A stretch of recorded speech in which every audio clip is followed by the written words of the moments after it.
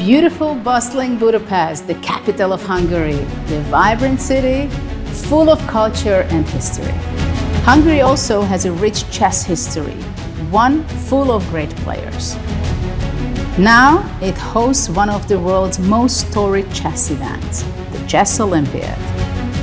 Every 2 years, players from almost 200 nations gather in one place.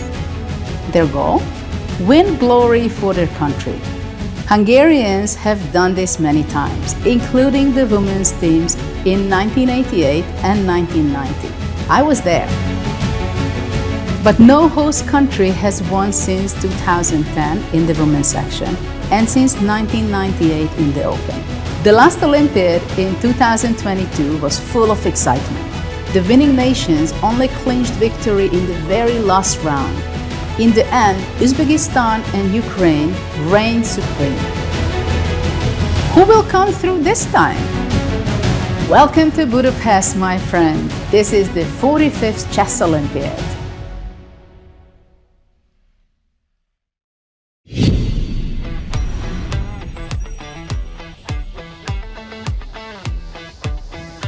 Welcome back, everybody. We are getting ready to bring you all of the games live from Budapest. This is the 45th FIDE Chess Olympiad. It's round number 6. We're reaching the halfway point now.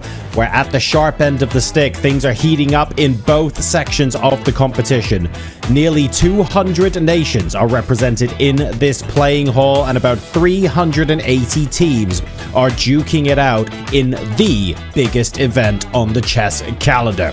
I'm John Sargent, and joining me is Grandmaster Robert Hess as we guide you through the twists, the turns, and the ever-changing eval bars on a ridiculous number of chess games over the next 6-7 hours or so. Robert, good afternoon. I see the jackets on. Is that a formal thing, or is that a summer is over thing?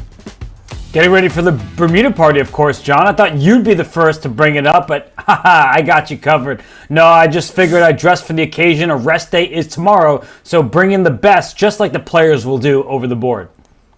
I've actually got like tiny little motifs of like palm trees and like a sun lounger and stuff, but because it's white on a light blue shirt, I didn't think that it wouldn't show up on camera.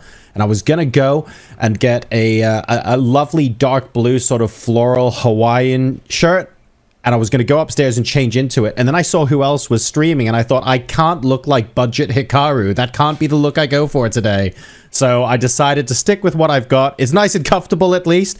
It'll get us through the broadcast, I'm sure. We had a wild day yesterday, Robert, with so much action, and we promised it at the start of the day, a fair number of upsets as well. Yeah, of course, there are upsets each and every round in the Olympiad, at least individual upsets. And we see here that Julio Sidora from the Philippines took down Vladimir Fedoseev. Lenier Dominguez from the USA lost to Diego Flores, one of the most instructive chess authors on the planet. And then Vincent Keimer. John, he has not had the greatest event for the Germany, the top board. He's been struggling. Denis Kadrik played a masterful game against him. And then in the women's, Armenia, they took down China in no small part. In fact, that was the decisive game by Murkacyan against Zhu Jiner. So, John, upsets galore. And those are only some of them because, well, in the Olympiad, there are going to be a ton of rating mismatches. Exactly right. And the I think one of the biggest stories from yesterday has to be Armenia women defeating China women, because at the end of the day they were on something like 14 out of 16 or 15 out of 16 so far in the first 4 rounds. Sure, we can talk about their top players missing, but frankly the performance spoke for itself, and they were doing so well. So to succumb to a defeat after starting the tournament like that has really made things spicy. That doesn't mean they're out of the running by any stretch of the imagination. In fact, if anything, I'm sure it's fired them up, and it gives us some extra talking points today because it's going to be so much fun all throughout the playing hall. Is there anything in particular you're most looking forward to today? I think just how combative the players will be. There is a rest day tomorrow, which means that the players, they can go 120 moves a la David Howell if they so choose, sure, because you do get rest a day from today, so today is the day to slug it out. All right, so lots of fighting chess. And of course, we've got the Bermuda party a little bit later on as well, since it is the day before the rest day. Unfortunately, that's about as much as we can say on air about that, but I love that about it. That's absolutely fantastic. I look forward to joining one in the future. We have an interesting piece from Mike Klein this morning. Mike Klein was in the playing hall, was taking a look all around, but has found somewhere particularly interesting to broadcast from today. I'm personally, and you know this, Robert, I hate playing against underrated juniors. It appears that Mike has found all of them. Thanks, guys. We are here before round 6 inside the children's zone, better known as the Judith Polgar Chess Palace. You can see the kids are having a lot of fun behind us before the first moves. We've got giant chess, we've got twister chess, a little bit of everything. But what about the stars? Well, we only have 4 perfect teams remaining, and unfortunately, we are denied a World Championship preview. We will not get Ding versus Gukesh today. That's because China takes on their neighbor Vietnam, and Hungary takes on India. That's it. Those are the only perfect scores remaining. I did ask Ding Liren yesterday, would he like to have one game against Gukesh before they play in Singapore in November, and he said yeah, because that means China's doing well. In fact, both teams, of course, are doing well. Vietnam is the big surprise. They're coming off their second consecutive upset after beating Uzbekistan. They beat Poland yesterday. However, they're probably the thinnest team. For the 4th consecutive round, their alternate board, who's only an FM, sits out. So they're basically rolling with their quartet of GMs and hoping that they do not run out of steam. In the ladies division, only 3 perfect teams remaining. We've got India, Mongolia, and Armenia. India and Armenia are facing off against each other. I think most eyes are going to be on board 4. Tanya Sachdev returns to action, and she's playing against Anna Sargsyan of Armenia, who's on a perfect 4 out of 4. We've got a lot of other events coming up. Tonight is the famous Bermuda party. I will not be reporting from there. There's no journalism there. The chess players get to be chess players for once. Tomorrow, there's going to be a football match, continent versus continent. And of course, the Judith Polgar Chess Festival proper takes place 2 p.m. local time, Central Europe. That's the time to mark on your calendars, because both Chess.com and ChessKid will be streaming on the respective Twitch channels, and you can vote on the moves you want made against Judith Polgar in the community simul. So before you get to have fun against Judith Polgar, we're about to see round 6 and see how we go into the rest day. Back to you guys. Welcome back. Just when we thought that Mike was going to give us a couple more details on the Bermuda party, nope, he's been barred from saying anything either, and that's completely and utterly fine. I want to draw our attention now to the standings in the women's section heading into round number 6. I find this super exciting, Robert, because only 3 teams still have perfect scores. India, Armenia, and Mongolia. And both Armenia and Mongolia have been involved in upsets.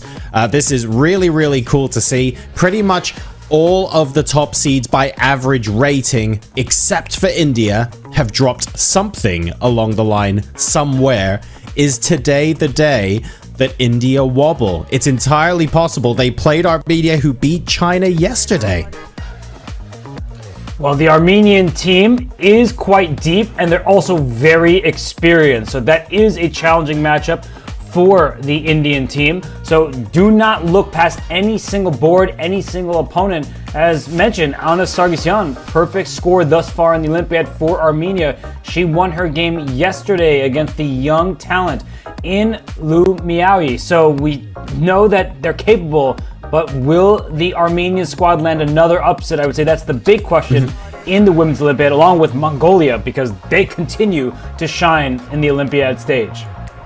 Well, they play Georgia today on board 3, Robert. Georgia, of course, who held England to a draw a little bit earlier on. How do we feel about that matchup today? Is there anything in particular you're looking at from a Mongolian point of view?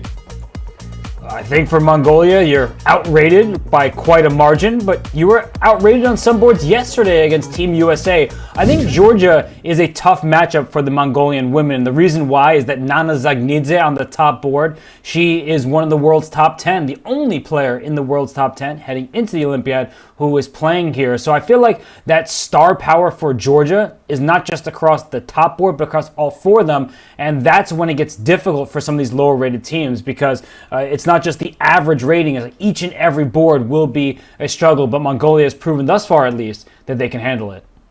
Exactly. They're playing the boards, not the ratings, and they're doing absolutely phenomenally well. So plenty of matches, but a couple of key ones that we want to be looking at in the women's section of the competition, where 181 teams are fighting for gold, silver, and bronze medal positions. In the open, there are more teams on perfect scores so far. Let's take a look at the table over here.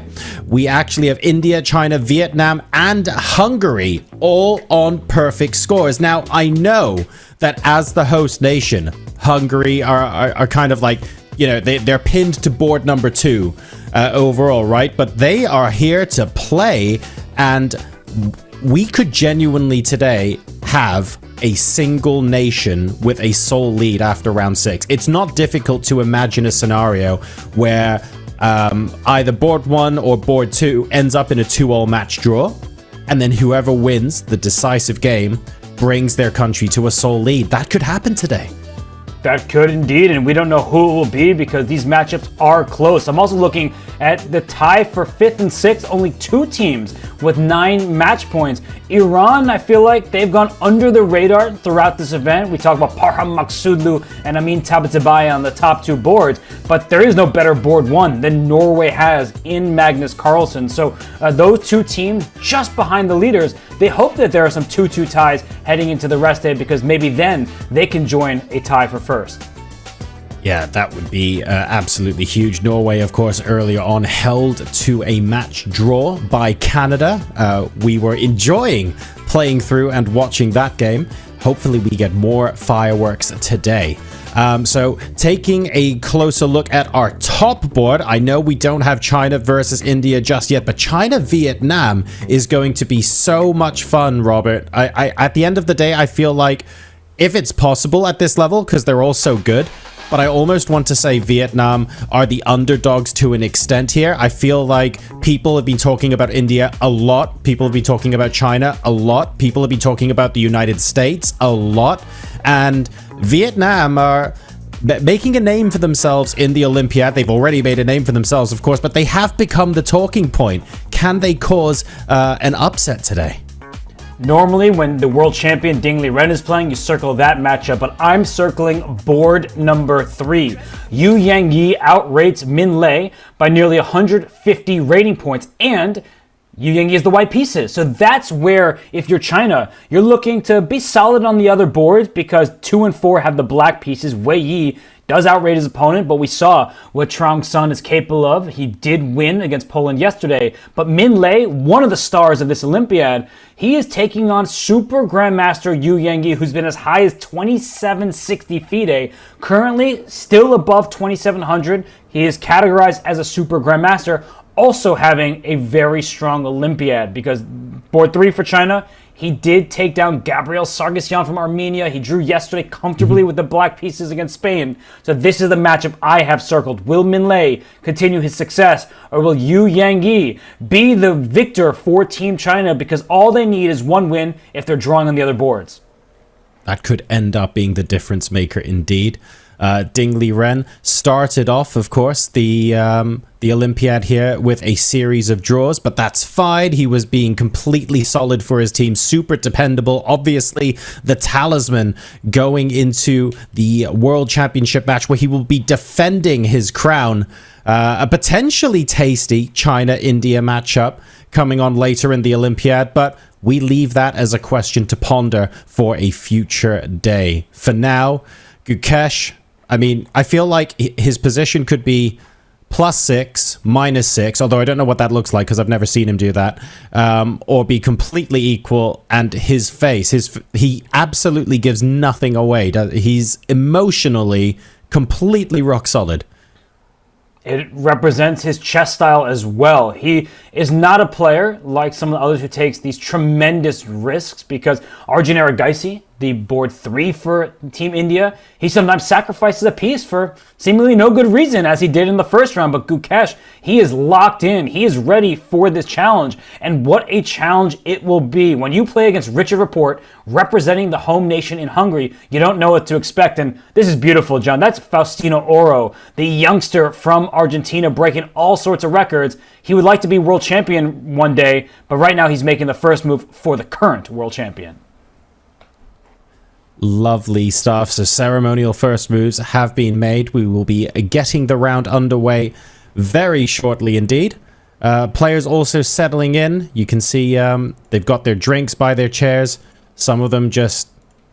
Interesting that we're keeping the jacket on, actually. Maybe it's a bit cold in the playing hall to start off, but I get the feeling that will probably be coming off and hung on the back of the chair a little later on. Both players looking fairly relaxed. If I'm honest, I feel like Liam Lei is looking a little bit more chilled out than Ding Liren. I'm getting a little bit more nervous energy from the Chinese side of the board. Then again, it's really hard to tell because some of the best moves and some of the best games we've seen from Ding Liren have come from when, to the outside world, he's looking like a nervous wreck. But actually, on the chessboard, he's been really, really solid.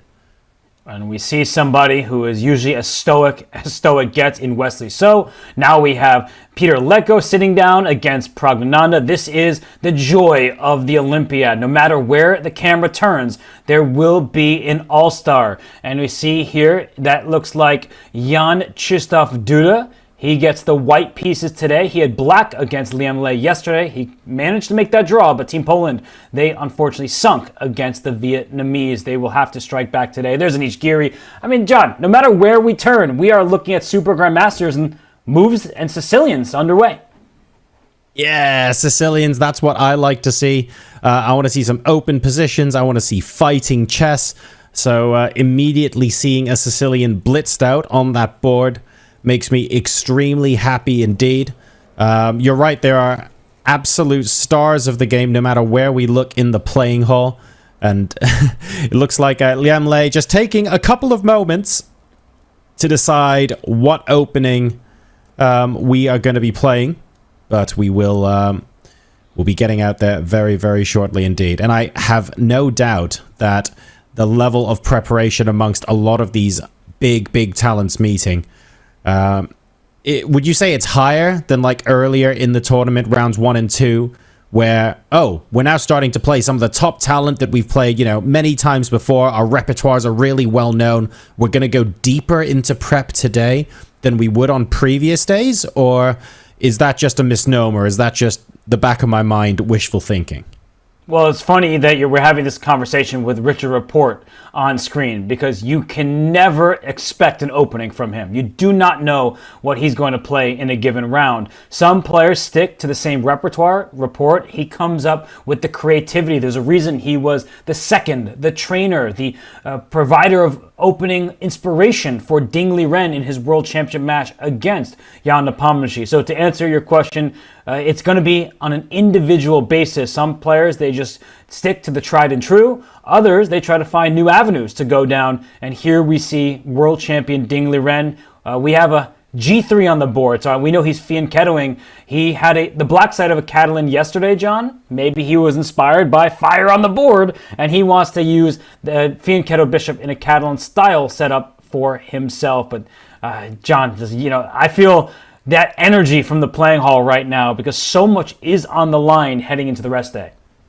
Exactly right. It feels like the rest day is an opportunity to take stock a little bit, regardless of what happens today. It's your chance to have a break, maybe address any shortcomings you might have had in the Olympiad so far. Maybe you've missed a couple of wins in critical positions, or you have a teammate that requires support, or you know you need a little bit of additional preparation and you're helping your team for someone the next day. You've got that opportunity to do that. Would you say, both as a player and as a coach, of course, that every team is different? Is there like a typical, this is what most teams use the rest day for? Are we even just using it as an opportunity to, you know what, let's get away from the chess for a bit. Let's do some sightseeing and some social activity and not think about that for a day? Because that's a perfectly legit way to spend the day as well. Well, teams do operate differently. Some have great team chemistry. They're all really good friends. They hang out. They go to all their meals together. Others are they're comprised by a bunch of individuals who may get along perfectly well, but they're not looking to spend the rest day sightseeing with one another. Right? They have their own group. And let's not forget that chess is a very international game. Just because you represent Vietnam and somebody else represents, as we see on our 7-board view here, say, Austria, you might be friends. You might be teammates in some of the leagues across the globe. So you may just actually want to see people that you haven't seen in quite a while. But in this view here, we see Ding Liren and Liam Lei. John, we're talking about the rest day. There's still so much chess. It's one day away, that's true, but there is so much riding on these games for some of these teams. And as we look across these 7 boards, there's one thing I'm spying: 0 moves from Magnus Carlsen. Exactly right. Magnus is not currently in the playing hall. The white piece is looking pristine there, and that's because nary a piece has moved. I almost want to play guess the mode of transport. Obviously, the day before, we had Magnus coming in on a bike. Yesterday, when he sat down at his chair, it looked like, frankly, he swam to the venue. Not 100% sure how he's getting there today. We do expect him there, by the way, folks. So we will start to see some moves played on the chessboard. Don't worry about that. But it is notable at this point. It's becoming a little bit of a pattern. So the grand entrance, I have no doubt, will be happening shortly. Yeah, it's raining in Budapest, biking in the rain. We saw his hair yesterday. It seems like it is affecting his travel. So no moves from Magnus Carlsen, but moves in other matchups. We have Anish Giri in the purple board down on the bottom row, second from right.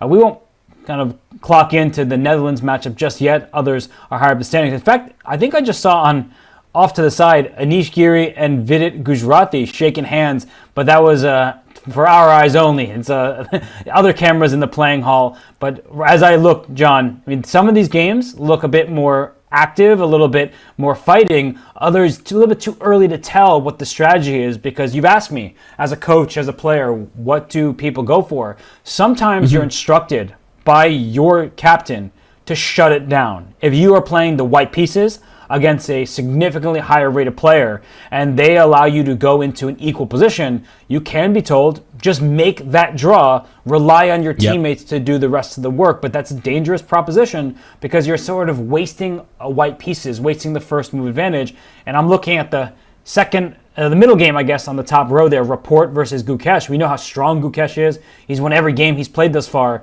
But for a Richard Rapport in the white pieces, you kind of want him to press. You want him to try to win that game, because it's not like you can trust your remaining 3, and it's not because they have problems, because India is so darn strong across the boards. There's Magnus. He doesn't look drenched. Maybe he did bungee jump into the venue today. I don't know, but he's looking suitably styled and not thrown off. I did see, when we were on the 7 board, by the way, that we had, in Gukesh's game, we had a rook coming out to the 5th pretty early on in the opening. So maybe it's worth having a quick peek at that game and seeing what's gone on. You see that piece in the middle of the board there in the middle, folks? Normally, it's an opening. You probably expect white to have a pawn there or something. It's actually a rook. Let's go ahead and see how this game has started. And maybe, Robert, you can tell us a little bit about what we can expect from it, say, an hour from now. You say an hour from now. Sometimes I worry when I see this opening, the game won't even last an hour, because it is so symmetrical. And oftentimes the player with the black pieces, if they're well versed in it, they know how to fully equalize without issue. But this stems from a Berlin defense, and instead of going down that main line where the queens get traded, we actually have seen, I can easily go through the motions here, we see the Spanish played, and after knight f6 castles, knight takes e4 instead of the main line with pawn to d4. I won't go down that avenue just yet, but we see rook to e1. So this does not go down the queen trade variation. Instead, we see symmetry. Do not take what seems like a free bishop because you lose the game on the spot. There's a rook staring down towards a king. There's all sorts of discover checks like knight takes knight. So that's why the knight was not captured yet, but in a move, it was on e5. And after rook takes, black gets the king out of the center. So, John, you say an hour from now, and the reason why I'm a bit pessimistic about this game going on for so long is that at the highest level, they have studied this opening many, many times, because this is sort of the path where players go down if they're trying to actually gain the upper hand from the white side. There are lines with pawn sacrifices for ambitious play, but it's been well studied, especially after there have been some decisive battles. Alireza Firouzja against Parham Maghsoodloo comes to mind as one of them. So there's many clashes that you can go in your database and look at to see the best way to proceed from here. So that's why perhaps we don't see any main lines or any marshals coming in, because even it's so well understood. I think I know the theory to something like 21 moves, and I don't think I can say that about any other chess opening, right? I can blitz that out to move 22, 21, 22 fairly quickly. So if I can do that, there's no way Gukesh doesn't know it to a ridiculous depth. So at the same time, just because we're not going down those sort of main lines doesn't mean this also well understood. So does that imply then that Richard Rapport's job today is to be solid and secure the half point even though he has the white pieces? Richard doesn't strike me naturally as that kind of player. And he may just be playing a safe position where, if Gukesh goes wrong, he can try to play for a little bit more. But to continue down this line, because I do think it's important as we talk about the strategy, you look at what's happening on the other boards, and a lot of information can be gained by the opening. Look at the game in the blue, second from the left. Peter Leko, he has trotted out this type of setup before, and he paid the price 2 rounds ago against Italy. He lost the game. Hungary still won the match. That doesn't mean it was a bad opening. I want everyone to take note of that for themselves. Just because you lose a game in a certain opening doesn't mean you misplayed it, doesn't mean it was the wrong decision, and it doesn't mean that you should stop going for it if you study hard and trust in yourself and your repertoire. So Leko does just that, John, second from the left there, and it's too early to tell on the other boards, but I think Vidit all the way on the right side here, he played an exchange Slav from the white side, and I think that was a good choice from him against somebody who can be as sharp as Benjamin Glidura. So is that just an example, maybe for those of us who are less familiar, the exchange Slav there on that board? Is it essentially seen as something that's solid, well understood, unlikely to find anything, say, in the first 10 to 15 moves that's really going to shock anyone? Obviously still has the potential to be explosive later on, but really just trying to steer the game down a well-trodden path where you're basically saying to your opponent, look, we're here to play a competitive game of chess, but don't get any ideas early. Would that be a fair summary of the opening choice? White wants to control the shots without having to deal with some of the tactical variations. So that is what Vidit is aiming for. He's played a very good event. He did not win that game yesterday against Shakhriyar Mammadjar from the black side, but we looked at that in quite some detail. He was 1 move away, essentially, from clinching that game, but he has still played good chess.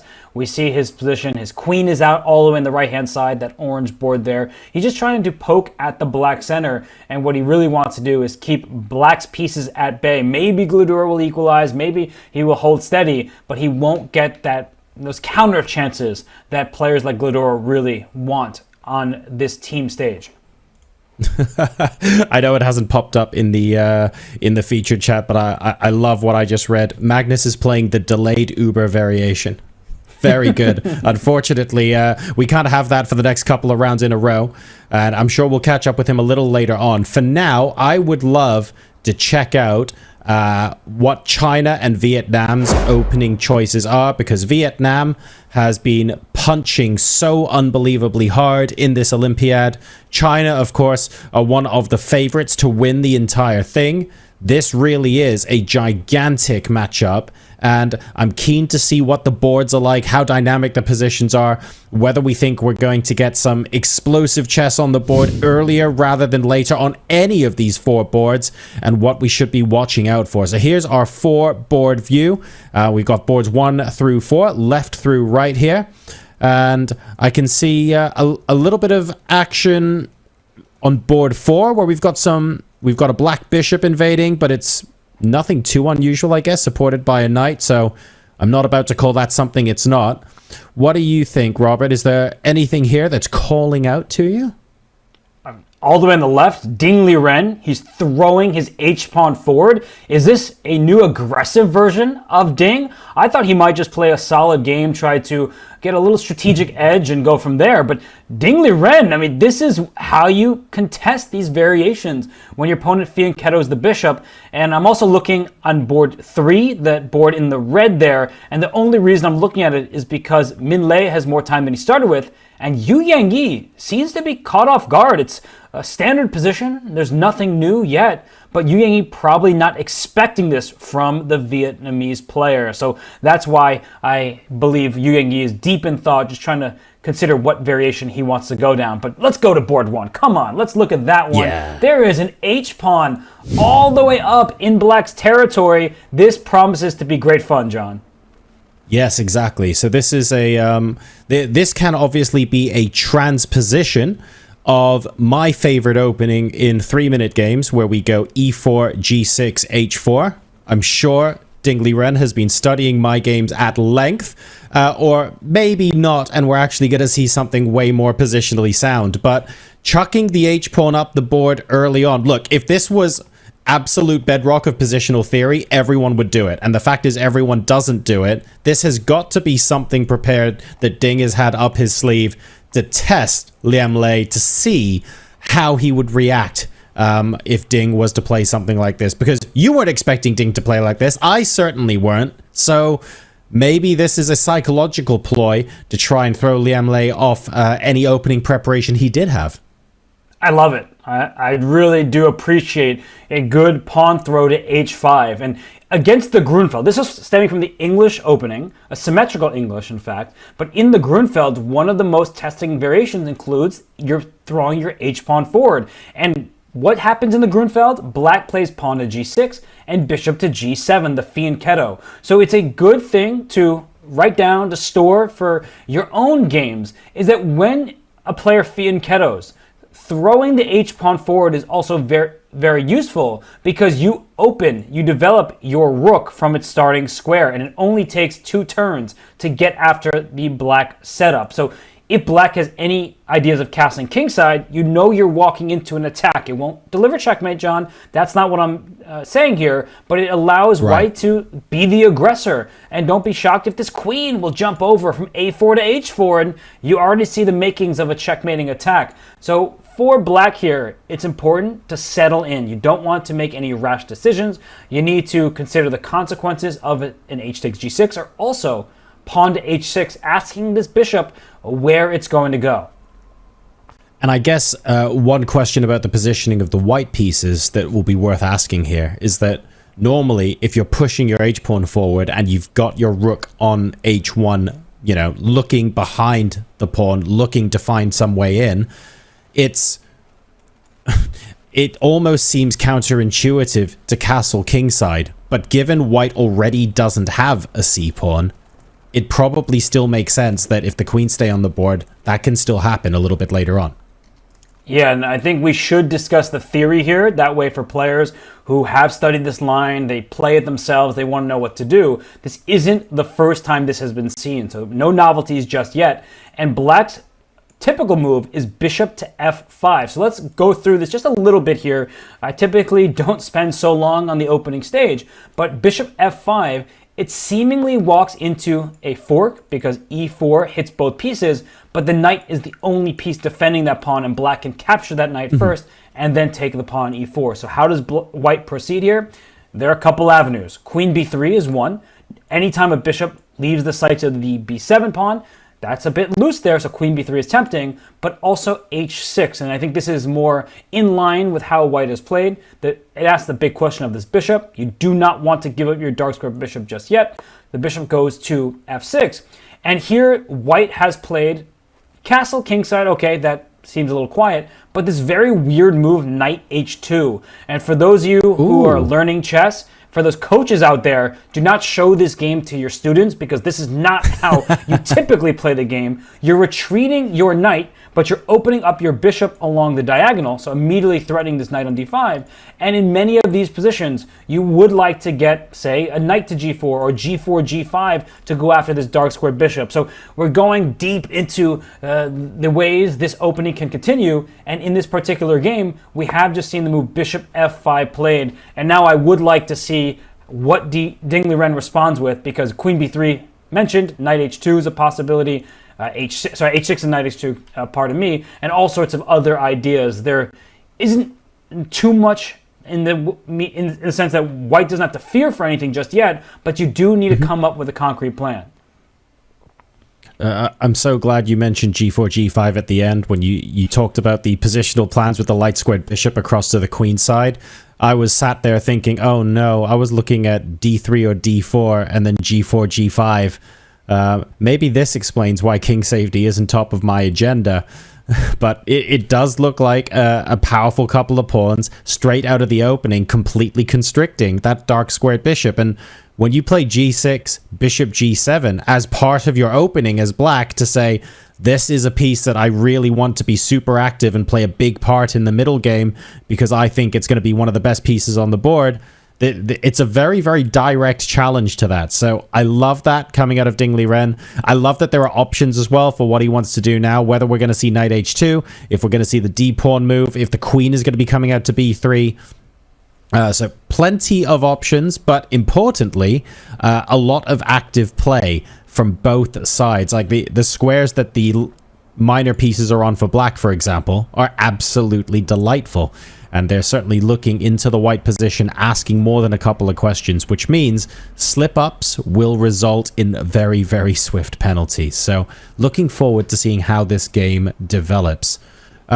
Should we take a look maybe at the openings in some of the other matches, I beg your pardon. We have, what have we got here? We have Romania taking on the United States. And this wasn't one of our absolute tip-top matches, but that is because the United States have been dropping points. That said, they are still one of the favorites in the playing hall. Do not be surprised if they bounce back and absolutely destroy some teams. They've got a tricky matchup today, though. And if I'm being perfectly honest, Robert, if I'm reading board 2 correctly, I think I'm going to need a paracetamol fairly early on today. That is just chaos on board 2. That's the blue board, second from the left. Fabiano, he's doing us some favors against Bogdan Dejac. That seems a little calmer, but what is going on board 2? I think we have to dive right in because the other games, they're a little bit slower to lift off.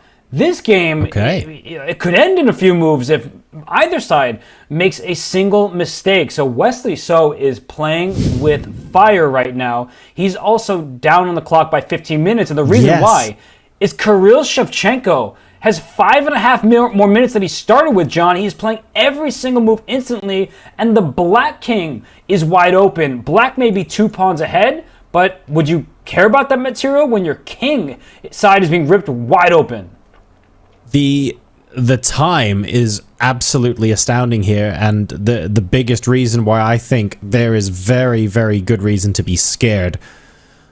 An hour and 35 minutes when you started with an hour and 30. He's basically buying enough time here for Magnus to get to the playing hall. The amount of prep that's gone into this opening, it's what, move 17 right now? F4 has just been played, and he's playing it like it's the Speed Chess Championships. This is incredible. This is, and we've got Wesley settling in for a deep think. Now, this is by no means, like catastrophically lost or anything like that. But this level of prep that's causing Wesley to need to go into these kind of deep thinks super early on, I guess if you're a grandmaster trying to take down one of the best players in the world, even though you don't have any points on the board yet, this has got to be a good feeling, right? When you've prepared this and your opponent is, at least at the moment, walking into it and needing to tread super carefully. Wesley here on eggshells. Well, Wesley prefers a quieter approach to the game where he's ultra precise and he maximizes the tiniest of advantages. I think this is a great strategy from the Romanian team. And just throw your pieces at Wesley, force him to find tactics to survive. Against Ukraine, Wesley did go wrong. He played a very good game for most of it, and then he stumbled down the stretch. And here in this one, it's not a new position. It has been seen before.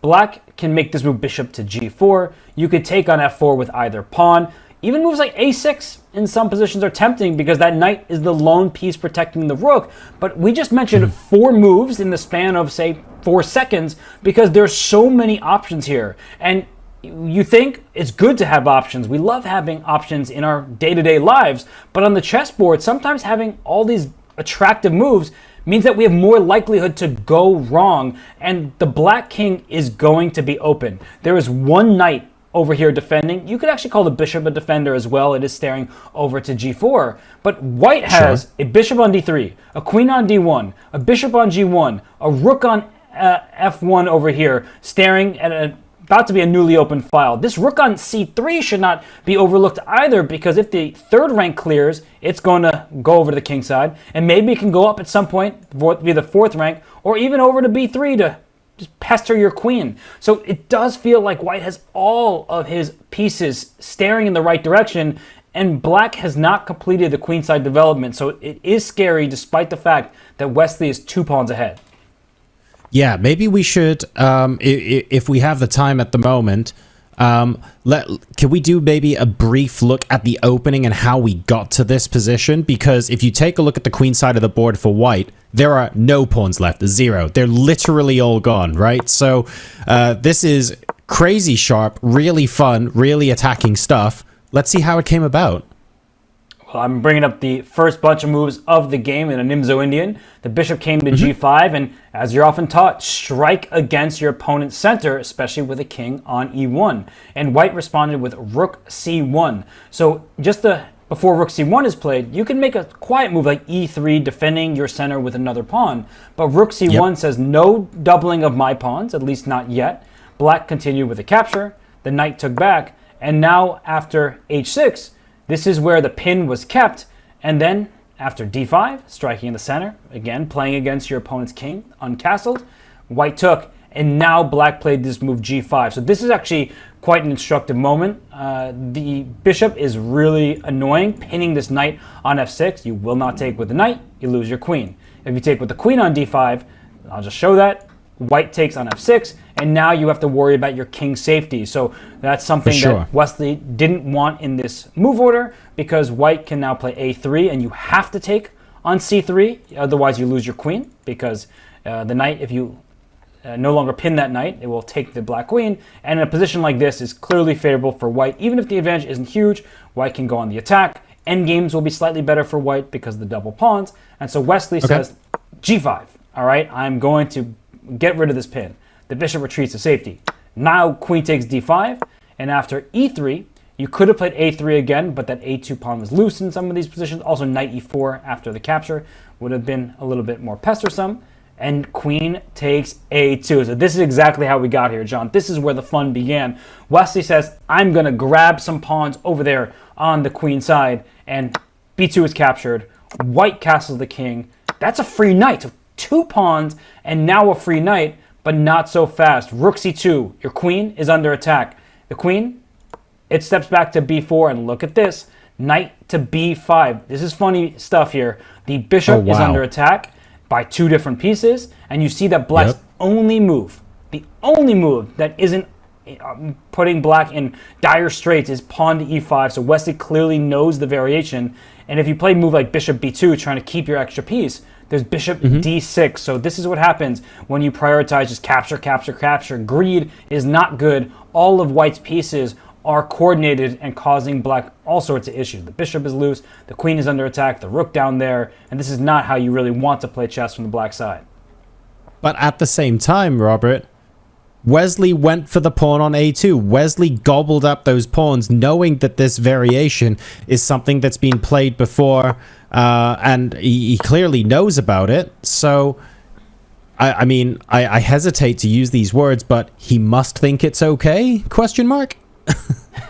Well, he actually knows it's okay, but sometimes that's even more dangerous for players because you go into this position knowing that the engine supports it. We see next to the board right now, it says it's dynamic equality, but it might be easier for white to play. Maybe there's a bunch of variations where white has an opportunity to make a draw by repetition with a bunch of checks, let's say, but black has to be very careful to find that continuation. And top players, they are not infallible. Sometimes they mix up their variations where at this moment, is it E takes F4? Is it G takes F4?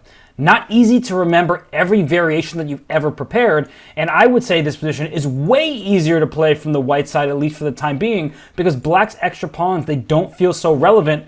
We talked about this from the start, John. The black king is the one that looks like it's in danger. If I were Team USA and I walked to this board, I would be sweating. I'd be like, okay, is Wesley all right here? I may have looked at this myself, but even I don't remember how the proper continuation goes. So this is scary stuff. This is exactly what Romania needs if they want to upset this top-ranked U.S. squad.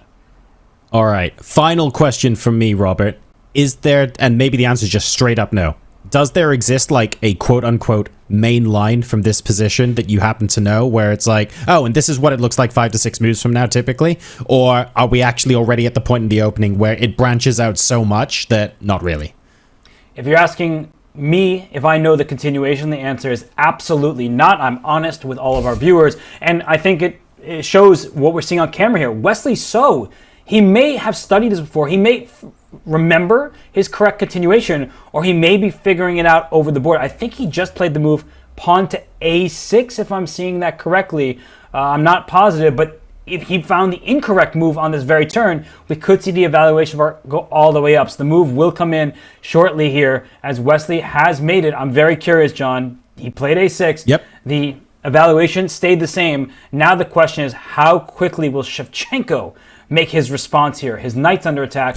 If he moves it, he loses his rook. So rook b3 to hit the queen. That makes perfect sense to me. But I wouldn't be totally surprised if he makes some kind of wild move like bishop e1, protecting his rook, trying to land other discoveries. Yeah, I want to go to the next match, but I also feel like, given how much time Shevchenko has, it's correct for us to stay on this board for at least 45 seconds just to see if he absolutely blitzes out the next move. Maybe this is the first position where there are genuinely enough options that Shevchenko now has to sit and go, oh, okay, we've chosen a6. Let's try and remember what's going on. He moved. Yes, already that's moved. Right. That's what happens in this line. We're all good. I think that was rook to b3, Robert, if I'm not mistaken.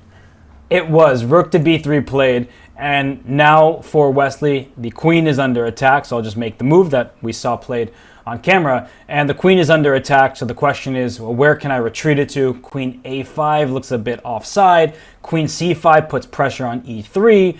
Maybe there is some kind of position here where white gives up the knight on b5 and goes again after the black king. F takes g5 in the near future, John, opens up all sorts of attacks, and it's too messy. And I'm going to give Wesley So the credit. I do believe that he is not just capable, but it might even be likely that he finds the proper continuations here. But the main point is that it's really worrisome when you're looking at the teammate, because you don't know with certainty if Wesley has studied this recently, because he's the one who's spending his time and his opponent is playing quickly. So if you are, let's say, Fabi, and you're looking at this board and you don't have experience in this line yourself, you're like, this looks really scary. The black king is wide open, but you also know how strong Wesley is. So it's not taking anything away from him. It's kind of giving credit to Shevchenko for, he's saying, I'm going to take it to you. I'm not just going to play some kind of quiet little game and allow you to show your precision and your strength.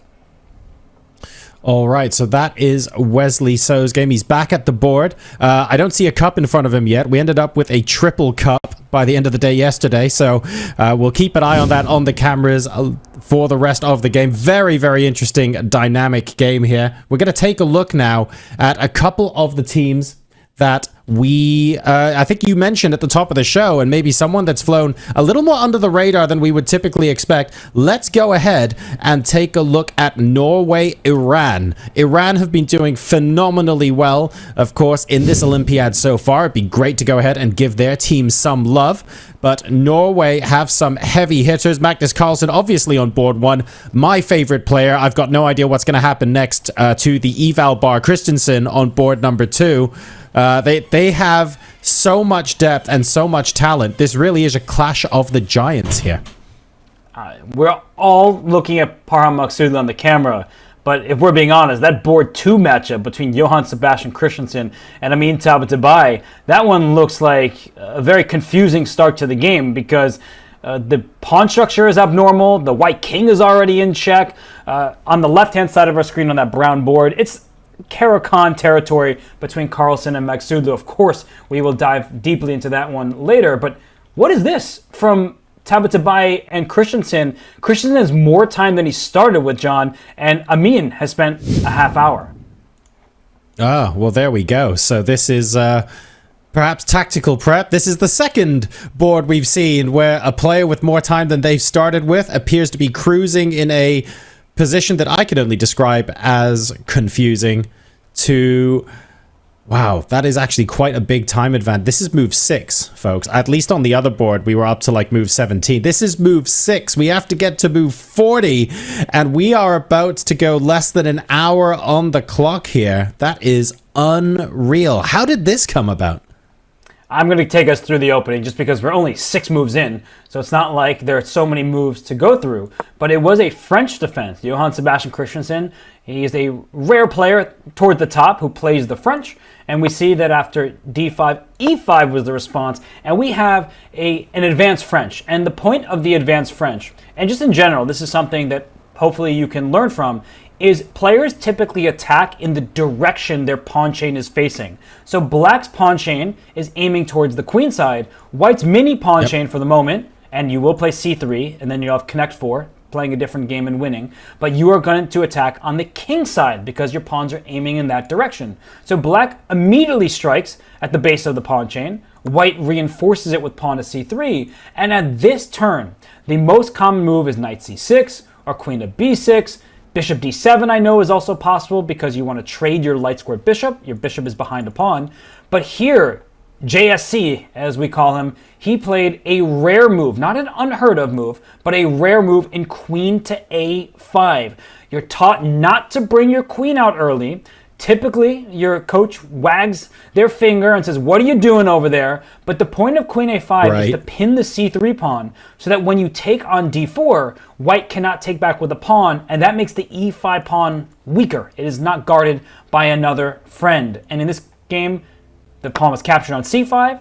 The queen dropped back to c7. Do not try this at home. What in the world is black doing? I'll tell you what black is doing.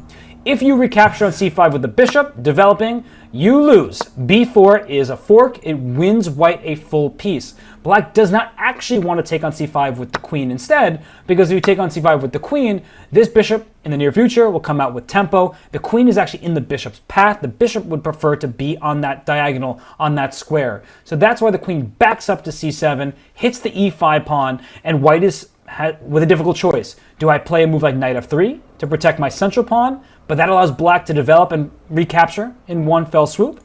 Or do I protect that c5 pawn as he did in the game?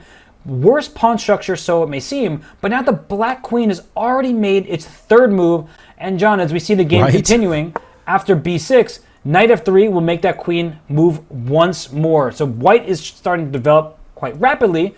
But is this pawn structure actually good? That's one of the essential questions here. Not easy to figure out for Amin Tabatabai. He is not the player in his preparation. So even if the evaluation bar to the left, John, it says slightly better for white, you have to prove it. And one player knows the ins and outs, at least so it would seem. Yes, and the a very unequal pawn structure as well. The move pawn to b6 offers white to take that pawn and say, okay, if you don't want to double your pawns, here's an opportunity to immediately undouble them. But on the king side of the board, white only has pawns on the F, G, and H file, whereas black has 5 pawns in that pawn island, right? So black probably playing for some long-term stuff there, where we are looking at the possibility of marching those pawns down the board, to be fair, a very long time from now, but in an end game where black wants to try and make that count, which is interesting because you're trying to win on the side of the board that your pawns are not facing coming out of the opening, now that I think about it. But I guess the rules become just that little bit different once all the pieces get swapped off. That's exactly it, right? Without pawns, they're open files. Maybe you want to use those. But I do want to make one very strong point here in Johann Sebastian Christensen's favor. The position, as we see on the board, I'm just going to look at the evaluation bar, slightly better for white. But Amin Tabatabai doesn't look like he was prepared for this variation. He has no clue what the exact continuation should be. He doesn't even know if his advantage is already gone. And the key to this position from the black side, let's say white takes and we just get a pawn trade, we have all sorts of imbalances. It's the same material, but black has this very healthy center, this French pawn structure, with the base of the pawn on f7, safe and sound, and white has this kind of awkward setup. Not that white has done anything wrong, not that Amin should be worried just yet, but he is tasked with trying to win with the white pieces. When you look at the match lineup, Magnus Carlsen has white on board 1. So you're looking at that saying Parham Maksudlu's super strong, he can handle it, sure, but Magnus is typically the favorite in games he plays with the white pieces, right? Like, he's the best player in the planet. So for Team Iran, they're looking at Tabatabai on board 2 and saying, JSC, Johann Sebastian Christensen, he's fantastic. He plays really sharp chess, but he's also been shaky at times, like against Jean-Rodrigue Lemieux in this second game. He played that French, he played on, and then he ended up losing. Yes, this I feel like that's going to end up being a chat poll at some point. What will the eval bar say on move 20 in JSE's game? And goodness knows where the votes will go on that. He's been playing some really fiery games, all sorts of results possible. So great. We have a couple of key games that we want to be looking at in today's round number 6. It has not disappointed us so far. We are now going to hop into a brief break, folks. The first of several this afternoon. So go ahead and top up your caffeinated beverage of choice. Other drinks also available, and we will see you in a couple of minutes and resume our analysis in the 45th FIDE Chess Olympiad.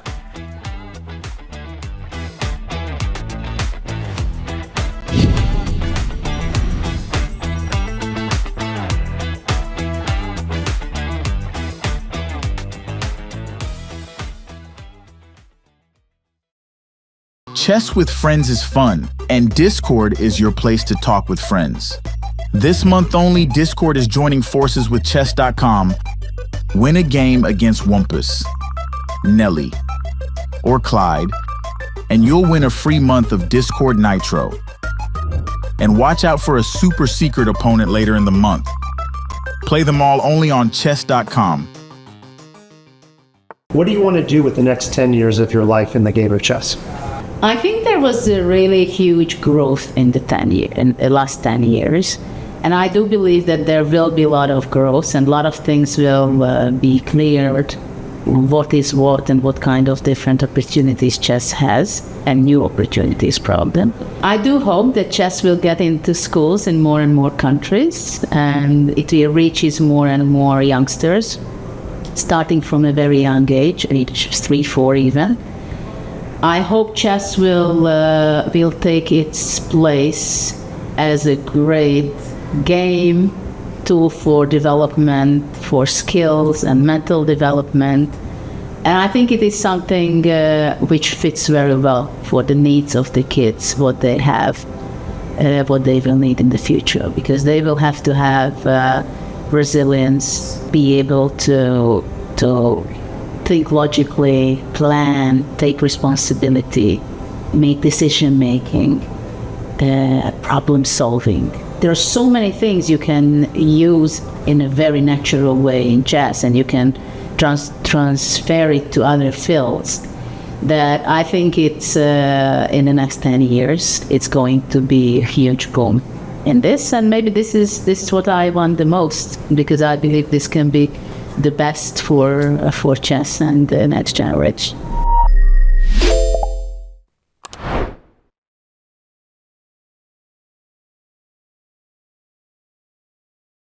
The decoration looks like an Indian wedding. I know it's from the tweet of the playing hall actually here. So I made a put a picture. Actually, it was a very good tweet, but I think it was a very underrated tweet of mine. But okay, fine. And they said the decoration looks like an Indian wedding. Okay, this is a sensitive topic here, so let's just move on. Anish is leaking chats. Be aware of him. I think you have to be aware. No, this like they're the trying things to... you have told me on chat. No, okay, I've been a good boy ever since. I know now that like everything can leak at any moment. So I'm just being always being very good. But I think this is like one of those when they're trying to send the message, like blink twice kind of thing, that somebody's trying to rescue you, and they're sending you this message through this setting, like be aware of him. I'm sorry to be the one to tell you, but you don't look very good in this highly anticipated selfie. Just like my brother, not really funny jokes, but take your like joking, they are a little funny. Just kidding, by the way, not joking. Just kidding. Just kidding. Oh, my whole life I thought JK means joking. Oh, snap. I have to rethink now all these, my entire like life, all the conversations I had online when people say JK. Because just kidding has a better vibe than I thought it's joking. like joking. Why did I think it was joking? Just kidding. I think next segment should be you knowing the Gen Z terms. True. You have 3 kids Gen Z. Yeah. So, well, LOL. that's millennial. ROFL. No, that's in 90s. Okay, I'm boomer. Fine.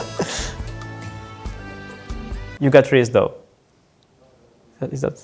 Is that a modern thing or not? Yeah, but it's not But contextual. It's not true. Yeah, that's the problem. Bro tweets so much, it's hard to find mean tweets from the past. Chat.com. Okay, that's funny. Okay, that's funny. Well done you.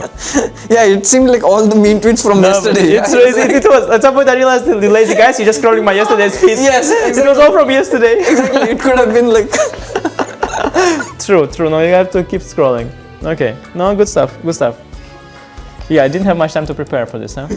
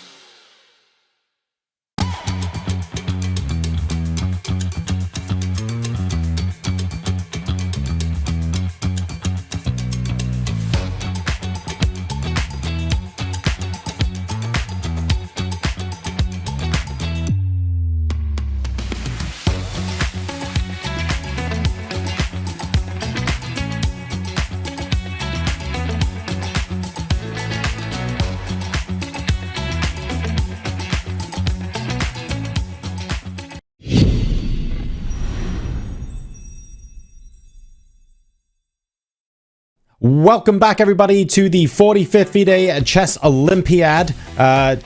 Brilliant chess being played up and down the playing hall. Nearly 200 countries are represented in the Bach Sports and Conference Center right now. Look at that. Absolutely massive, and some of the best chess minds in the world duking it out, not just for themselves, but for national pride as well. We're now going to head over to the women's section. 181 teams in this year's competition, contributing to a brilliant new record. Long may that continue. And we've got India, Armenia on board number 1. This, of course, is an extremely important matchup, and we're very keen to see, can Armenia repeat the performance they had yesterday where they took down China, who had such an near perfect start to the tournament. Their prize, playing against India today. Very, very tall order. One that's possible, but it's going to take so much effort, Robert. And these games are quite full of life. I would say the game all the way on the left without the queens on the board. I don't think that Armenia is too displeased to see Mukherjee with the black pieces, seemingly holding everything together. But then I look at board 3 and board 4, and that's where I think our attention should start. I know we typically like going to the top, but if we look at the board in red, John, black just captured a pawn, and you'll notice that black, this being Elina Danielyan, she has all 8 of her pawns, and currently Divya only has 6. So it's at minimum a pawn sacrifice from Divya Deshmukh. And all the way on the right, Tanya Sachev doing well for India with the black pieces. We can dive into that one a little bit later. But I would like to start on the third board because Divya has a healthy 30-minute lead on the clock. She's facing experienced Grandmaster Elina Danielyan. And John, I'm actually going to throw to you before I talk about the chess. You see what has happened. Black took a d4 pawn. Black took a c3 pawn. This started as a French defense. What's your first reaction when you look at the position? Okay, good, because white has recaptured on c3, but my first reaction was going to be, from my games, take on c3, you might be able to still win the game. Take on b2 as well, and you're just fighting to stay afloat. I am really worried about the dark squared bishop on f8, Robert. Like, I love that we have been able to go up material. Yes, we've got an extra pawn here, but it's also really clear to see what white is claiming as compensation for that. It's going to take black several moves simply to get the king to safety, and white is one move away from all of the minor pieces being out. The rook on a1 might be the least active piece, but also on b1 it's got a perfect position to launch an immediate attack, discovered attack against the black queen, which is also looking slightly offside on b6. What piece is going to support there? The dark square bishop is so far away. So we've got an extra pawn, but in exchange, I feel like white's pieces are straight up just working together, and unfortunately, black's position is far from clear how she's going to be able to complete development. But a great move just now by Elina Danielyan, because we're talking about the bishop out of f8 getting castled. She actually says, I'm going to continue keeping my king in the center. I'm going to delay that development. And she just made the move knight to a5, a move that I applaud because it opens up the rook on c8. I don't think just yet you really want to keep grabbing pawns and opening up lines because the black king remains in the center. But if we talk about king safety, if you could put this king, say, on g8 and the rook over on e8, I'm not sure the king is all that safe over there either, because white will have all sorts of attacking chances bringing the pieces to the party. So the king on e8, it's not that approachable. Like, how is white going to go over and attack it? It takes several turns, and it also requires black to just sit there and allow everything to happen. So I like knight a5, opening up the rook, opening up this bishop. Maybe in some lines this bishop comes to a4. This knight, it might trade. It also might hop into c4, right? You can get activity no matter where you look from the black side. And so you are posing some difficult questions to your opponent. The first that needs to be answered is, are you willing to part with the c3 pawn? Is that something you can give up? I believe, tactically speaking, Divya can. And if you can, in fact, give that up, a move like rook to b1, your suggestion comes to mind. Mm-hmm. Well, I'm impressed and horrified in equal measure about knight a5, because after looking at all of the potential long-term problems in black's position and getting developed, it feels so counterintuitive to go, I found a move that enables additional pawn hunting. Nothing could possibly go wrong here. I've said that to myself in my head many times in my lifetime, and I think I can count on one hand the number of times it's ended well for me. So this is... It is a bold move to play. From looking at the times on the clock, it feels like Divya has prepared this, at least up to some point. I don't know if we're now out of prep for Divya, but Elina here is continuing to find resources. And if we get to a position where, let's say that c3 pawn does get taken, Robert, if Divya plays the middle game inaccurately at all, then it's left up to white to prove that there's enough to still convert in the middle game, because in an end game, going pawns down like this, it doesn't feel winning. So I feel like we need to start making the point for white relatively quickly. And if the king is safer in the center than we initially expected, like you just said, where's white's knockout blow, or at the very least recapturing of material? Where's it coming from? It's not going to be obvious, and it's not going to be easy, but the game of chess, it often is quite challenging when your opponent is as strong as Alina Danielyan. And bishop e3, I believe that's maybe one of the first moves we have to consider, hitting the queen. I'm just going to put a couple moves on the board just to sort of emphasize how solid black's position is. We see all of the activity. White has developed all four of her minor pieces. Black has not really done the same. The king is in the center.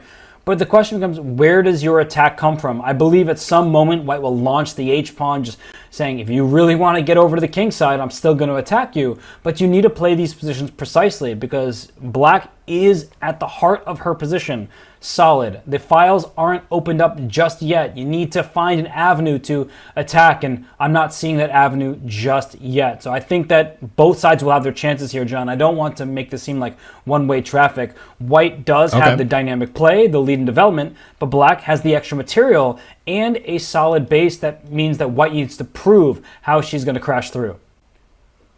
Right, so plenty of play for both sides. I really want to see what the white plan eventually ends up being to crash through here. For me, that is genuinely what I am looking forward to in this position.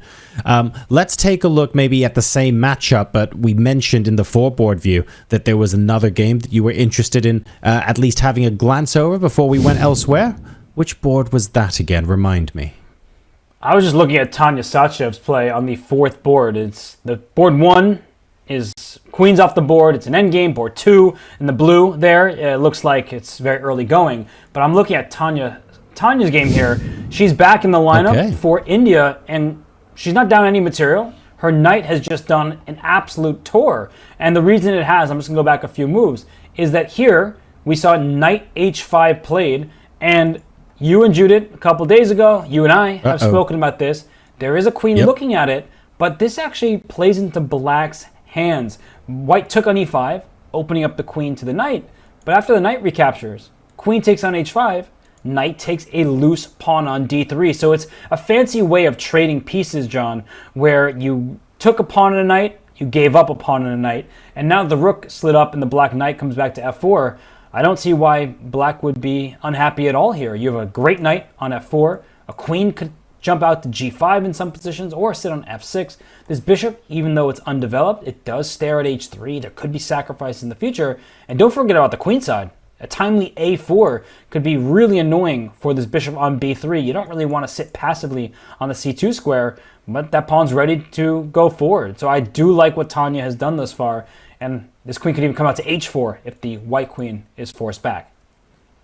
And on the white side as well, we have that rook on a1 and the knight on b1 that hasn't done too much yet. But on the plus side, the knight is just one move from being developed, and it almost certainly will jump into d2. I guess a3 is also an option. And the rook that is on e3 might at some opportune moment swing across to g3 as well to potentially directly oppose the black king. So there is the potential for really nice dynamic play on both sides of the board here. But generally speaking, I'm inclined to say that it feels easier to play as black in this position. Yes. A rook on a7, not your standard approach, but it recaptured a bishop that was traded on a7. And I'm looking at queen g5, which already carries a threat of knight takes h3. There's a pin down the g file. And at some point, we're talking a rook lift. a4, rook a5, rook over to the king side. That's something that I have in the back of my mind. I'm like, can black go forward with the attack? I just feel like this is not what Anna Sargsyan wanted from this game. It's now a position where black seems to have the first rights to an attack, and white is not finished her development, and I think that Tanya's done everything you could ask for from board 4. Okay, so Team India at the moment, very dynamic positions against Armenia. All 4 games, of course, are still being played. We haven't got any results on the board just yet. It's still quite early doors in today's proceedings. Let's go ahead and take a look now at one of the other matchups that are going on in the women's section. We've got hometown heroes Hungary taking on Peru. So maybe we can go ahead and check out how the home team are doing. So that's all 4 boards up for you folks there. And nothing decisive yet, but we do see a couple of the eval bars swinging just a little bit off of center. And what makes me excited about that is the half-an-hour difference in time on board number 1. And what makes board number 1 in Peru so dangerous is that Decisive for their team. She is one of the higher rated players in the entire field, and that means that a team like Peru can land some upsets. They're doing very well thus far in the Olympiad, but in this position, I'm just going to go back because black played h6, and typically when your bishop's under attack, you move it, you may capture a knight.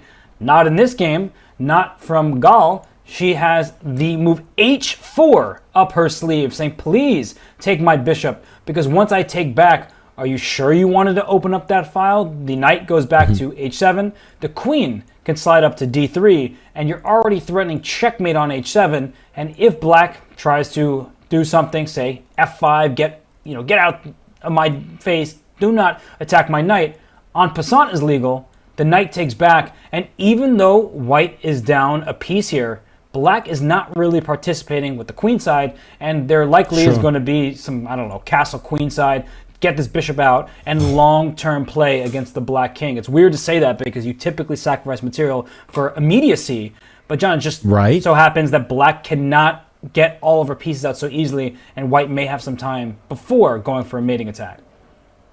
See, that to me is really scary. If you sacrifice something and the attack isn't immediately available, I don't think to myself, oh, there'll be some time before I can get a mating attack going. I think to myself, my opponent has some undeveloped pieces, and she's going to get them developed because I can't see the end of this variation, and I'm giving her free moves to catch up in development and take advantage of her extra piece. Like, to me, that's an extremely scary scenario to be in. But I've seen positions like this before. I've been on the receiving end of positions like this before, and one thing I've generally noticed is that if ever that bishop is offered, don't take it unless you can see a continuation that gets you in the clear. That's almost like a general rule I follow now. It's a very good rule to live by, because you may get checkmated in many of these positions where you take it, you open up a file, and that actually what puts your king in harm's way. And I want to point out that in our analysis here, that the most tempting move might be for many knight g5, and it's not a bad move, right? You see the evaluation still in white's favor, but I was thinking the response would be bishop f4, and I'm going to put my bishop on h6 if I can, and I'm just trying to close down some of these lines. I also prevent white from castling for the time being, and the knight's under attack, so these types of positions are one where you want to throw all your pieces at your opponent's king, but you actually need to time it correctly. So in the game, this is neither here nor there because the bishop was not captured. White simply went queen to c2, and white actually has a strategic advantage, John. This knight on b8, not a very good piece. Even if it comes out to a6, it can't hop forward because the a3 pawn covers it. So if you're not taking this bishop on g5, white has 2 pawns in the center to black's 1, and black is a bit cramped. I love this. White is the player where a piece is on prise. White is the player who chucked h4 up the board early on in the game. White is also the player with the strategic advantage. Rulebook, excuse me. Let me just open the window. That is absolutely phenomenal and really good fun as well. So I'm looking forward to seeing how this game continues as we move further throughout the afternoon. Because we want to get as many nations as possible on camera in the playing hall, let's take a look at, we've seen Armenia already actually. Let's go to China's match. China are playing Poland today after losing to Armenia on match score yesterday.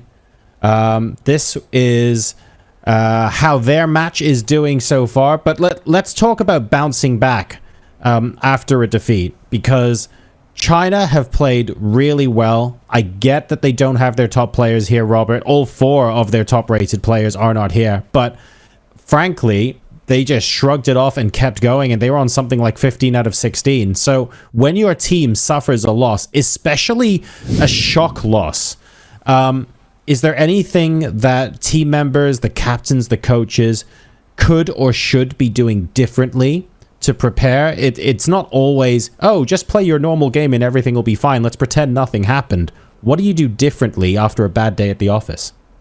Well, sometimes you switch your lineup and you take players who may be struggling out. We actually see China has a different lineup today because Lu Miaoyi has been put on the reserve for the moment, at least before the rest day. She did lose her game yesterday against Anna Sargsyan, but sometimes a match loss isn't the result of bad preparation or necessarily horrible choices. It's because you're playing great teams. You can't win every single match without facing some stiff opposition. And as we look at the matchup we have on our screens here, Poland is equally strong as Team China. You have Alina Kashlinskaya on the top board, recently made her second Grandmaster norm, is about 2,500 FIDE, has crossed it in the past.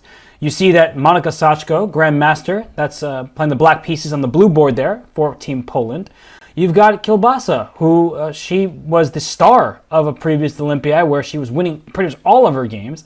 And you have Slawitsa on the 4th board, who is nearly 2,400 herself. So we look across the Polish lineup and you're like, no rest for Team China. So China and Poland here actually have very similar lineups. Each board is about the same rating. So you're looking at a matchup that is as 50-50 as it gets.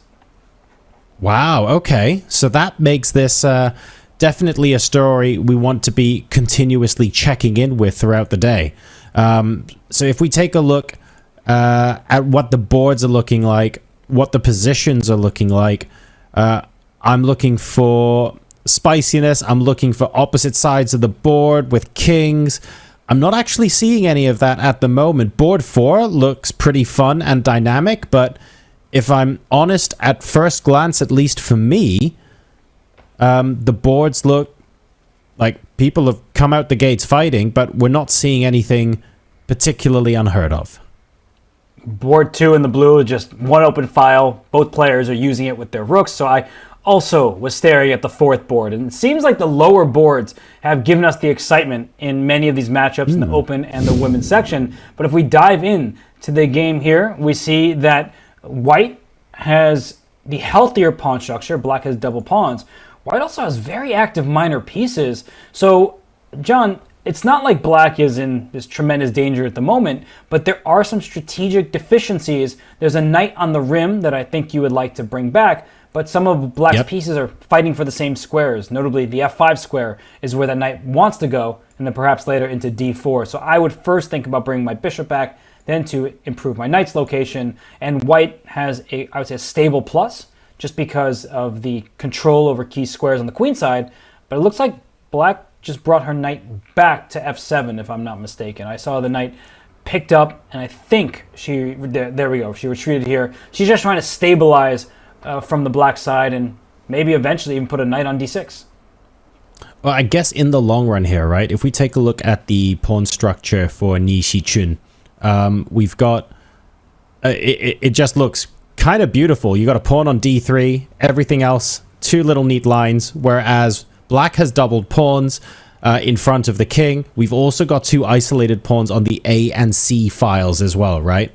So to me, when I'm looking at this position, the first thing I think of is if we liquidate everything right now and both players are happy to swap everything off, I would much rather be playing White in the endgame, because I feel like there are weaknesses I can target. I feel like there are opportunities to create pass pawns.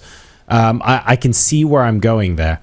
On the other hand, it doesn't actually look like Black's king is that unsafe. Like, the pawns look a bit messy, sure, but where's the breakthrough for White? There basically isn't one at the moment. It is just that, a little bit messy. And a little bit messy does not automatically lose you the game. So finding the way forward for White here, to me, feels a little bit tricky. I would maybe consider trying to find a way to get the light squared bishop off the board, because that looks like the black piece with the most activity. but I don't think there's any way to force that, and you can either place it on e6 or reroute it via c8 if you really wanted to, and I don't think there's any way for white to absolutely say, no, that's not going to stay on the board. Beyond that, I'm actually out of ideas at first glance. Well, you mentioned that there are no open lines, but that's a good thing for white. Knights do better in closed positions. There's a bishop on g7, not exactly the most impressive piece. So the knights are staring into enemy territory, right? Those squares are covered by black, sure, but knights can jump over pieces. They can stare across the board. The bishop, for sure, it's stuck here for black on g7. So as we're looking at this board, white would love to pick up the queen and put on a6 to start attacking that queen side that you said was vulnerable. It's a long way away. I think white is going to try to keep everything stable, keep everything closed, and try to nurse this positional advantage for the foreseeable future. Okay, so very interesting position where we're playing it a little bit more slowly, nursing the advantage, as you so aptly put it, Robert. This is China. They're playing against Poland today. A very, very even matchup and a very exciting chess match. We will be checking in with them very shortly, I'm sure. I would like to focus on another team that are 100% so far. The Mongolian team have arguably been they're a pretty darn strong team, don't get me wrong, but I feel like maybe people weren't expecting them to be in the top 3 positions at this point, and they've been having an absolutely amazing tournament, but they are playing against Georgia today, who as a nation are a chess powerhouse. Yes, they are. Team Georgia is not here to settle for the end of the medals. They don't want bronze. They came to win gold. They have had so much success. Some of the best chess players in history have come from Georgia. Some of those legends like Nona Gaprinishvili, and even to this day, Nana Zagnidze. We see her on the top board for Georgia. So as we look at these 4 boards here, we see a healthy rating advantage for Georgia on each and every one. So the question for Mongolia is, can they keep their composure? They did just beat Team USA yesterday, but you look at the ratings, Georgia is even stronger. That's your reward. And Georgia is a team that they want to get India after the rest day. They want to play all the best teams. They are afraid of absolutely no one. Always a scary position to be in, but of course, if you've been causing upsets for Team Mongolia as well, you're in a position where could we potentially be a little bit afraid of playing certain teams? And I feel like even if you were at the start of the tournament, you certainly aren't after seeing your performances here. So it'll be lovely to see some unstoppable force versus immovable object kind of scenarios here. Georgia are such a strong team. All 4 games, admittedly, are looking quite even at the moment. I'm looking for some fun imbalances that we can look at. I'm not seeing too much. I'm looking for kings on interesting sides of the board. We do have, I guess, one game. No, we don't actually. No, they're on the same side of the board. So things are actually looking quite quiet. And maybe that in itself is worth noting, at least in passing, Robert. It feels like every single match we've gone to in the open and the women's section, there's been at least one game where it's like, yep, we lit this fire nice and early. This is actually a lot more of a chilled out affair.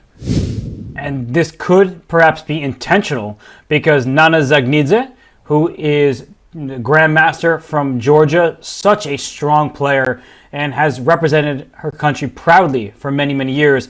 She may want it to be a small plus that she could turn into a much larger advantage because she has that wealth of experience and the pure chess playing strength. So yeah, these games are quiet for the moment, but Georgia will not silently just sit in the wings and just say, okay, India, you take the attention away. Trust me, they will be there till the end of this competition.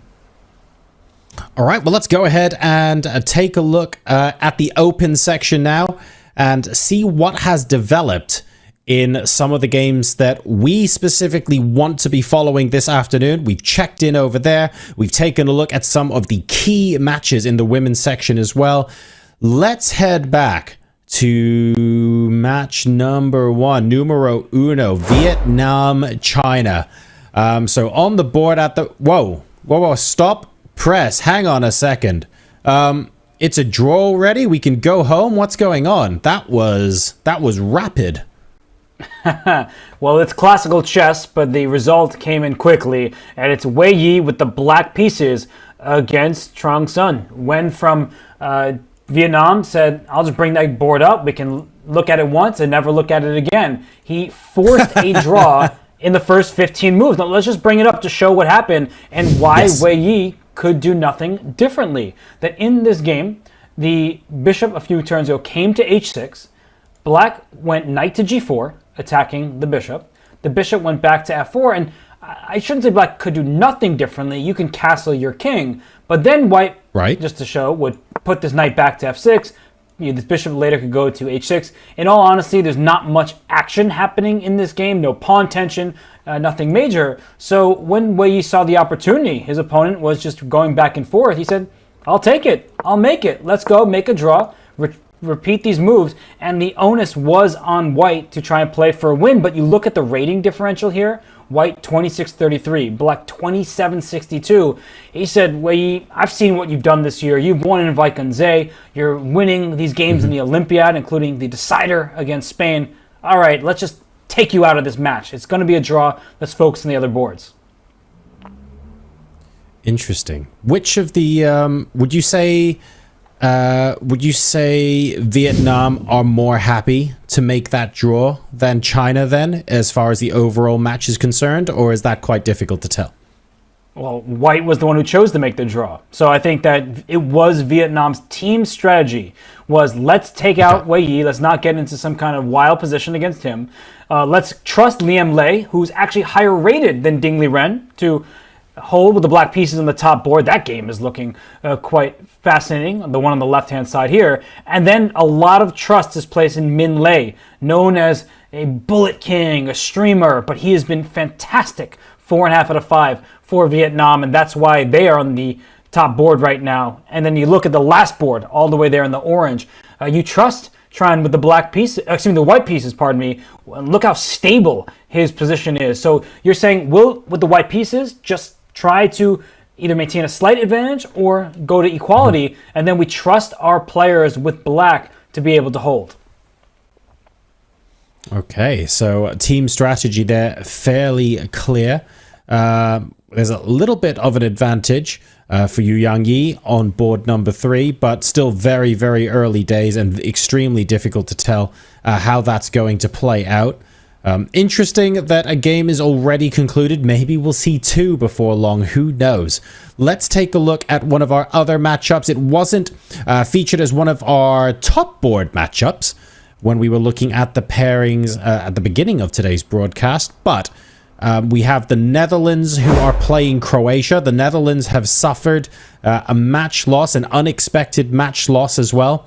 So they are looking to get themselves back into the competition properly, be at the sharp end of the stick. They are on some of the top boards, don't get us wrong, but they want to be properly up there in the top 3. So let's see if they come out swinging today. It looks like Anish Giri has an edge heading into the middle game, and a couple of interesting positional imbalances maybe on board number 1. And board 3 also looks like it is a little bit uncomfortable for white. A pawn on g4 of the wrong color, quote unquote. So a couple of interesting options for us to take a look at here, Robert. I think that the Netherlands, they are in for a tough match against Croatia. Leon Levajic, he is playing the black side of the position that caught your eye there, John. And I think that black should have no worries at the moment. You have great control over the center. There's knight on c5. If you ever capture it, that opens up a file for a black rook. And you see that all of black's pieces are quite harmonious. And Max Vormedam, he has not had the best Olympiad thus far.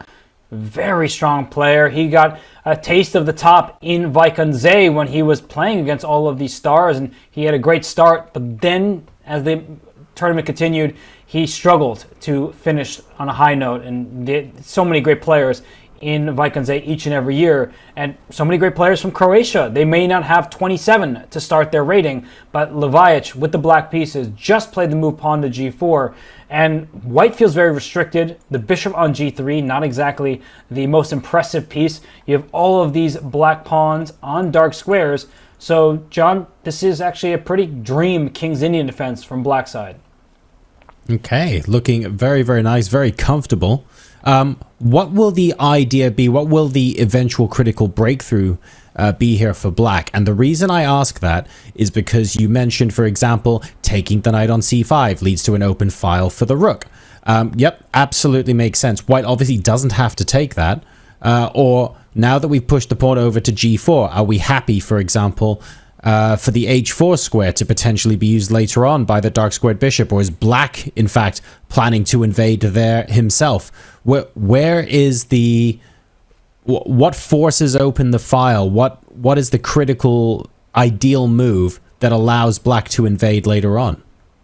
I think black can play a move like knight f7 if he so chooses, pushes h-pawn, try to threaten to win a piece. That looks quite worrisome. And oftentimes on the white side of a King's Indian, you have your pawn on f3 to establish firmer control over the e4 square. f3 is completely unappealing when black can take, and the rook on f8 is very happy to see some action going down that file. So I really don't like Max Vormanam's position. I don't think he likes his own position, but Croatia should be very happy what they're seeing on this board. And for the team Netherlands, it's not to say that Max is in danger of losing, because I think it's still very early on here, but they might have to rely on Anish and the other boards a little bit more, because they'll look at this game and say, yep, we're not looking at a win right now on this board. We're looking to see if white can stabilize, because one more option that comes to my mind, John, is if bishop moves, the knight comes to f5, replaces it, hits the bishop, but also can jump into d4.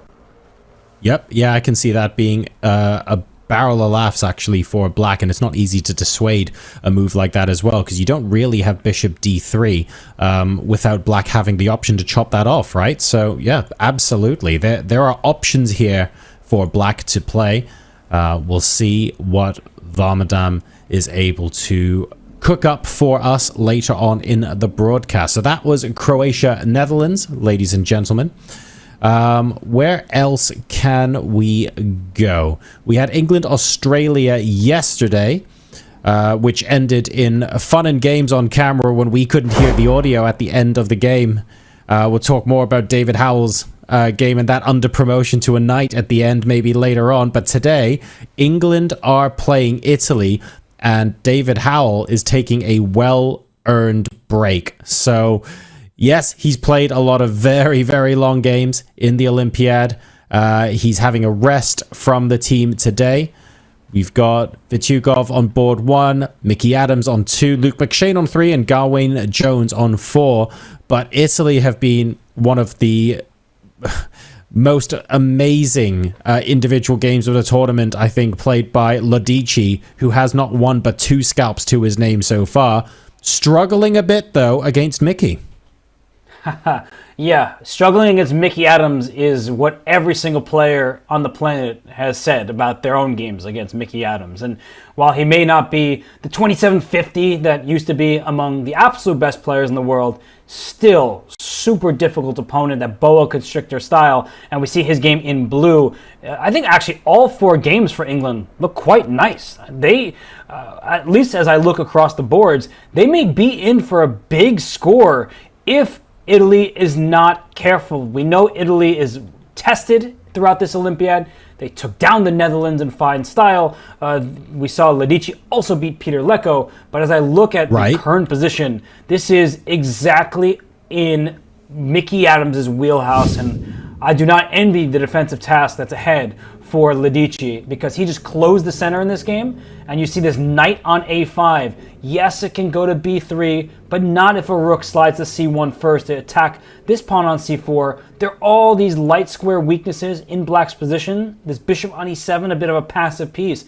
I'm not claiming that Mickey's going to win this game, but he does have some easy moves to make. Rook c1, queen e2, maybe knight d2, and you have to be very careful if you're black, because that c4 pawn, which looks like a strength, it could quickly become a weakness.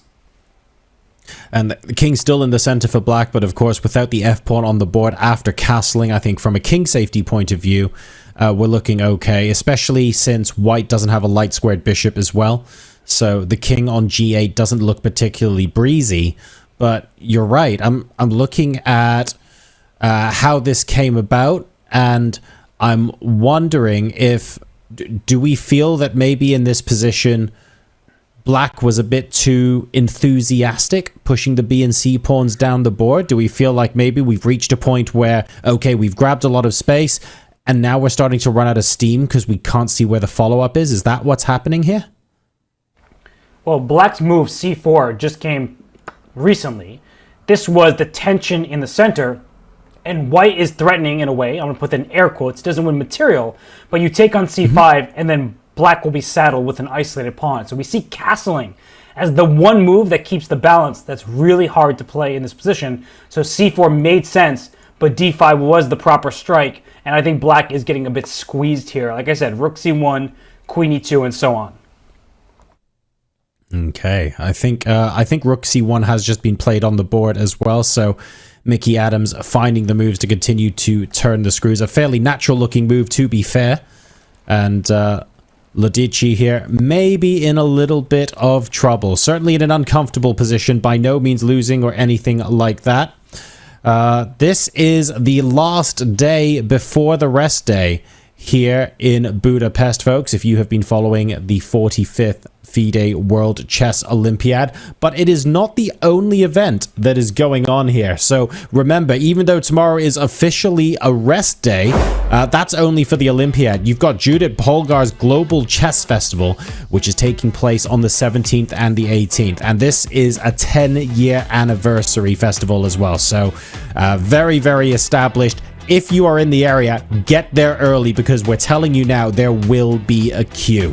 From the 17th onwards, you can compete in the Chess Connects Us arena on chess.com if you'd like, for a chance to win a private lesson with Judith Polgar herself, or you can play in a live simul against her via Vote Chess and tune into the stream to watch Judith play 8 games of chess at the same time. For a little bit more information and how you can get involved, hit !ChessFest in chat to read up on the event and how you can participate. We're going to take a brief break for now, and when we come back, more of the action from the Bok Hall. See you soon.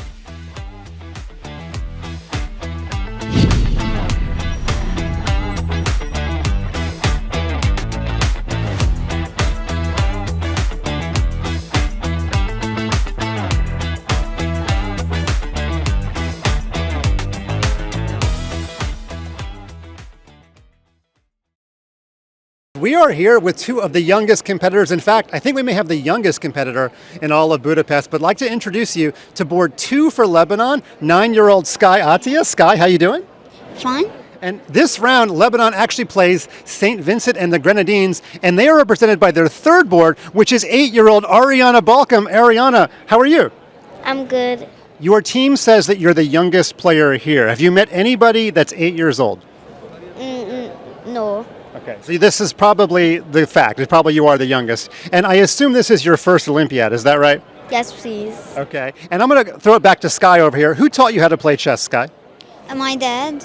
Okay, and how good is your dad? He's good. He's a good player. Can you beat him yet? Yes, sometimes. Okay, did he ever let you win, or when you beat him for the first time, was it a real win? Yes, it's always a real win. Okay, and tell me about who is your hero that you hope to meet here at the Olympiad? Everyone. Okay, have you met any grandmasters yet that you had dreamed about meeting? Yes. Like who?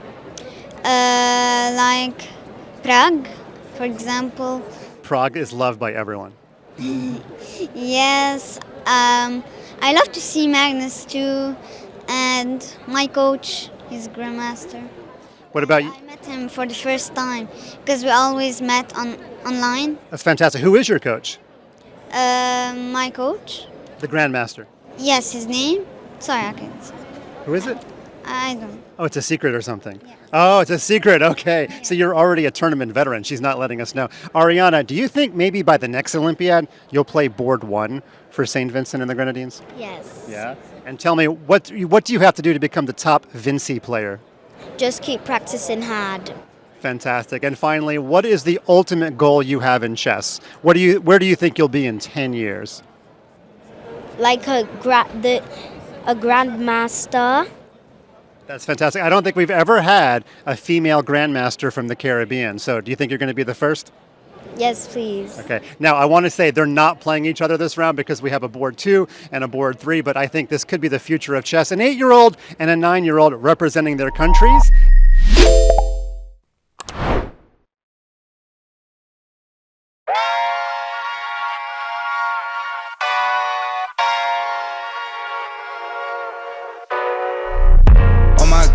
I'm just playing with them now, yeah. Oh my God, what she saying, say it loud, yeah. I can't respect it, I'm in the gym, but I am not flexing. Came from the woodpecker method, because practice makes perfect.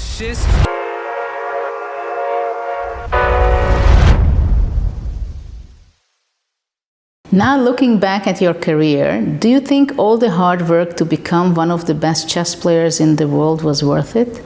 Would you do it again, or would you choose a different path? Well, I don't think I can say I would do a different path. I was so successful and I love the game so much that when you love the game, when you're successful, when you have all those achievements, I think it's very hard not to like it. Of course, I would do it again. I had so many good things in my life through chess that I don't think I would like to change that. Do you think we'll see a female player become a world champion in the open category in the near future? And are there any current players you believe have the potential to achieve this?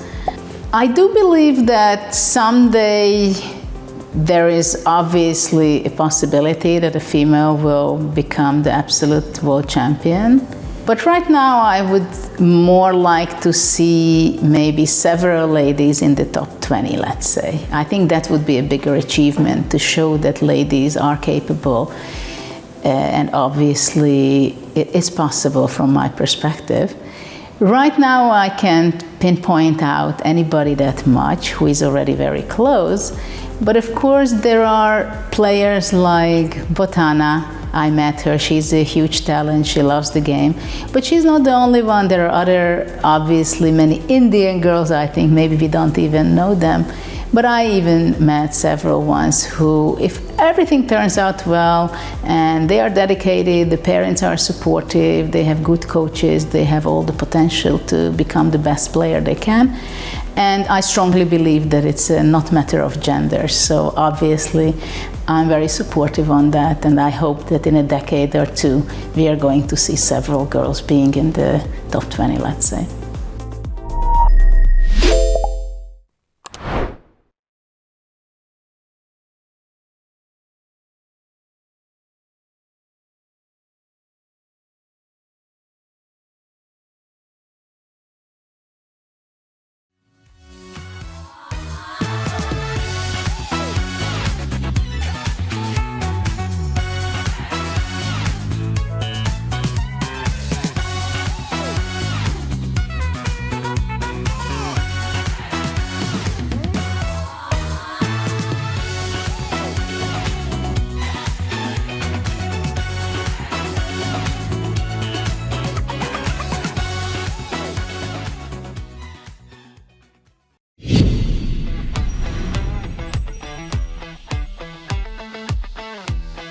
Welcome back, everyone. We are continuing our coverage of round number 6 of the 45th FIDE World Chess Olympiad. Chess, of course, is an individual game played over a board with the white and black pieces. However, this tournament in particular is just a little bit different. Players are not only representing themselves, but their federations, their countries, and we are playing in teams of 4. So while you do score a point for winning your game, it's the match result that matters and what determines whether or not your country moves further up or down the rankings. take a look at this, which explains a little bit more about how everything is going on in this tournament, and then we'll get back into the action and follow some more of these games. The Olympiad, it is the ultimate celebration of chess as an international game. Every 2 years, players from all over the world come to one city to answer one question. Which is the best chess country? This year, the Olympiad is being held in my hometown of Budapest, Hungary. It is a storied event first held officially in 1927. Who won that event? Hungary, this year's hosts. In 1957, the first Women's Olympiad was held. The Soviets won every one they played until 1988, for 30 years. But that year, Ildikó medal, my sisters Susan and Sofia, and I won gold medal for Hungary. So, how does the Olympiad work? Countries send a team of at least 4 players and possibly one alternate. Each round, every country's team will be matched with one opposing country's team, and they will play 4 games. The top boards play each other, the second boards play each other, and so on. If a team scores 2.5 points, they won the match and claim 2 match points. In the event of a tie with 2 points apiece, each team gets 1 match point. The tournament lasts 11 grueling rounds, and at the end, the team with the most match points wins. This year, there are 193 countries from the United States with the highest average rating. The smaller nations like Niger, Belize, or Vanuatu. It doesn't matter where you are from, the Olympiad can be for you. It was at the Olympiad where I chose to play my last competitive chess game. Players from all over the world will cherish the memories they make here. But only 2 nations will claim gold. Who will write their name into chess history?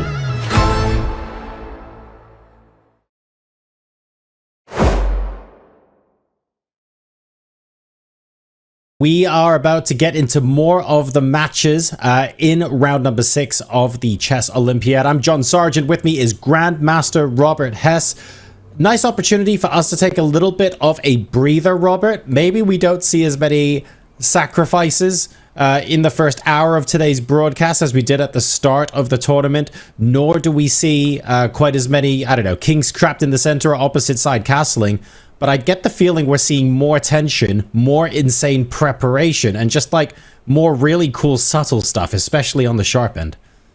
We are seeing matchups where players are more even in terms of rating. We see teams that are bringing their best and giving their all to each and every game that they compete in. And we see that teams are shining with a full board roster. They're not just relying on one specific player because, unfortunately, for teams that may have the best player in the world, you can't just rely on, say, a Magnus Carlsen. Other players also need to rise to the occasion.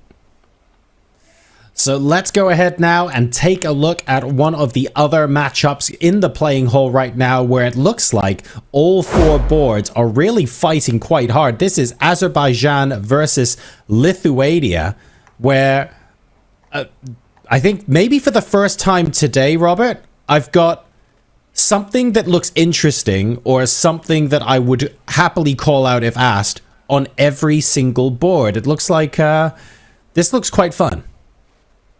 It does. I think some positions look a little more lively than others, but I know where your eyes are taking you, John. All the way on the left, we see that Black's king on that brown board is on f8 uncastled, so that should be an exciting game with attacking chances. This is very interesting indeed. That's Suleimanli on board number 1 taking on Stremavicius, who has managed to score himself at least 1 big scalp in the tournament so far, but maybe struggling just a little bit here. I don't think there's any amount of preparation or theory that would allow me to instantly go, yep, King f8 looks like a perfectly sensible, solid move here. But because we're only on move 13, I'm very aware that there's every chance that you're going to say, actually, John, we're still in theory. What's the verdict? Well, King f8 made sense when it was played just a turn ago because the queen came to g4. to attack this pawn on g7. I'm just going to give a quick little rewind here that the white queen came out to g4. I see that it's saying knight c5 was better for white, but at this stage, king f8, you couldn't castle. Because if you castled, white plays this move bishop to h6, and black has to play g6. You're threatening a checkmate on the square. The bishop cannot be captured, so g6 is played, and white wins a rook for just a bishop, and that would not be good news for black. So that's why the move king f8 was played. If you played pawn to g6, also white takes control of the dark squares with this move bishop h6. You can't castle through check, so the black king would be in the center regardless. So instead of compromising the pawn structure, giving white the dark squares, black played king to f8, and as we see in the game, there's a question mark given to bishop e3. I'm going to take that away once again. I don't like that being there. I think it's a perfectly good move, bishop to e3, because you're just putting pressure on this knight on c5. And John, I think our first instinct as chess players is to take a bishop with a knight. But if you do take this bishop on d3, after pawn takes back, you're opening up the c-file towards this loose pawn on c6, and white does have firm control of the square in front of it. Yeah, and if white needs to reinforce it anyway, you can buy time to reinforce the square on c6 simply by parking the knight on it, for example.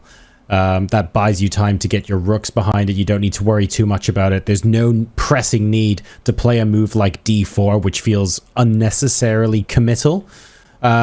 You want that open diagonal for your bishop. You don't 100% know if you're going to play f4 later on to shore up e5. So yeah, you're right. If that file opened, I feel like I naturally know where I'm playing as white. What scares me though is that in the short to medium term, because the king is on f8 and because the rook is still on h8, there's an argument to say black's playing a rook down, if you like, where that rook's not going to get into the attack. There's one exception to that, and we've seen that on a couple of boards today, and that's whether or not black intends on going h5, h4 at some opportune moment. And h5 is a perfectly reasonable choice, even in the live board, because you're attacking the queen and asking it where to go. The problem is that if the queen moves, then it can move back to e2, it can stay on f4 if it wants to stay in attacking territory, but no matter where I move it, that this pawn on h5, it is a weakness that you need to keep an eye on. And if you ever play a move like g6 to try to, well, okay, I blundered a piece, so I'm going to not play g6 right away. I'm going to save my piece and then play a move like g6. I just wanted to point out that there's dark square control all across the board for white. c5, d4, f4. This bishop is super powerful all across the diagonals, so this is not strategically what you'd ever want from the black side. Makes sense. And of course you've got there's an argument to say, well, hang on a second, because the queen's behind it, haven't you got bishop g5? You would if it was black's turn to move. But of course, after a move like g6, there's ways for white to shore that up, and it's not quite that easy. Okay, so a fairly dynamic game here. Are we saying then that if the c-file doesn't open up, black's plan is probably still to push the h-pawn at some point, but where's white's play elsewhere if king f8 has actually shored up defenses? Well, black is on the turn and with a difficult choice. Your knight's under attack. You could take a piece, but we talked about how opening the c-file should be good for white in these lines. And if you retreat with a move like knight to d7, you're continuing to lack in development. Look at all these black pieces on the last rank here, not coordinated. You'd like to connect your rooks, but as you correctly made comment of, the king on f8's in that rook's path. So I do think that it's a more difficult position for black to play. I like this position for Suleimanli and for Azerbaijan. Excellent. Okay, so Azerbaijan here. There are options open. We are putting Stromavicius under a decent amount of pressure here.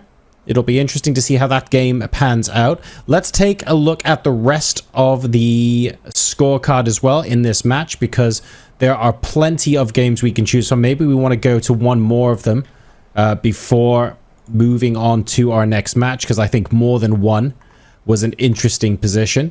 So we have king f8 on the board here, potential h-pawn pushes from black. Board number one is going to be one we watch. what about the rest? Is there anything that is catching your eye here? I think that Lithuania on board 2 is quite happy with the activity from Pultinavičius. So I'm looking there for a potential point for Lithuania if I'm looking across these boards. And every game promises to be a true clash. There's nothing clear happening on any of the boards. I said I would prefer white on the top 2 boards, but that doesn't mean that the result is in the bag. Very far from it. Okay. Yeah, the queen looks really fun invading in the black position there, but I also have to say the queen looks like the only piece that's currently doing it. So we need a little bit more backup. There is very, very dynamic play on the light squares because of the pawn on e4, and we've got a pawn on f3 as well. So maybe we take a quick peek at board number 2 before swapping over elsewhere. What do you think? Sure, why not? Let's check on the other boards in this matchup and take a little bit of a deeper dive, a closer look, as every game is going to be critical. This does seem like a hotly contested match, and there's a queen on b5 on board 2, and there's a knight that's ready to hop to f5 in many of these positions. So the plus and the minus for white is that you have the bishop pair on an open board. And why do I say both of those things at once? That bishop on b2 is just staring into white pawns. Right? Yeah, it's a pawn, man. Sometimes your best move is to take this pawn, put it on b4, and try to sacrifice another to open it up. But in all seriousness here, at some moment you could switch diagonals, a4, bishop a3, and I like the control that white has of the f5 square.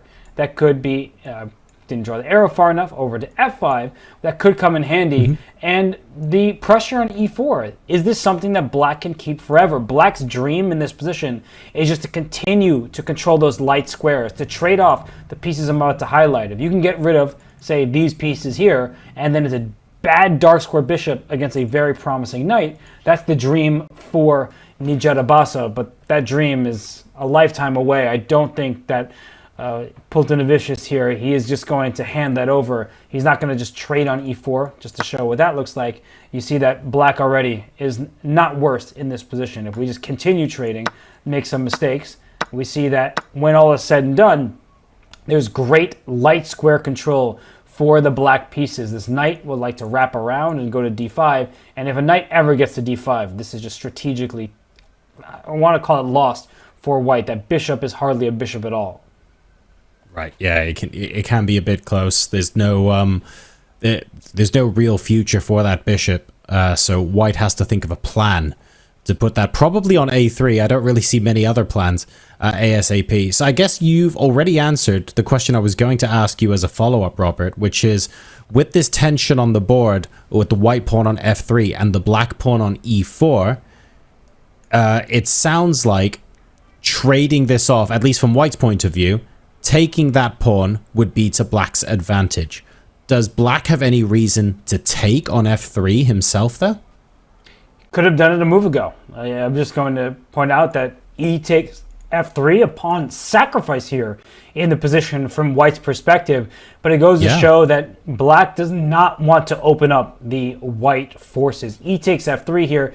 Looks like a free pawn, but now you see what white's whole plan was. Take another. Why don't you have fun with the g2 pawn? But the advantage is actually growing for white because there's going to be a massive attack against the black king. Queen g5, knight f5 next, hitting g7. I could try to bring a rook up. I'm not sure if the c rook or the e rook, but either way, I can try to recapture and open up that g file. e5 is coming. Every single move is playing into white's attack. So the moral of the story is, don't take. And that applies to both black and white, at least for now. So that's going to be very, very entertaining to watch unfold. If we're keeping that tension on the board then, is white's plan quite straightforward with a4, bishop a3, let's just focus on improving our pieces? Or is there something more immediate that white has to take care of first?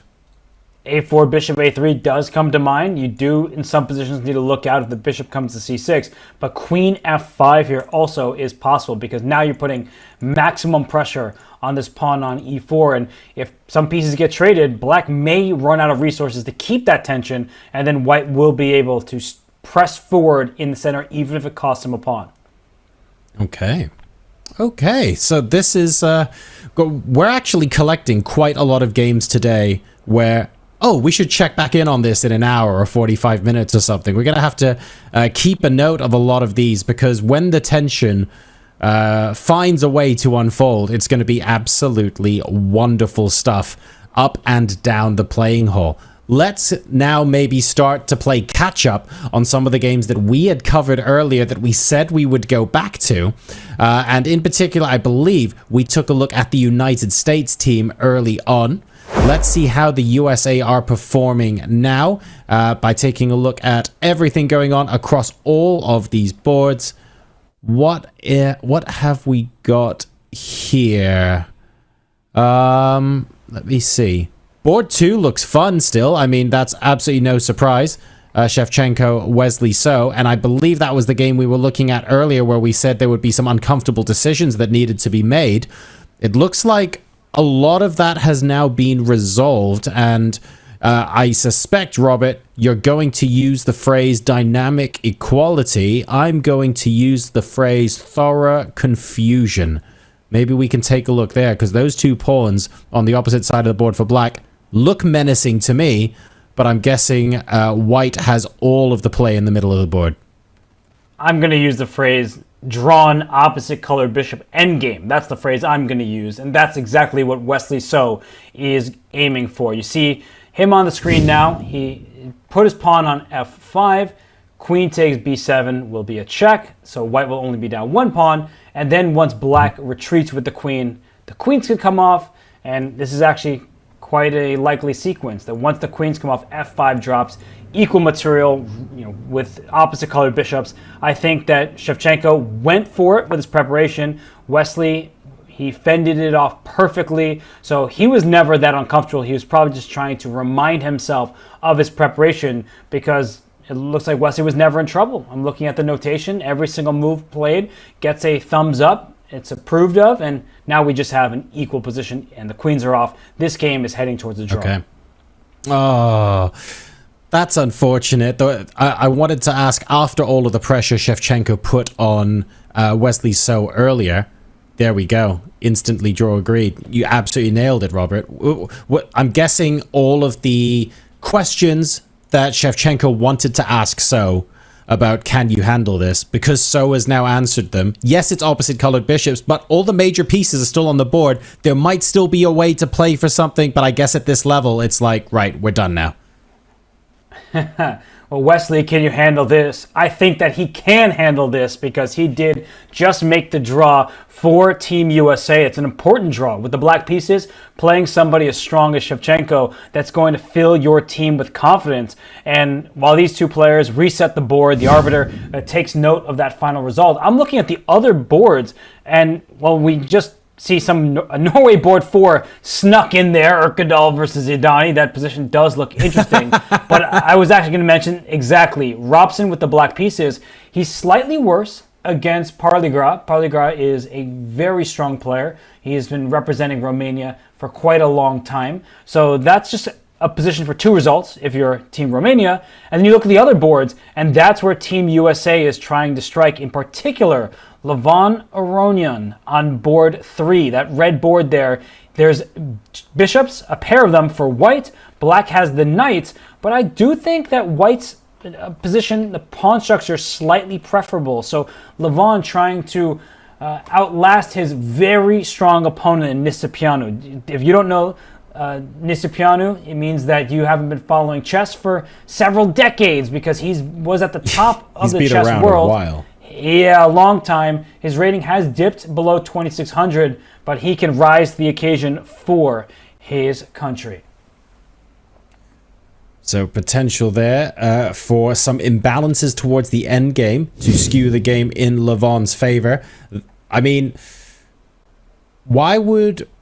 I'll ask the question, is it the knight on d4 and white strength over that outpost that is making you say that the pawn structure in the long term is favorable for white? Because even though that knight is an absolute monster where it is, there's no mechanism as it currently stands for white to try and upset the apple cart by pushing that b pawn, for example, because the bishop on f8 for black is doing a pretty decent job of just holding that in place. So where do we play for something decisive here? For white, rook a6 would be my first move candidate.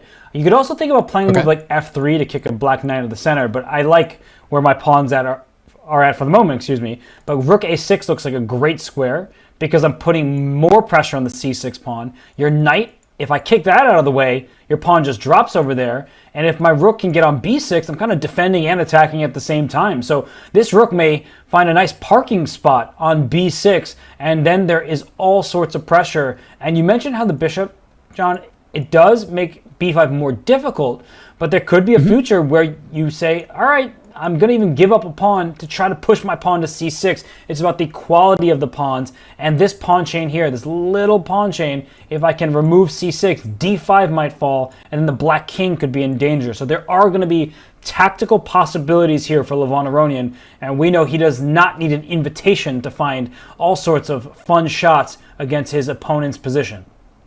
No, he doesn't. I mean, he was in a losing position and still found shots that absolutely destroyed his opponent and took the full point. So seeing what he can do from an advantageous position repeatedly is very, very scary indeed. And it looks like he is doing a fantastic job for Team USA here. Speaking of strong players doing fantastic jobs, let's go ahead and take a look at one Magnus Carlsen, who we checked in with early on, arriving at the board by bungee jump, I believe it was, today. After bike and swimming the past couple of days, we have a continuous press to look for that decisive advantage on board number one. I feel like it's almost a typical Magnus position where we just want the eval bar to hover just slightly above center for him and get his opponent just worried enough for him to be able to completely dominate and convert heading into an endgame. There are many grandmasters who have been capable of doing that, and we watched David Howell do it, for example, to end the stream 2 days ago. But the consistency with which Magnus Carlsen is able to do it day after day after day is just phenomenal to watch. And you talked about Magnus like he's a triathlete. We know he loves his sport, but man, I think that he'd rather just sit at the chessboard, not have to worry about the swimming and the biking and the running. The triathlon is maybe for another month, but in this month here in Budapest, we see what Magnus is going for. He's trying to open up the board. There's not been a single trade of pawns. Light square bishops are off, and there's a weirdly placed rook on h7. So the black king is not going to find shelter on the king side. It's the can't castle. There's a rook that's moved. And if you try to go to the queen side, you're walking in to the line of fire. You already see a bunch of white pieces over here. So black is relying on his solidity, but white controls the pawn breaks. I often say the side that controls the pawn breaks is usually the side with the advantage. And you see, I think that knight went back to f8 in the position. So what Parham is relying on is that, I'm going to put the piece where it just went to, that if there are trades on d5, his knight will replace the pawn on e6, and knights are good, the best blockaders, not just good blockaders, because they stare over a potential passed pawn. But I do think white strikes first, John. f4 here, and black does not look coordinated at all. It's not like it's a winning advantage. The engine doesn't suggest that, but for all intents and purposes, I love Magnus' setup. It is also worth noting, though, that with the rook oddly placed on h7, if white were to play a move like f4, black is incentivized to take. The bishop is still covering the knight on h6, and suddenly rook g7 begins to look a lot more natural, obviously with a little bit of prep work. So it can be a double-edged sword here, but you're right. When we're opening these lines of attack, black starting with the rook on h7, white starting with the rooks connected in the queen that can shoot out to g4, h5 pretty quickly. I can see why this flows more naturally for the player with the white pieces. It truly looks great for white, and yet Parham, he's voluntarily going into this position, so he may try eventually to control these light squares like f5 and if the knight can get there, that could be a bit annoying to deal with. So this is perhaps where Parham is looking at in the future, but it looks incredibly appealing for Magnus Carlsen. I would definitely go down this variation. Let's also check in with board number 2 in this matchup as well, just because every single time we hop over to JSC's board, there's always something new and something fun for us to follow, and I don't think he's disappointed us all tournament long, to be perfectly frank. He's had a great time, admittedly seesawed a little bit, but I'd also argue some of the most entertaining chess we have seen in this entire tournament so far. Well, we definitely will check out that board too. And for Parham, he's had experience playing Magnus Carlsen. It's not his first time against him, but for yesterday's opponent from Turkey, Mustafa Yilmaz, he was really delighted to have the opportunity, and this is what the Olympiad allows from many players from all over the globe. You see, this is a translation of the post that was in Turkish, but he said that it was one of his biggest dreams in chess that came true. He played at the table with Carlsen, the best chess player of all time in his opinion, and it was perhaps the thing that he wanted the most. I wish I could have won, Amazing. But it didn't happen. I had to settle for a draw, and that just goes to show that players like Mustafa Yilmaz, who have been high into the 2600s, haven't quite broken into the tippy top of the chess world. They can show the highest rated players that they have what it takes to win individual games. Didn't happen yesterday for Yilmaz. He made a draw still against Magnus Carlsen, but great to hear his thoughts and just the thoughts really of the broader chess ecosystem. I think we'll find that ends up being true for a decent number of the board 1 players getting to sit across and play against Magnus Carlsen in this tournament. What a wholesome tweet. Really, really lovely to see there. And there you can see in the background, we have JSC continuing to fight on board 2. So let's fly over there now and take a look at what's going on. All sorts of fireworks throughout the tournament. We've managed to make it to move 12. It has taken a little while, an awful lot of thinking very early on here, but I'm going to be honest, I don't say this very often when we head over to Christensen's board. This looks quieter than when we last checked in.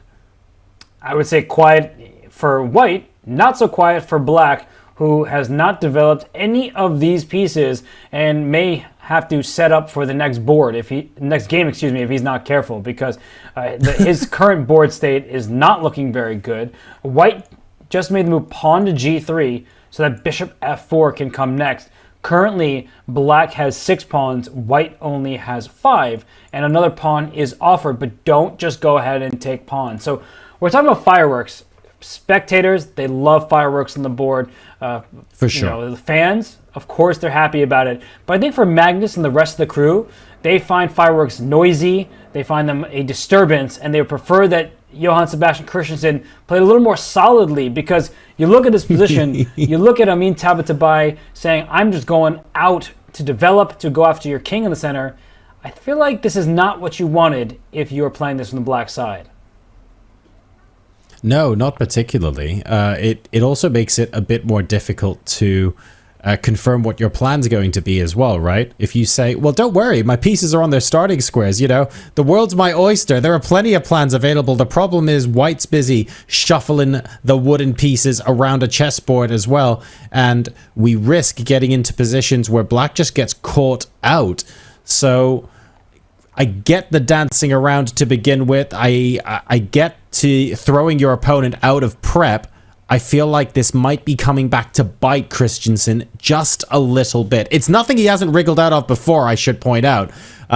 We've seen him draw and win from positions trickier than this one, but it's not really the sort of thing you want to see in the first couple of hours in a team environment, right? Like, your teammates are going to be looking over at this and going, oh, hang on a second. I thought that looked promising. I do not think this does. This is the stress board for Team Norway. Every single round, no matter the country sitting across them, they look at Johann Sebastian Christensen's games and like, oh, this looks scary. There's a king on g6 in a different round. But, in all seriousness, black has not developed at all in that position. So it seems like white can keep developing, keep gaining a tempo after tempo by hitting his opponent's queen and then castling the king. It looks dangerous for JSC, but he is ahead on the clock. So this is Norway versus Iran. Really glad that we're able to showcase some of the Iranian talent at this tournament as well. Robert called them out at the start of the show. They flew under the radar just a little bit, but the chess speaks for itself, and they are doing a great job keeping things up at the sharp end of the tournament hall. Speaking of the sharp end of the tournament hall, on match number 2, we have Hungary versus India, and that is a very, very big matchup as well.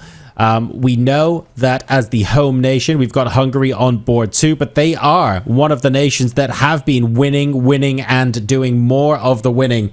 So do not think that they are there just for show. They've been playing some tremendous chess, and today they are taking on the absolute powerhouses. That is every single player, the reserve, the lot from the Indian team. They have so much depth. Can we see an upset here?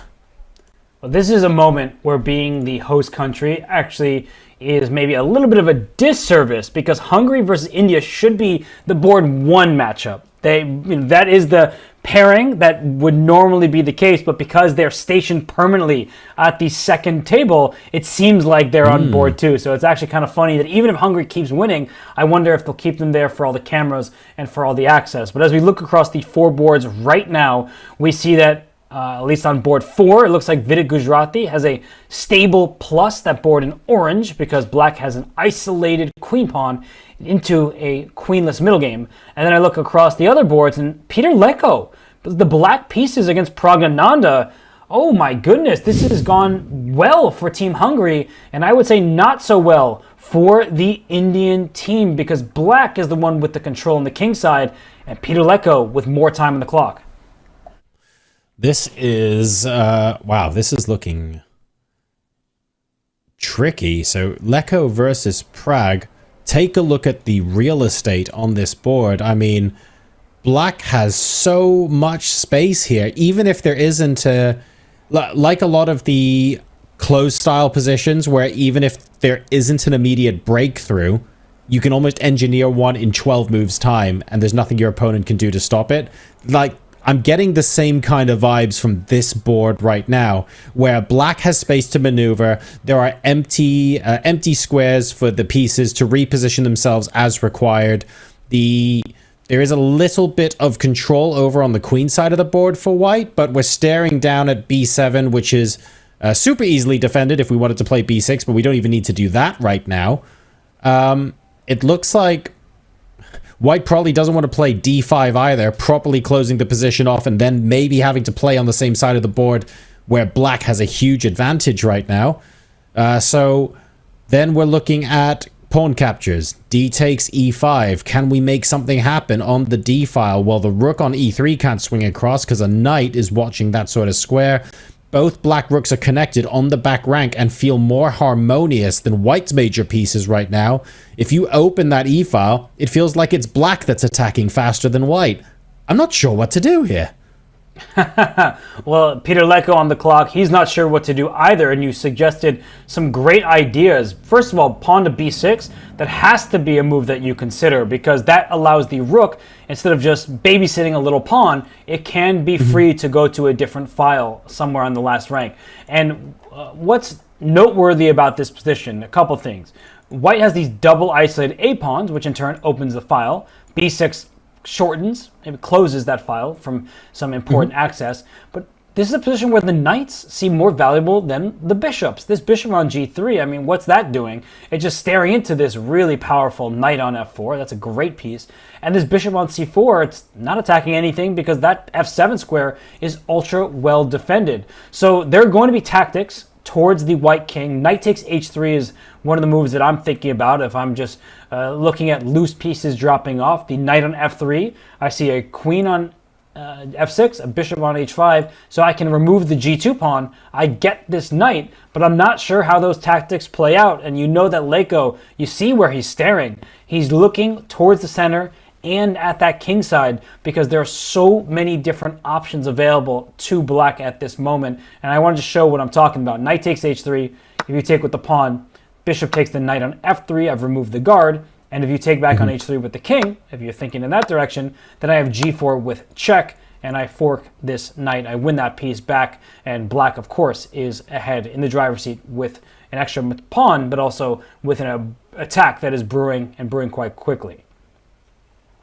So let's ask the obvious question then, Robert. If the bishop on g3 is a glorified mantelpiece decoration and the knight on f4 is a monster, is one of White's primary ideas to get rid of it and absolutely just chop it off ASAP?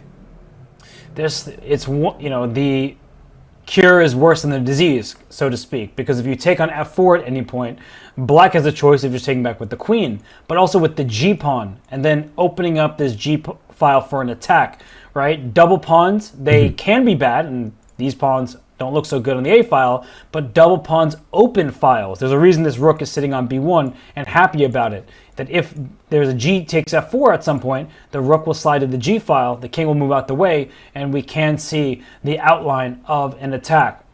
Queen takes f4, by the way, is also something that black can easily do to keep the pawns undoubled and to try to attack in a different manner. So I look at this position, John, I really think that it's a bit easier to play for black, and I'm wondering if Peter is calculating knight takes h3, or if he's saying, let me find a better waiting move, improving move, whether it's knight bring this knight e7 over to g6, for example, whether it's trying to get g4 to work. Like, that's also an option. Rook g8 to be played in the near future and going after the white king. Too many options, honestly.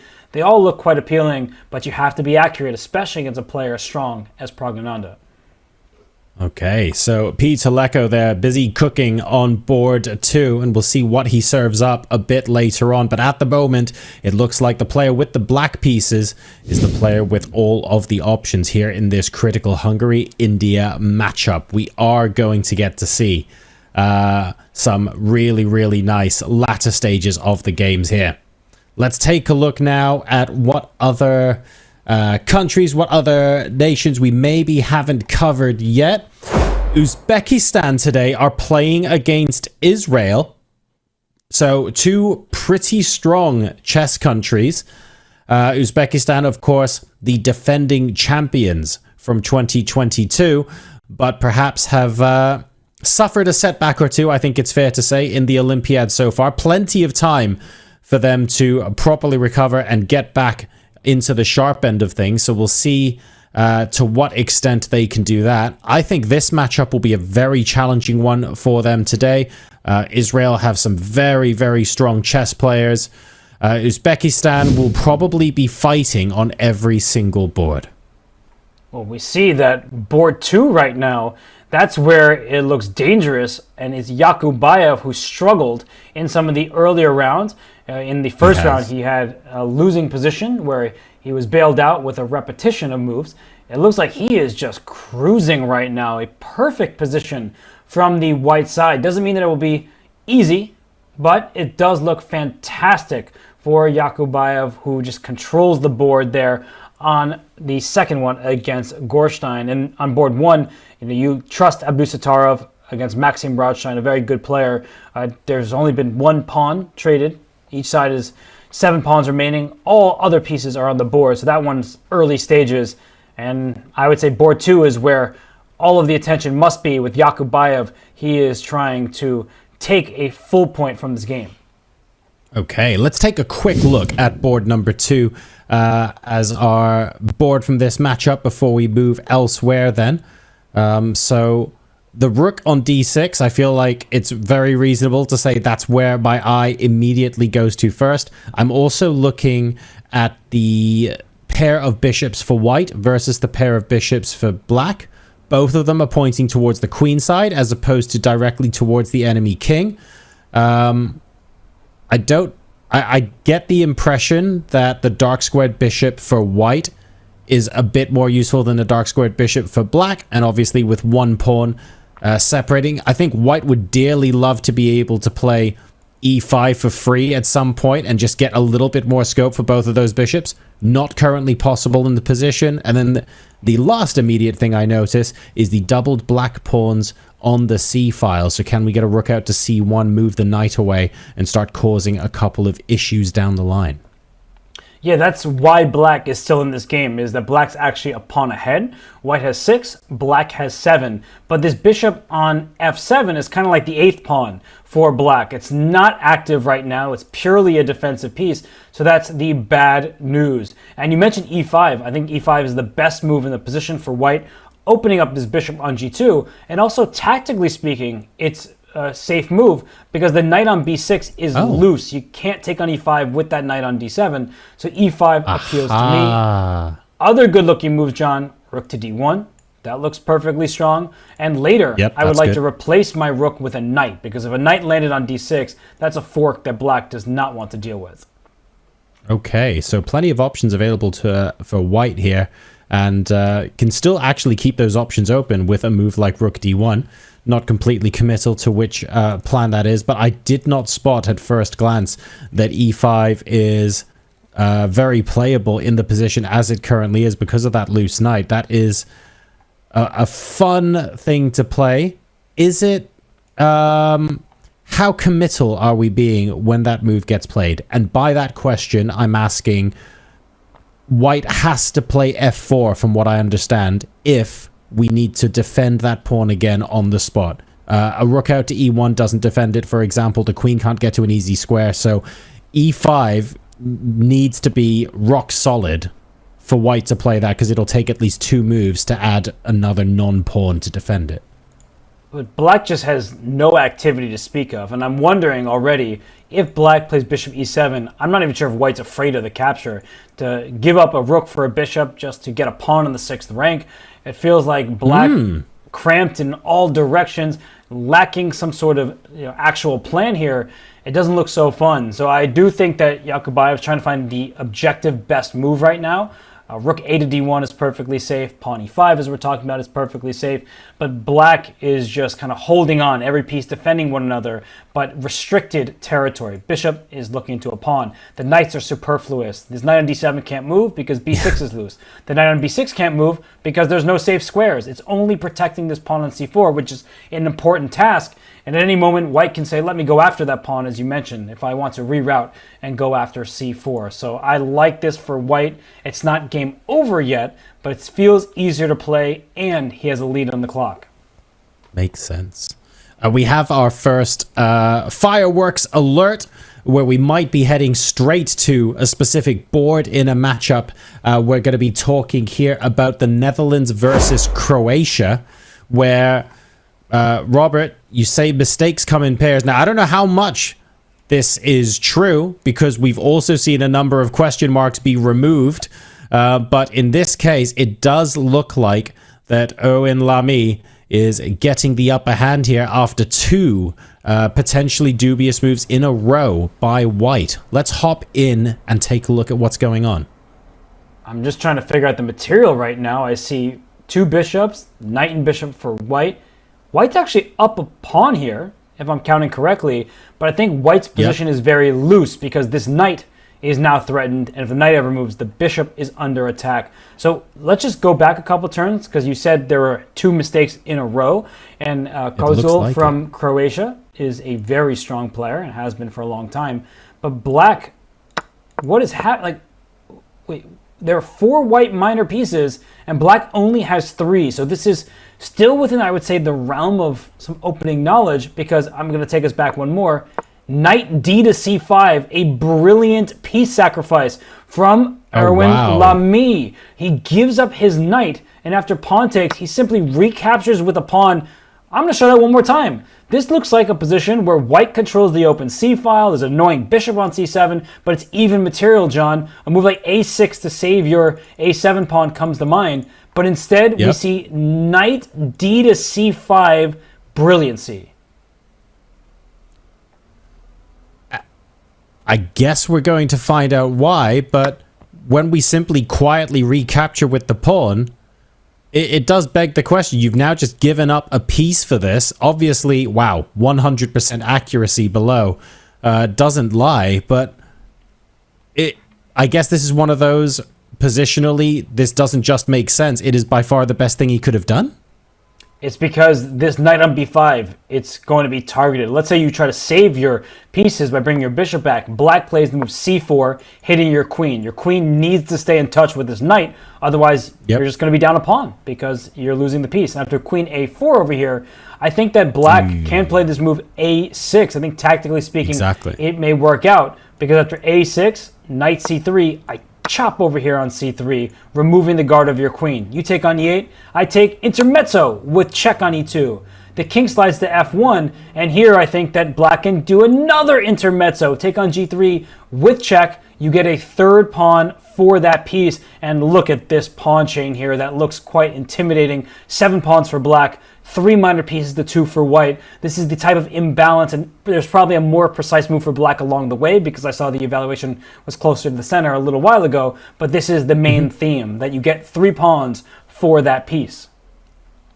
Wow, and I guess heading into the endgame, especially when you have so much activity from the bishop pair in an open position as well, black can do an awful lot with that. It should be said, though, of course, the pair of bishops for white still exist, and white has a knight to play with too, so not all is clear. But I guess from a chess perspective, it generates a lot of practical chances, and also means there are a lot of areas where white has the potential to go wrong, which I guess is such a big factor in these high stakes games.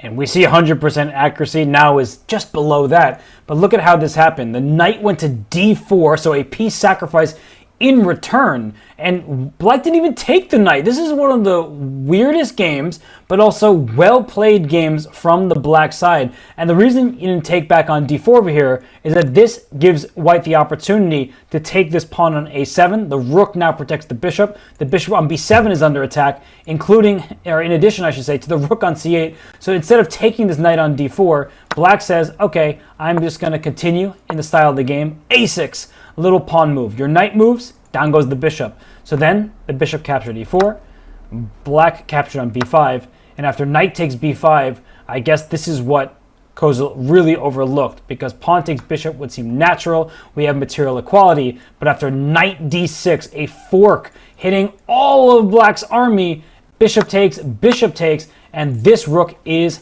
hanging over here. It's trapped, an extra exchange for white. So John, this is just ridiculous stuff. c4 played, bishop takes h7 was not proper, not correct, and now we see that black has the upper hand because this knight, this bishop are both threatened, and, well, black also has some attacking chances as well. So swings and roundabouts here had the potential for the game to be quite heavily favored towards the white side, and just a tiny bit, just one moment of a missed opportunity appears to have led to the black pieces now being very heavily favored. That is rough, especially considering there was the opportunity to go ahead as well, right? But this is the sort of thing that Erwin Lamy is banking on when you play moves like sacrificing the knight.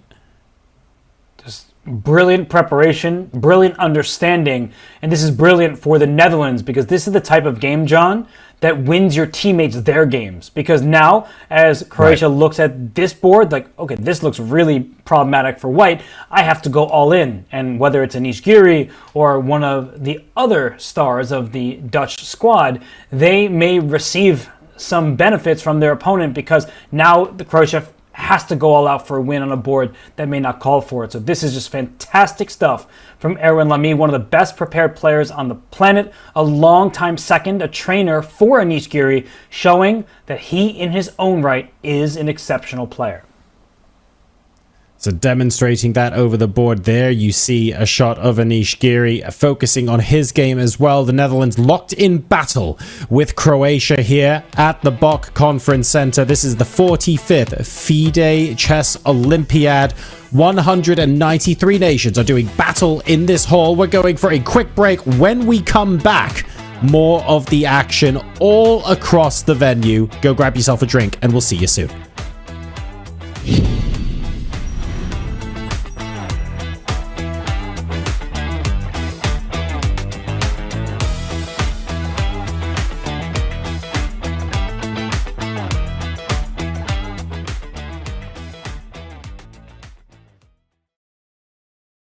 I think Didi shifted to Mumbai to get a movie made on his life. When he approached the producer, the guy said, "Whoa, Gukesh is here, I can't believe it." I think this has happened to me though.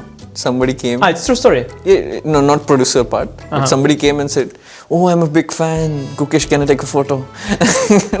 But at least it means you look young. Or they expect. One way. Half glass full, yeah. Glass half full. True. Today's Thursday. This is my tweet. I didn't know that. Thanks for your input. The world changed so drastically. I think I'm a bit disappointed with the meme tweets. Yeah. Well, I mean, like I expected better rows. Yeah. This tweet of mine, it's a little deeper. I made a tweet at some point, and then about Tuesday, and then a content creator I know copied that without giving me any credit, which is fine. I mean, that's now happening for tournaments also. Exactly. And then he made a tweet, today's Thursday, and then I copied that. So that was kind of the inside joke with that content creator, who is not a very large one, but he knows who he is. Is he born to stream or? Actually, yes, but he's not from India. So yes. So there was some inside joke there, but yeah, it's lost by this point. What is that? 9 out of 10 doctors agree that Colgate is the best toothpaste. Vidit is the 10th doctor. Yeah, what does funny. it mean? I don't know, but it's funny. What does it mean? I don't know what it means. I think it's funny. It's just funny. I don't know what they're trying to say. I say that Colgate is not the best toothpaste. No, they're just saying that somehow you are, like, you are that special one in a bad way. It's too nuanced from my understanding. It does sound very funny though, so I will give them that. After winning Title Tuesday once, Anish has filed a petition with God to rename all days of the week as Tuesdays. Not funny. Not funny. No, not funny.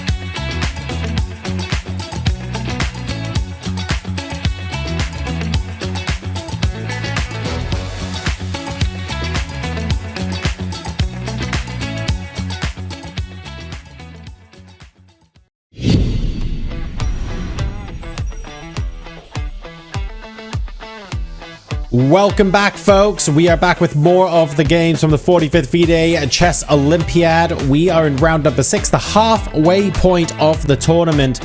And, well, absolutely everything is flying as countries vie to be top of the table. Does this mean they'll get a medal? Absolutely not. But being top dog going into the second half of the tournament must feel great.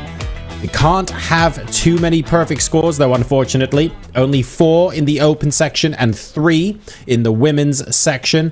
And we're looking to see if a sole leader emerges in either section today. For now, we head over to the women's section of the competition where 181 nations are competing for those top 3 medal positions. We can see there has already been a draw on top board. Kostenyuk has made a draw. Now we're looking at the remaining boards, and Robert, I have to say, all of these look kind of dynamic, but I love the fact that we have a closed G file due to no parking spaces available on board number 4. I've got no clue what's happening there. That is a rarity. I don't think anyone had that on their bingo card, but we look to the right-hand side of our screen. The G file is completely full, but John, I think we first, before we dive into a specific game, I want to talk about what happened on board 1. Team USA, okay. It was clearly their game plan to shut down Alexandra Kostenyuk. Kostenyuk had the black pieces. There was little she could do. She had to agree to a draw against a very strong player in Begim Tokirianova. But you look at that board, it's already finished. And perhaps USA, with black on 2 of the remaining 3 games, they're going to pay the price for that decision. Yeah, maybe they are. I mean, with the white pieces as well, choosing not to push. Obviously, when you're playing someone of Kostenyuk's stature and experience and skill, I can totally understand why you would want that to be your strategy. It doesn't seem unreasonable, but unfortunately, on the other boards right now, this is looking rough indeed. Let's take a look at what happened to get us to this ridiculous looking position on board number 4. You love to see it. I'm not sure I'd love to analyze it. There you go. That's the G file that is closed, accepting no further applications. We have king. The kings look... I'm really scared of saying this because I feel like there's a tactic that's going to fly out of my face, but the kings look relatively safe, question mark. But I don't really know what the plan is for either player here. This is such an unusual position. It looks so confusing. Well, we see that there are different pieces all across of this course you're gonna do that. Here. So yeah, you know, I gotta have the fun all of a sudden. Do we have 8 colors? You know, I don't have all 8, but I'll just put 4 up here. But look at that. This is a it's not Candyland, but there's a lot happening on this G file. So we see that it's not Mario Kart either, no Rainbow Road, because right now you see that the knight went back to A8, and that is not where knights belong. We talk about knights on the rim when a knight is on an H5 square or something. That's a knight in the corner. That's a donkey back there, and the reason it backed up was it frees up the black queen, but also gets away from the sights of this bishop that was sitting on G1. So white is ahead by over 25 minutes. White has a beautiful center with these pawns on D4 and E4, and a simple move like E5 followed by knight to E4, things of this nature. It's looking really bad for Anna Zatansky because the F7 pawn is a light square. Only one side has light square control. That is white. Why would we choose A8 as the retreating square over D7? I'm not immediately seeing a tactic that makes me insta-regret D7. Maybe the other knight can be attacked with a bishop H3 or similar, but that, I think, can calmly move back. I'm trying to figure out what the reasoning is to reroute this way specifically. Well, if the knight went to D7, which looks like a better option, white is still going to play E5, and E6 comes with the tempo, and you're just trying to rip open the black king side. There's danger that some of these black pieces get trapped. This knight will only have the H6 square, and the bishop, it's could go to h6, but if it ever goes to e7, there will be tactics as that piece is on a loose square. So white just has all the fun here, John. And we see, I just watched it played, white did just play the move pawn to e5 on the live board. So this is just pure control for white right now. Anna Zatansky has no time. She has no space. I see no easy plans. And white, on the other hand, has all of the above. Right. So to close out our thoughts on this board before we take a look at some of the others, if black can reroute her pieces, if we've got a couple of, let's say, free moves for Anna here, and we want to be thinking about where do our pieces want to be to have some sort of counterplay, maybe a counterattack against white in this position, what should black be trying to do? Are you asking me an impossible question? Like, I don't survive. Really see. Black is trying to survive because there's a weak point on f7 that we're talking about. This knight hops into e4, hits a bishop. This knight on g4, by the way, is going to have to go back to h6. So black is trying to survive move after move, and white is gaining ground. This position is really terrible for black, and the clock is doing her no favors. Okay, so the United States losing their match yesterday and currently looking a little bit shaky in their match today as well. We will be checking out that match score a little later. I'd like to take a look now at our absolute powerhouses, India, who are facing off against Armenia today. For those of you who are just joining the broadcast or maybe didn't see the broadcast yesterday, this is important because Armenia took down China yesterday in the match result, and now they are playing India on the next day. So they're in a fine vein of form. India, though, absolute powerhouses, not just here in this Olympiad, but overall the depth to their squad is incredible. So let's check in with their match and see how things are going here.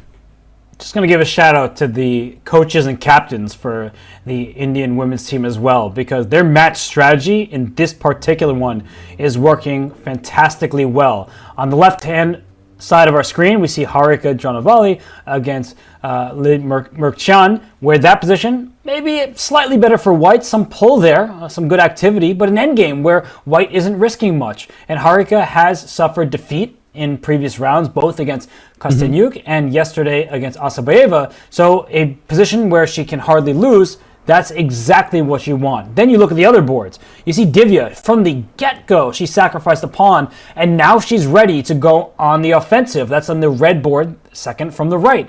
And then you see with the black pieces, the bar is either in the center on board 2 with relatively limited material remaining, and then on the right-hand side, if anyone's better, it's Tanya, and also limited material at the moment. So a great match strategy overall for Team India, and I think we should dive into the Divya game because Alina Danielyan, she took a pawn in the opening. It was a French defense, and now I think that white is ready, and wow, moves are coming in, John. There's a knight capture on h7. No longer is black ahead material, and black's in big trouble. Yeah, so earlier on we were talking about giving up a pawn for quick development and trying to make the most of that. Something somewhere has gone wrong for Danielyan and black at the moment, and it is Divya who looks to be the more comfortable of the two. Neither player particularly advantageous on time. I know that 16 versus 26 as a percentage is quite large, but Divya's clearly been spending her time thinking about this position as well. So it's not like we're going this deep into prep. We want to at least consider what our responses are going to be to each of these moves. But black is having a far less fun time than she might have been having 5 or 6 moves ago. It'll be interesting to see where we go from here, and we don't even have to wait very long. It feels like Divya is now really trying to put some time pressure on her opponent. And it looks like she's bringing her queen forward, and she has many good options for it. But if I can see things correctly, did she bring her queen out to g4, which goes right after this g7 pawn, and there are going to be sacrifices. You can see the black king does not have many defenders in front of it, so you may think you're going to push your pawns to g6 and keep everything closed, but it's just waiting for a sacrifice to happen. So I think the queen went to g4, so there it is. I didn't even have to put it on because that's where the queen went. Nice. G7 is hanging, and John, what I'm saying, G6, I am immediately sacrificing my bishop. This is not a bullet game, but I'm going to sacrifice the piece here, and after pawn takes G6, I could take on G6, but I'm taking on E6, threatening knight F6 check ideas, trying to pin this piece here, and if you think I'm giving away a knight, I'm taking another pawn with check. Your rook is now hanging, and if your rook blocks E6, and that's going to hurt because I'm winning the rook on F7. Oh, wow. So the blitz moves coming in handy in the classical chess here. And I feel like a classical chess game, it's always a dead draw or a certain win if you get to a point where all the blitz moves are the same as the classical moves. And in this case, it certainly looks like all of the pressure is coming purely from the white pieces. Queen to G4 on the board. So much to think about here. I'm sure Dan Yalan will see that G6 leads to the potential bishop takes. I'm looking for other stuff that black can potentially try. I guess maybe the rook to G8 instead, but nothing looks particularly tasty. I mean, the bishop coming out to H6, the dark squared bishop getting involved in the attack, immediately looks scary there. That is just one of so many moves that white can use to her advantage. She just left the board. She's up on time. She is about to attack the black king. G7 is loose. So this looks just like an overwhelming advantage. And Divya Deshmukh is in fantastic form. She's nearing 2,500. She's at her peak rating. And we recently saw Vaishali become a grandmaster. Divya wants to get there as well. And her rating is just as high, and it's continuing to climb. This is bad news for Armenia, but great news for the many Indian fans out there. Okay, so India currently smooth sailing by the looks of things in the women's section. We're going to continue on our theme now of revisiting games that we looked at earlier. We don't want to start looking at a million different games and then not going back to them and not checking in on those stories. We took a look at Hungary, Peru earlier on, and we're going to be revisiting that to see exactly where they've gotten to. Hungary, of course, plenty of support as the hometown heroes and the hosts of this year's Olympiad. And as things currently stand, all 4 games still very much live with a interesting position on board 1. We have a knight on prise. We have a bishop that's just come in, which I presume has taken a pawn, but I'm not 100% sure. Let's take a look at what's going on there, shall we? Because all the rest of the eval bars look pretty even. And I see 2 exclamation points. Look at this last move. 3 black pieces can take this bishop, and that bishop, just a turn ago, took a teeny little pawn. But it's not about the bishop sacrifice. There is checkmate on h7. The bishop was in the queen's path. John, love to see tactics like this. Oh dear, so this is relatively straightforward then, with a mate in 1 threat on the board. And you might be thinking, well, yes, of course, because the queen is combining with the knight, and the knight is on prise. So guess what? We can take the knight. The problem is the rook on h1 will have something to say about that after recapturing. And the threats into the black position continue afresh. They do not stop there.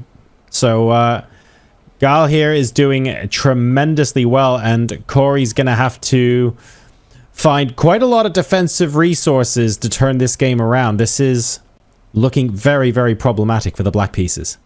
This is the position that maybe an engine, like the best engine in the world, can hold, and maybe even then it just has an issue with the seeing as deeply as possible, because you're getting checkmated. If you play g6 to stop the queen coming in, I don't know if I take on c8 first, because I can always throw that in, and then I play a move like f4, and I'm just trying to get my pieces to the h-file and go checkmate you. Black has no pieces near her king. Like, this just looks tragic for black. No development on the queen side either. So if you're trying to save games like this, you need to think about what makes your life as manageable as possible. It's not really about how can I go after my opponent, and you're really just trying to survive. So I don't like the look of pawn takes g5. I would be more tempted to push my pawn to g6 immediately, and that way at least I keep this vicious attacker sitting on h1 out of the game for the time being. That makes a lot of sense, and it means that maybe you have to accept that you straight up just go a pawn down and you continue playing the game, but at least then the attack is a little bit blunted, the h-file isn't completely open, the queen doesn't have access to h7, you've solved the immediate problems at the expense of weakening the pawn in front of the king and losing that pawn on a6, but at least you can live to fight another day. Hungary are doing very, very well at the moment. They've got 8 match points so far. So not a complete perfect 10, but they are doing well and they are holding their own, showing the world what they are made of, which is excellent. Let's go ahead and hop into a different matchup now. And I think rather than go to a game that we've already covered, Robert, let's go ahead and take a look at a couple of teams that we haven't covered today so far. Argentina are playing Spain at the moment, and I think there is a similar move that's been played on one of these boards that you are going to thoroughly enjoy. We've just had the one double exclam with the bishop taking the pawn on a6. Love to see that there are 3 different ways of recapturing, and none of them were viable. That's absolutely delicious stuff. We have the potential to see yet another one here. I'm really glad, actually. We got to see 2 in a row. Let's go ahead and bring up that match and see what's going on. And I think you can... Oh, hang on a second. I got you, John. I had to rewind because Is this a few I want moves to show... ago? Yes, because we say 2 in a good. row. We get 3 in a row. Knight takes e5, double exclamation point, brilliancy. Yep. If you take this knight, here comes a little pawn push, and that hits the king on g8 and the queen. You're losing material here. So after knight takes e5, black said, all right, have the pawn. I'm going to bring my bishop back. And then knight c6. One brilliancy wasn't good enough. Please take my knight. And then I take back, and again, your bishop is threatened, but your king is in check, so you can't deal with both at the same time. A brilliant sequence here from white. Yeah, really nice stuff, and you did have 3 different ways to potentially capture the knight there, but unfortunately, it leads to ruin. Is there the... I guess you can capture with the bishop, I suppose? But yeah, all roads lead to Rome at this point. It's really, really nice double sequence of moves, not just spotting the first brilliancy, but seeing the second one as well. And that is extremely strong and a very important sequence of moves for Spain, because that puts them firmly in the driving seat here, I think, on board number 2. And just black took on c3, and now knight e7 check, a fork. That looks extremely good. And she took back on c3 with the rook, so it's not quite as strong as knight e7 check, but white's already a pawn ahead, so who needs more tactics? She says, let me just recapture. Black down to 9 minutes. I think it's a perfectly acceptable decision, and I don't see how black is going to save this game, not with this kind of time. Not at all. Remember, folks, we have 90 minutes for each player to play their first 40 moves in the Olympiad. Once the players reach move 40, they will be given an additional 30 minutes on their clock. But they have to reach move 40 first, which means that with less than 10 minutes on the clock, we have to play 17 moves in this already extremely difficult position just to get into a place where we have more time to think. So time trouble really starting to turn the screw and pile the pressure on to a lot of the teams in the playing hall today. Let's go ahead now and take a look at one of the co-leaders.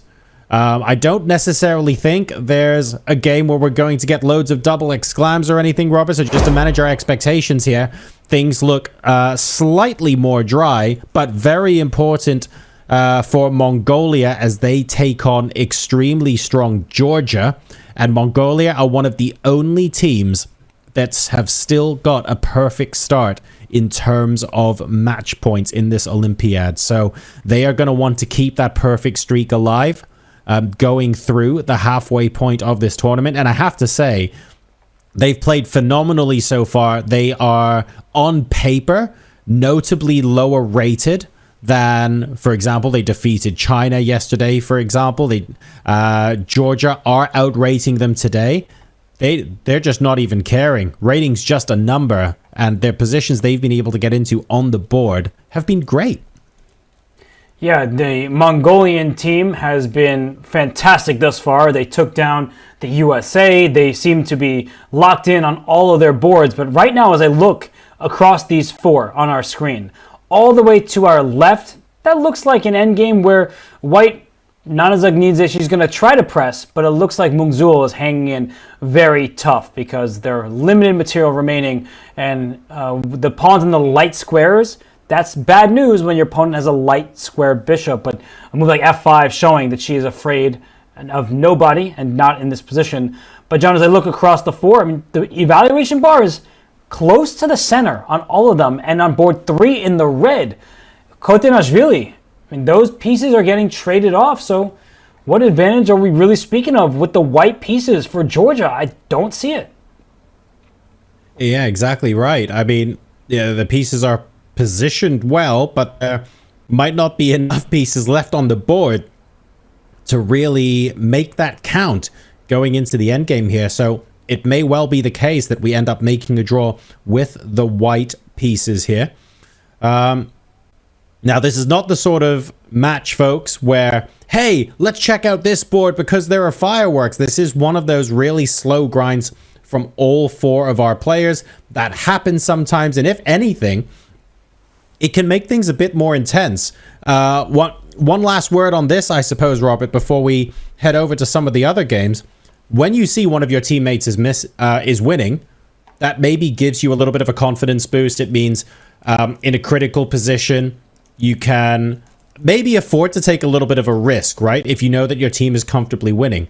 I guess it just ratchets the tension up and really makes things not more difficult, but certainly more nervous when there isn't a clear winner on any board. Yes, because the tension's at a high. You don't know where to turn to who's going to score that victory for your team. I think Salome Malia on the fourth board for Georgia, she's doing quite well. But all the other games, they look right near the middle. But I'm going to be honest, I got distracted because out of the corner of my eye, I saw another brilliancy in this game.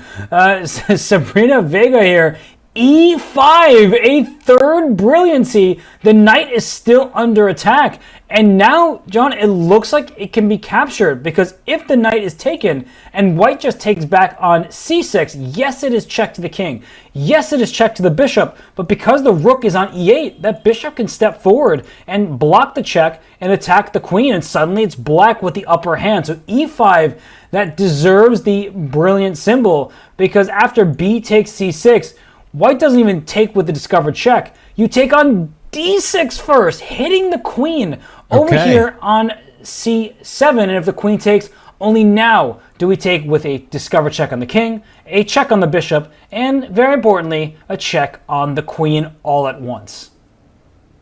And in this position, I guess queen e6 doesn't necessarily work because you're offering to trade the queens, and the idea is you retake with the bishop. But I'm guessing you simply very, very calmly play pawn takes bishop and say, yeah, well done for getting your queen out of the way. I'm going to go ahead and destroy you there instead because the queen is looked after by the rook on c3. So in all variations here, white is absolutely destroying. What a game this is. This is one to be proud of, one to frame. I mean, e5, there were, at this point here, you see my knight's really under attack now, but I'm going to go ahead and look. Other moves actually allow black to get right back in this game. A knight takes a7, for example. That looks silly. You don't want your knight over there, and e4 would drop. So e5, the only move that keeps white with this winning advantage found, and it is indeed a brilliancy. So Spain is well on their way. Absolutely love to see it. And as we dip out and maybe zoom out now to take a look at some of the other games available in the playing hall, Sabrina Vega is here in the field, picking exclamation marks by the looks of things. She is collecting them in her game today and will be immeasurably proud of how she's playing. Her teammates are going to absolutely love it as well. So glad we got to see that, not once, not twice, but thrice in quick succession, simply because of how great the moves have been. Let's go ahead and take a look at... Let's go for, not world champion this time, let's go former world champion. We saw Magnus Carlsen a little bit earlier on in the tournament. We saw him earlier on in today's round as well. His hair was looking good. He wasn't soaked from top to bottom. All is well. Let's find out what his position looks like on the board as Norway take on a very, very tricky Iranian team. Well, his hair may have been dry when he entered the arena today, but this position is anything but dry against Parham Maghsoodli. You expect slugfest when you play against Parham. And here we see that the black king remains in the center, but all of these black pieces are coming to its aid, including this rook on g7. And now it's about coming up with a plan for Parham, because white has all of his pieces covered.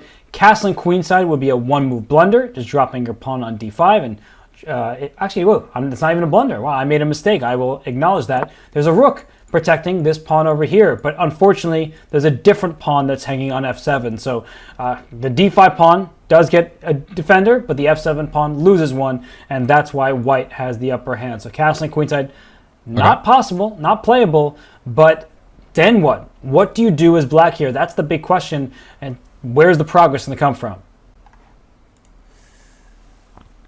I'm looking at ways to help defend f7 so that queenside castling is possible.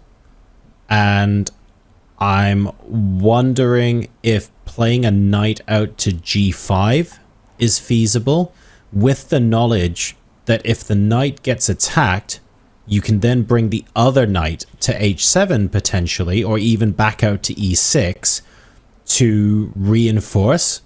But before I start looking at those lines so deeply, I think it's also worth asking the question. I think the answer is yes, but I'm just not sure.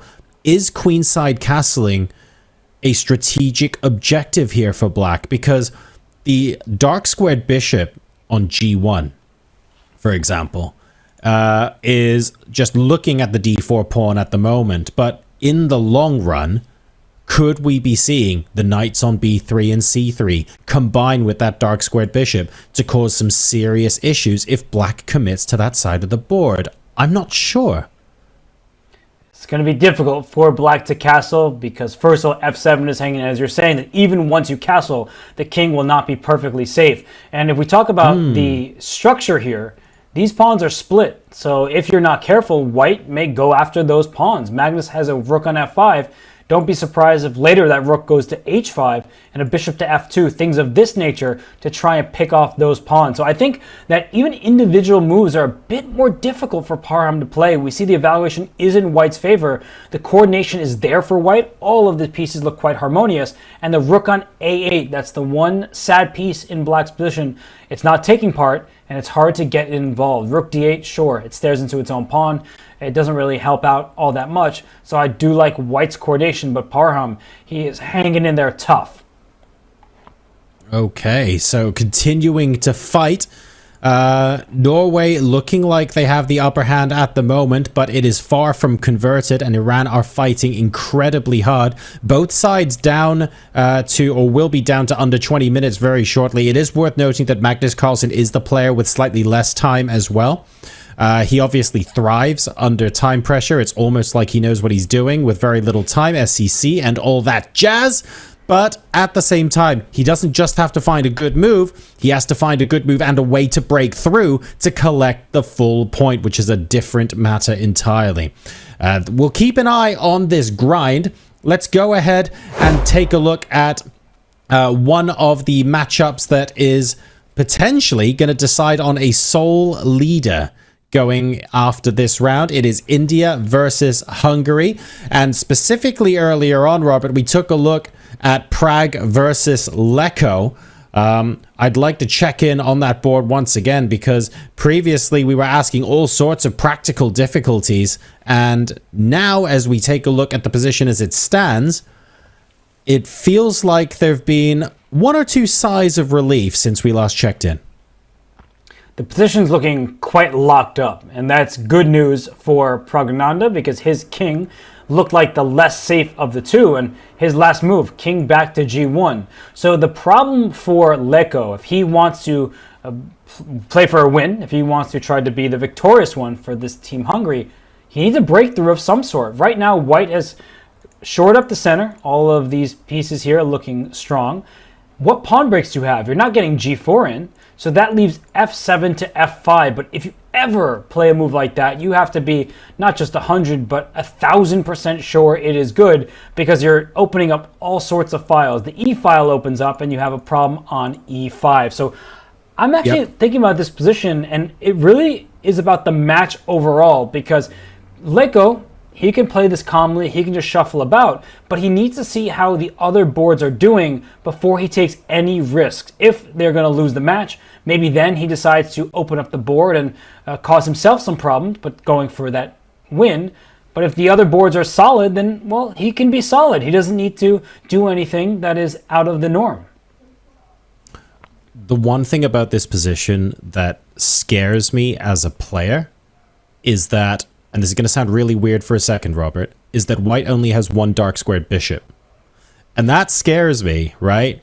Because I'm looking at the outpost on f4 for a black knight, and I'm looking at the outpost on g3 for a black knight, and I'm thinking, okay, nothing leads to an automatic win here, but I know that 100% of that pressure is going in one direction, and that bishop can't take care of them both. So it feels like there's still so much to play for here. There just isn't necessarily an immediate way through. Yes, the dark squares are a problem for White. This sort of resembles different game, but it was Fabiano Caruana, the black piece against Ivan Cheparinov, where those dark squares are what he used to end up scoring a victory. And Leko did just move here. We see that he is now putting his opponent back on the clock, and he goes king to h7, a move that is not approved of, at least at first, by the computers, but I don't think it changes necessarily all that much. But I guess White now can start playing in the center. If you're getting attacked on a flank, you play in the center. So bringing the rook to d1, getting ready in some positions to open up the d-file makes sense. But I do think that this game is quite dynamically balanced, where there are no clear inroads for either side. Okay, let's have a shuffle on down to Arjun's game on board number 3, where we are getting into an endgame, and it looks like there's a lot of shuffling about, but the potential to maybe squeeze something out of what an eval bar might not think is particularly exciting, but what we as the audience could see an eventual breakthrough here. So we've got a pair of rooks, a knight versus a bishop, and I think, Robert, it's fair to say all of our knight versus bishop endgames on this channel have actually been pretty exciting when we've gone to them so far in this entire tournament.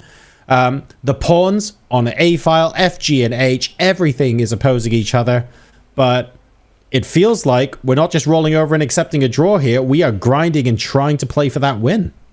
There's one critical detail in this position, and it's not on the board. White has less than a minute remaining to make the final 2 moves, and this is where mistakes happen, even at this high level, that you make a quick decision, you suddenly drop a pawn or get your king under attack. So right now what's under attack is this bishop on c5. The bishop wants to stay in line with this pawn on a3, but it also wants to put pressure on the white king side, so whether to bring the bishop to d6 or b6, not an easy choice. And this knight may want to go back to b2 to go after this a4 pawn. So I think the objective here for White is to get rid of this a pawn. But if you play a little bit too quickly on the queen side, let's say this bishop moves back, this rook will then go down to d2, and you'll give up a for f, and that's where things start to get heated. So that's what Arjun is trying to work out here with his opponent down under a minute. Can he play a confusing move? Can he make his opponent have to find the one right path forward with only 58 seconds on the clock? It's frustrating to have to find that potential confusing move when there are so few pieces left on the board, right? Because no matter what move you play, it's difficult to introduce a whole bunch of candidate moves that you wouldn't otherwise have chosen. Chances are, no matter what is played, you're still going to be broadly looking at the same moves. But you're right, with 58 seconds, and it's not just the one move you have to play, it's two, remember, in order to get to the time control. It's going to be a little bit of a challenge. I feel Arjun is probably still just going to take his time to hunt for what that might be. I don't know 100% at the moment. We will come back to this because if we survive the next two moves, even if there is a losing move played here, we'll probably get to time control and see some of it played out before that actually becomes a decisive game result. Let's check back in on the Netherlands playing Croatia, because right now it looks like that we are very close to a decisive result on board number 4. We were taking a look at Erwin Lami's game earlier on, and you were calling it, Robert. All of the pressure was going one way. It now looks like things are cracking. Erwin, he played very well in this game. He knew the theory, and now with the black pieces, we see on the 4th board, the rightmost board, that it's 2 bishops for a rook and a couple pawns. With the bishops, it's an open board state. They are dominant here. So I think Erwin, he is well on his way to victory. But I look across the other games as well. Anish Giri with the white pieces on the left-hand side of our screen. Is he not just up a pawn? And I think my math is correct there. He has an extra pawn with the white pieces against Burkic. And then Jordan van Forest on board 2, the second from the left, the blue board. He's got a better pawn structure in an endgame. So I think Erwin just won. That game is officially over. But Team Netherlands is looking great. And there is a signed score sheet. So Erwin Lamy taking the resignation and the full point home. Extremely strong stuff there. The Netherlands looking good on other boards as well. I think you're right about Anish Giri just being comfortable and a pawn ahead. I don't really see much counterplay in Black's position there. Boards 2 and 3, maybe a little bit more up in the air, but if you're going to start the match with 2 decisive victories and then think about what happens everywhere else, that's a dream scenario that any team in this hole will very happily take at a moment's notice. And just Max Vormedem in trouble still against Leon Levajic. But this would be a huge win for Anish Giri. I think it would make him feel a lot better about the second half of the tournament. If he can win, his team can win, because they are right in the thick of things. They may have lost to Italy. That was an upset. But if they can recover and rebound as a team, I think Max Vormedem, he is the one player really, really struggling right now for the Dutch team. Let's have a very brief look at Giri's game, because I've just seen, while we were talking, several moves just get blitzed out. So maybe we are looking at the finishing line / the end is in sight here. We can see on the queen side of the board, those 2 knights for Anish Giri are just marching further and further up. Looking very, very strong indeed. It is worth noting that the knight on c4... looking a tad loose at the moment, because there is a pawn on d5. So you might be thinking to yourself, well, hang on a second. There's a potential for that to get gobbled up here. Don't forget the bishop on d7 is also en prise in this position. So it's not as straightforward as just taking the knight.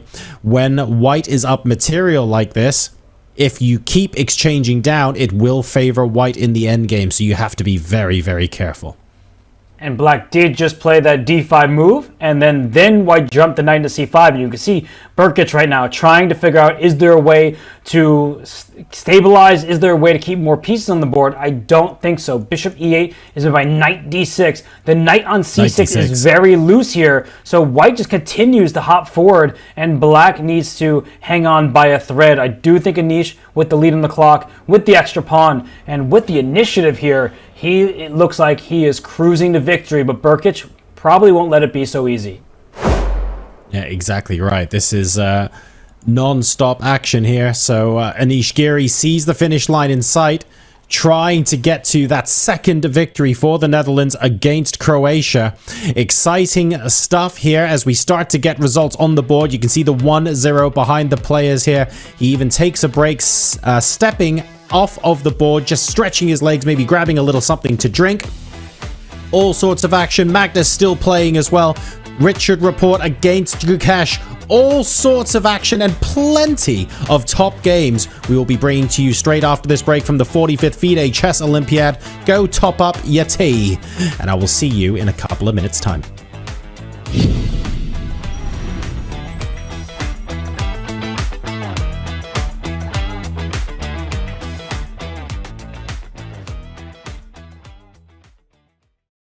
Looking for some cool merch or a gift for that person who loves chess?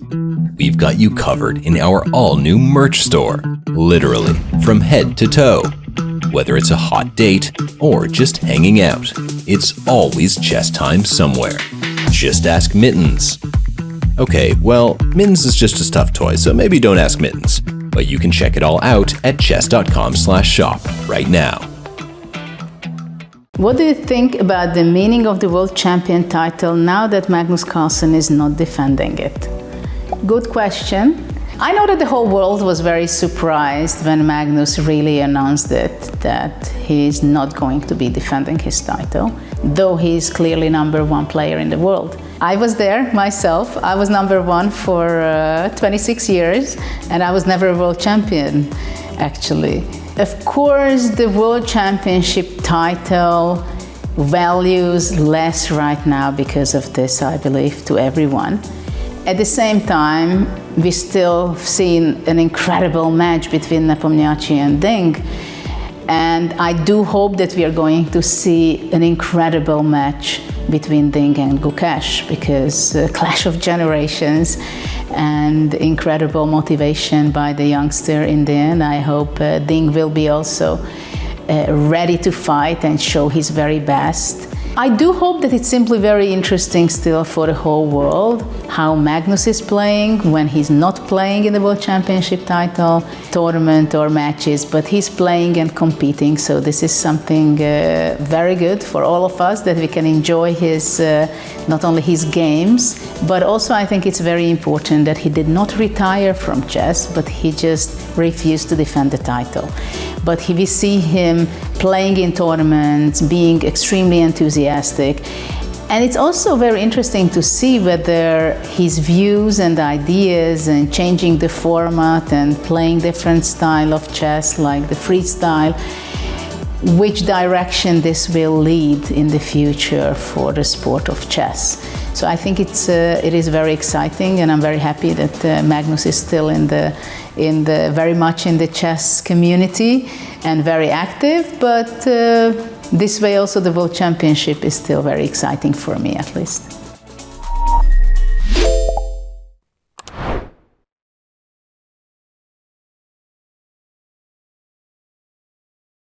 You can see we're here with the very colorful women's team from Vanuatu. They just became a FIDE federation last year. This is, of course, then their very first Olympiad. Now, the open team scored a shocking win against the Democratic Republic of Congo yesterday, beating 2FMs. The ladies did not have an opponent. So this is their first ever game at the Olympiad, and we're here with the whole team, but I'm going to talk mostly with the captain, Astrid Eising. What are you expecting for your very first Olympiad experience? I think it will be very exciting. We will have a lot of fun together. I don't know what to expect because it's our first time, but we will focus on having very much fun and just take our time and just be with each other in this.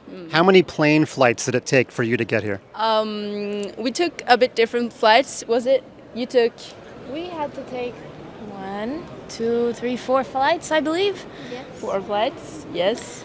We had to go from Vanuatu to Brisbane, then Brisbane to Sydney, then Sydney to Shanghai, then Shanghai to Budapest. Yeah. Wow, that's amazing. I've taken the Brisbane to Vanuatu flight. You should all go. It's a beautiful country. I want to make sure to involve everybody. I want to ask all of your team, who are you most excited to meet here at the Olympiad? Of course, you can pick a man or a woman, doesn't matter to me. So we'll start over here. Hope you have your answer ready. Magnus Carlsen. Magnus Carlsen? Probably the same person. Okay, Magnus. By the way, he's sitting out again today, so it's going to have to wait. Magnus as well, yes. I'm excited to see 2 grandmasters, Ding Liren and Magnus Carlsen. All right, so Magnus, you have fans in Vanuatu. You should go visit. It's a beautiful country. And today you're playing Dominican Republic, so it's island versus island. And we wish you good luck. Any final thoughts, Astrid? We're happy to be here, very thankful for the opportunity to get here, and we're looking forward to a great match. All right.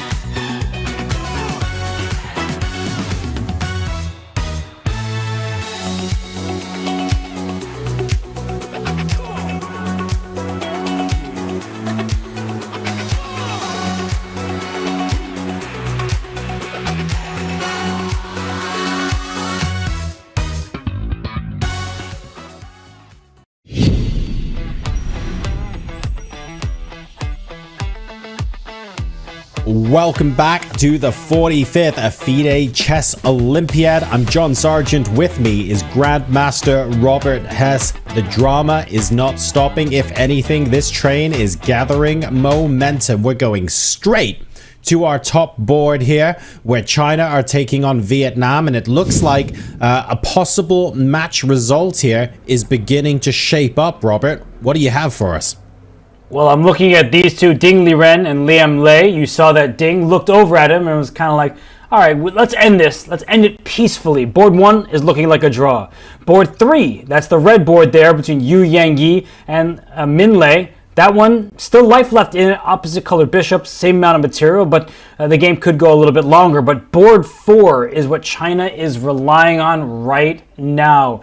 Wang Yue, his rating might be 2637, but it's incredibly misleading. He's not so active anymore. But at his peak, he was one of the most dangerous players in the world with exceptional, and I mean that, endgame skill and the ability to gain positional advantages. And right now with the black pieces, he has exactly that. There is a knight on d6 in front of a passed pawn. You want knights blockading passed pawns. He just brought his bishop to h5, making use of the light squares. The dark squares are under black's control. Black has an open e-file with a rook sitting there. So the position, John, it says it's already winning for black, and material, if my count is correct, is even. Yeah, that's a really impressive evaluation, right? It's not just saying, how do I put it? There are so many positions where the position can be dynamically equal, where maybe it's really easy for one side to play, you know what the plan is, but for the other side, it's really difficult. But the eval bar could still be stubbornly in the middle, right? This is almost like the opposite case of that, where actually, regardless of what the plans are right now, black is just overwhelmingly favorite. And I'm guessing that's got something to do with the huge crunch on the light squares in the middle of the board, where if we're not careful, c4 can get undermined. If the bishop gets to a square like f3, holy moly, we actually have some scary back rank threats or discovered attacks or things like that. This is unpleasant. White would love to have just a little bit more dark square control towards the black king, so that queen on b2 can feel like she's being a little bit more useful, but such assistance is not forthcoming. I think every single black piece is better than their counterpart right now. That's not something you say all the time. Even material, but the position is anything but even. This rook can land on e3. The second rook can join the party. And as you mentioned, John, rook g1 going for checkmate. Not only would black not fall for that, rook g1 squeezes the white king in the corner. It smothers it in. Bishop f3 check would force the rook to step in the bishop's path. And that would just be material gain for black and an easily winning position. So no matter where I look, the clock, the board, the ratings, Wang Yue is in charge, and this means that China is going to take this match, because looking at the other boards remaining, I don't see that much life in it, especially not for these Vietnamese players who need to score victory from one of those two. All right. Well, let's ask the obvious question. Every single one of Black's pieces is better than their white counterparts, right? So naturally, what does that lend itself to? If there is a way for white to force the exchange of pieces, that can only be good for white. Is there any possible way that white can still hope to do that here? Or is white so tied down that even exchanges are impossible? No, just, this match, I really think that China's looking at it and saying it's over. You see the evaluation on board for getting even higher for them. So why don't we go to another match that is also pivotal for the top of the standings here, because it looks like Iran, they are seizing control on the fourth board. It's not all about Magnus Carlsen in team chess. So that game is looking like it is in favor of Norway. Puya Idani. Yes, okay, so this is big. Let's take a look now on board number 4. So Norway, Iran, we're looking for that squeeze to try and find an opportunity to convert on Magnus's board, perhaps. But a very, very big swing in evaluation on board 4. And this changes the dynamic, not just on this board, Robert, but the entire match. Yes, and you see that knight just came from e8 to f6. It's a fork. Let's just take a couple moves. That's where it came from. This move, bishop e5, was required from black. Instead, bishop f8 was played, and the knight went to e8. It is protected by the rook. There's a pin on the b file, loose pieces everywhere, knight f6. If the d4 pawn drops, the king is in trouble. So a5 to hit the queen, but knight f6 check, and the black king, it goes up to g7. At least that's what it appears like it should. But this knight will not be capturable, because then the black king, just like Ivanchuk's against Richard Rapport, it's out in the wide open and going to be hunted. I mean, the good news is that both queens are under attack in this position. It's not like white is capturing black's queen for free, but with the bishop on b2 as well, and this level of dark square control, I feel like am I right in saying it just doesn't matter? Like, you could even play something like bishop takes d4, and that's probably still just fine, because you take the queen with a discovered check. This is absolutely brutal. Yeah, I think that I would definitely be keeping the queens on the board, but you're right, and queen d2 was played. King takes f6, that loses on the spot. Bishop takes d4 is check. Your king can't escape on the e file because the rook is there. Can't even go up to g5 because of the white queen. And after king to f5, you just check until it's mate. The king is running out of squares. It goes to g5. I'm sure I can find a checkmate. Queen g3 looks good. You're going to, at the very least, win a queen. So if you don't see a checkmate, do something like this, you win the house anyway, and I'm sure it's checkmate in a few. So this game looks completely one-sided. That's really great news for Iran, but John, that's very bad news for Magnus and Norway. It really is, and the match situation is a half point apiece at the moment. So if Norway here drop board number 4 and the full point goes to Iran, then we're continuing this story, Robert. Iran have been phenomenally strong in this tournament. They've played some really great match chess, and they're continuing to show it here. Even, like, let's say they win this game and somehow lose the other two and they end up losing the match. Even if that happens, they've played this specific match so well, and they're really taking the pressure to Norway. Absolutely love to see it.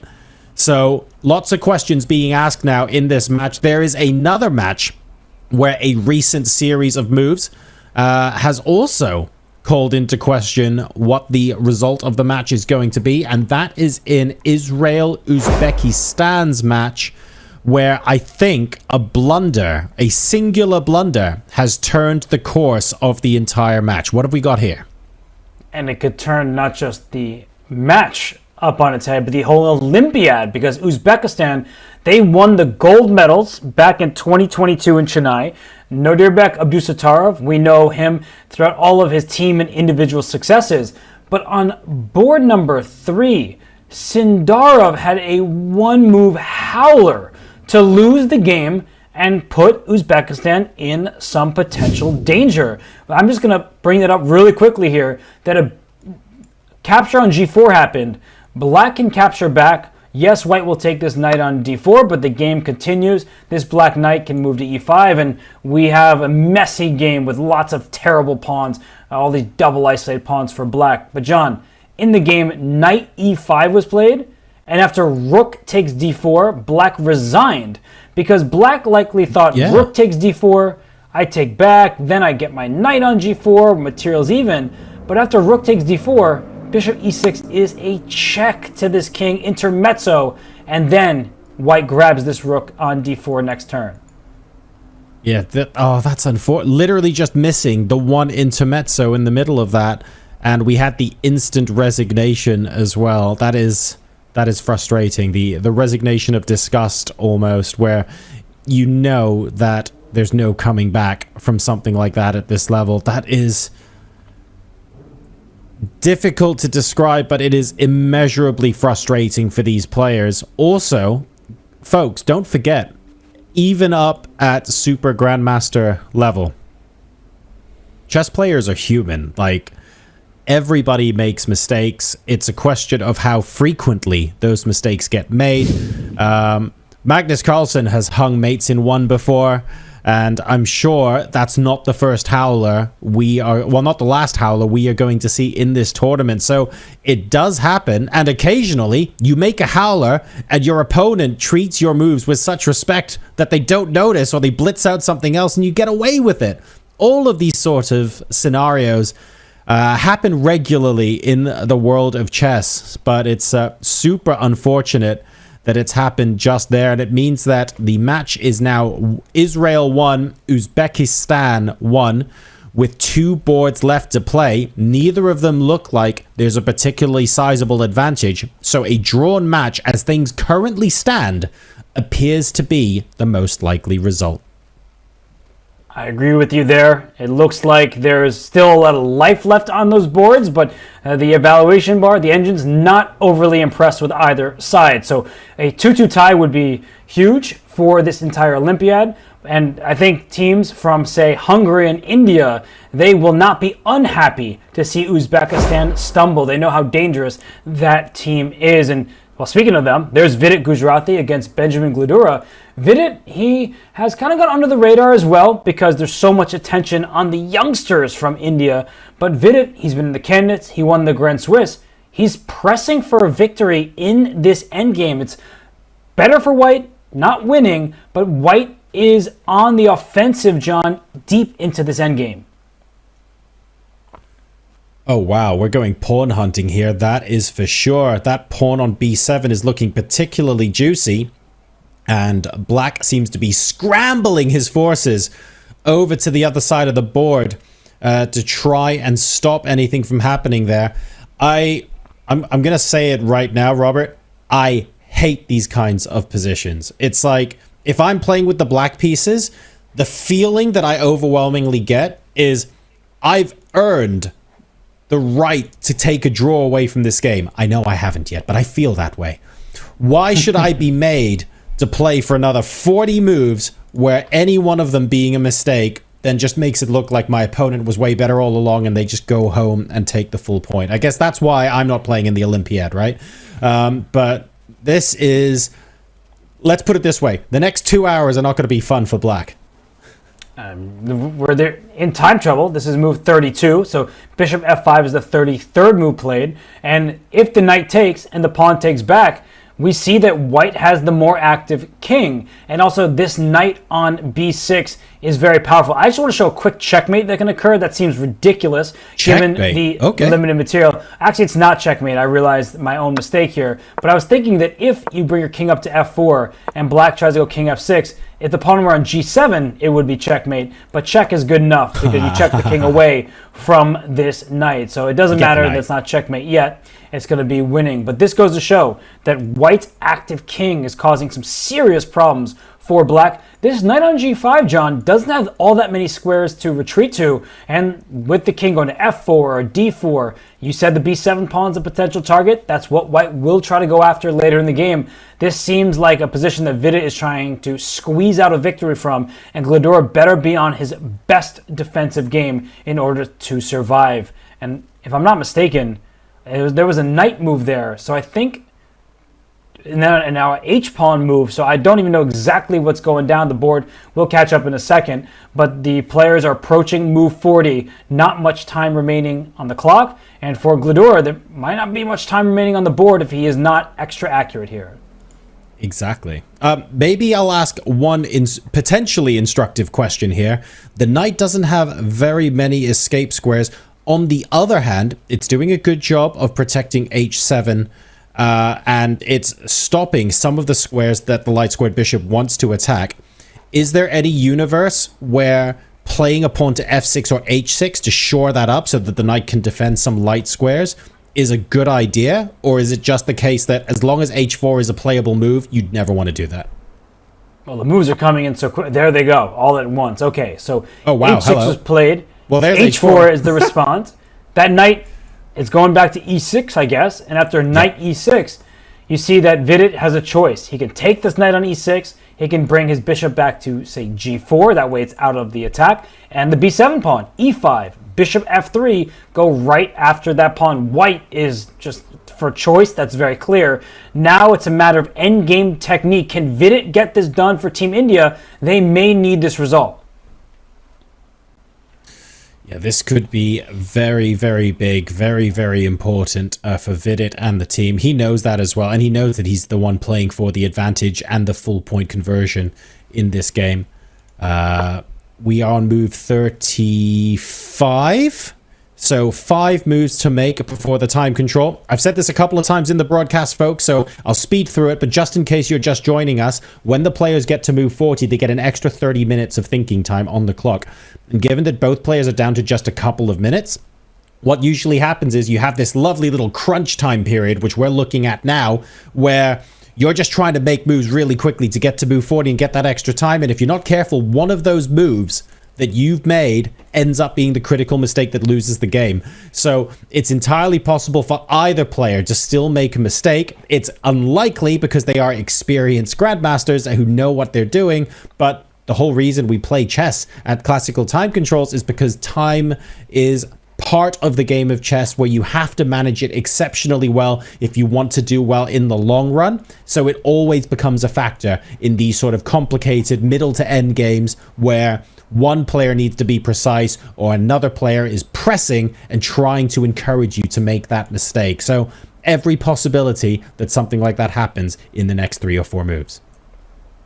And look at all the attention this game is receiving because it's very important for the overall standings. Hungary, they want to stay alive. They want to represent this host nation proudly, and they are thus far. But they don't just want people to be proud of them. They want to have gold medals hung around their neck. But FIDE Gujarati, he's doing so well, John, for Team India, and Hungary needs to be very careful in these next few turns. Okay, so India, Hungary, potentially going the distance here. We'll see if they're able to keep that delicate balance going towards move number 40. We have some developments in the match between Austria and Poland, so let's go ahead and check them out as well. Let's see what that match situation looks like. Very, very intense faces at the chessboard there, and that does not, neither of them look like it is the face of someone who is particularly happy. Oh, hang on. Maybe it is because in fact, the eval bars everywhere are all but in the middle. So I take back what I just said. Just turns out some players, when they're winning, also look equally nervous. We saw the interview and we've seen them with Bodana. Her dad says, I don't even know if she's better or losing because the players try to remain stoic as best they can. Composure is important. But right now, Team Poland, they look like they're wobbling. Duda may be winning on board 1 all the way to the left of our screen, But the other two games are heavily in favor of the Austrian players, Dominik Horvath and Felix Bloberger. So yeah, that's a great featured chat. Wojtaszek and Duda are great on boards 1 and 2, but look what's happening on boards 3 and 4. Yes, indeed. It appears to be one-way traffic going towards Austria. Ooh, big update there. Wang Yue has defeated Tuan Minh Tran on board 4. So that is the critical breakthrough in China versus Vietnam. There you go. China on course then to win that match result. Oh, wow. And Alexei Shirov has fallen as well. Georgia versus Spain, board 1. It's the Olympiad. We see all sorts of decisive games and all sorts of fun matchups. Spain currently trails 2-1 against Georgia, and the one game remaining, they're down a pawn on. So Georgia looks like they are ready to take down Spain, and we see Ray Robson drew against Parligra from Romania. So the US8 squad, they are relying, in fact, on Fabiano Caruana to win them the match. So let's take a look now at one of boards 3 or 4. It looks like material is equal on board 4, if I'm not completely mistaken, Robert. Board 3 looks like a series of queen checks, but I can't work out to what extent that means an imminent breakthrough. Which board would you prefer? I'm happy to go wherever, and I'm just looking at these games, and it looks like... Wait, what is happening in the Duda game? Wait. Let's go there first. Let's take a look at board number 1 and see what's going on. Oh, God. Hello, Evalbar. You noticed it a couple of seconds before I did.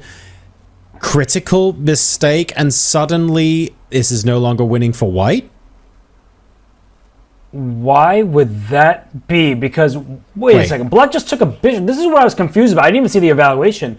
There was a move, rook takes bishop, and instead of taking back with the king, you can't take with the rook, you get checkmated. He went king to h2 on move 36, just to show that once more. King takes f1, queen d1 check, bishop e1. White is up a healthy exchange. There's a rook over here compared to a knight, and he instead goes king to h2. Oh my goodness! Why? Queen takes... A queen sacrifice? What's happening?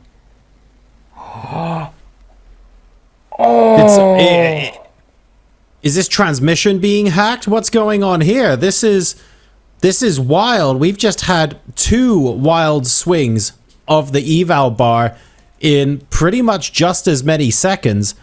I thought I knew how to play chess. I clearly don't. So now the camera was behind, and you could see Duda. He had some choice words about his last few turns. Queen takes... This is maybe one of the moves of the entire Olympiad. How it doesn't get a brilliant symbol is beyond me. Giving up the queen for one little pawn, that is an unbelievable find, because, John, after takes, rook takes f2 check, I think Duda might have thought his king was going to go ahead and win this knight. But after king g3, rook f3 check, if you take the knight, it's good knight. Rook h3 is mate. The bishop still is alive, and that helps deliver the checkmate. That's ridiculous. So that's a... and that would have been... Wait, rook takes f2 check on move 37. So we're trying to go for the checkmating threats leading into the time control. And there is so much shaking of the head there in the camera that you can see above. But king h2 just feels really unreal. He missed it. I can't believe that happened.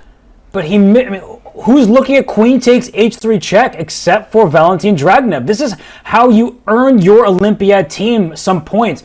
You think, oh, the queen will just move back, then I'll take this bishop with my rook. I'm feeling more confident. The queen has to stay in line with this bishop on d7, so can't even go to g6 to try and checkmate me. These are the thoughts that are going through your head. You clearly missed queen takes h3 check. No part of him saw that. And after takes, we see that he has... Look at him. He is distraught because Team Poland needed this game. And if king to g1, the rook slides to g2 with check. The bishop takes this pawn on h3, and maybe that's what he has to do, John. Maybe he has to risk a loss at this stage trying to win, because we see what's happening to Poland on the other boards. I mean, risk a loss to try to win is all well and good, but he's quickly running out of pieces to do that with, Robert. Like, the last 4 or 5 moves from these players have been absolutely wild. I love the fact that the queen sacrifice came in there, but Duda, I feel like the body language honestly just said it all. Absolutely incredible stuff. And now, if we go by evaluation, although things can always swing on a moment's notice in chess, as we all know, if they make a draw on board 1 and Austria are winning on the bottom 2 boards, then that means Austria are on course to win 3-1 now. There wasn't any margin for error before, and now it's desperation station. And we see that Duda, on the DGT board, he brought his king up to G3. I think he's just trying to repeat moves once to reach move 40 before he makes his decision. Let's zoom out to our 4-board view to see the full happenings in this match, because Duda, he will decide whether he plays on, tries to win this game, or acquiesces to the draw, because what's happening in the other boards, John, that is going to allow him to make his determination. If both of the other boards lose, why should he also lose? The match is already over. So is there hope on boards 3 and 4 is the big question. So board number 4 looks... I'm a little bit less certain about board 4. Board 3 looks really, really fun and dynamic. Maybe we can go ahead and take a look at some of the tactics on board 3 while we wait for board 1 to potentially resolve itself. Let's see if we can get into that. That's between Purin and Horvath. But from what we can see here, lots of queen checks about, knights appearing to defend specific squares around the king to make some of those checks a little bit more difficult. What do you make of that position? Okay, well, we have our choice. Look, we have all these players with heads in hands, and I just don't even know where to go, because this is time trouble, John. Everyone is struggling to find those moves to reach move 40. Duda just allowed a queen sacrifice for the ages against Dragnev. And Team Austria, I know we're looking at the 4 boards here. This is very surprising for the Polish squad to accept. The way that match, well, I would say the match turned in an instant, but Team Austria, to be fair to them, they were looking advantageous on boards 3 and 4 beforehand, right? So they hadn't converted the points, but to be fair to Team Austria, they were looking at, with best play, a 2.5, 1.5 win. Rather than fortune reversals, we are seeing now an even stronger potential result for the Austrian team. And look at that laser focus on the board. Dragnev knows what is on the line here, and he just wants to make sure he can carry it over the line. Not only that, Duda's just made a couple of mistakes. He's visibly distraught at the board. I don't know about you, Robert, but when my opponent is acting like that at the board, or if they've just made a mistake, I want to see if I can prompt a further mistake from them. Maybe it's not a draw. Maybe I can win this now. Well, it just looks like this is a repetition for the 3rd time. So if Dragnev wants to win, it's not happening in this game. I really believe that it would require Duda to avoid the repetition and then just get desperate for a victory. But this is really shocking stuff. Queen takes h3 check. I think we need to see an instant replay for that like 20 more times and put it on Sports Center, on Chess Center. Queen takes h3 in this game. I mean, just sacrificing the queen for a pawn was unbelievable. Just one more instant replay. Just a round of applause for Valentin Dragnev. That's it. Really, really nice to see that follow up from afar and then play that left Duda shaking his head. And that was, yeah, Dragnev completely stoic at the board right now. And he's looking for further opportunity here. Honestly, this is rough. They've made the time control. Duda's stepped away from the board now, maybe just to reset mentally and try and get back in the zone, which is good, because he was so visibly distraught before that I was really worried we would see a follow-up mistake. And Duda's away from the board, so for Praggnanandhaa, he gains those 30 minutes after reaching move 40, and well, he has time to decide what to do next, when the draw will be agreed upon or not. And this is big for Team Austria. They're fighters. They're showing that they can hang even with higher rated Polish teams and others as well. Praggnanandhaa, by the way, biked, and I think that's a push bike as opposed to a motorbike, from Austria to Hungary to get here as well. There is the handshake. You called it, Robert. It doesn't look like we're getting any further push, but look at the look on Duda's face. That honestly says it all. After fighting for so many hours, he smiles. He's a professional at the end of the day, and he's still a player at the sharp end of the world's elite. A little bit of a dismissive gesture for that mistake, but I'm sure they're talking about stuff going on earlier on in the game as well. Absolutely brilliant from Praggnanandhaa. Let's not take this from him. Yeah, queen takes h3, completely overlooked from Duda. He had a huge advantage, if not a winning one, and so he is going to be upset at himself for a bit. But Praggnanandhaa to find queen takes h3, one of the moves of the Olympiad for sure, and both players are just, they're waving their hands like, yeah, that should have been the white flag. Black should have been lost, but king h2 allowed a queen sacrifice that is heard around the Budapest Olympiad, and one that we should remember and put in tactics books.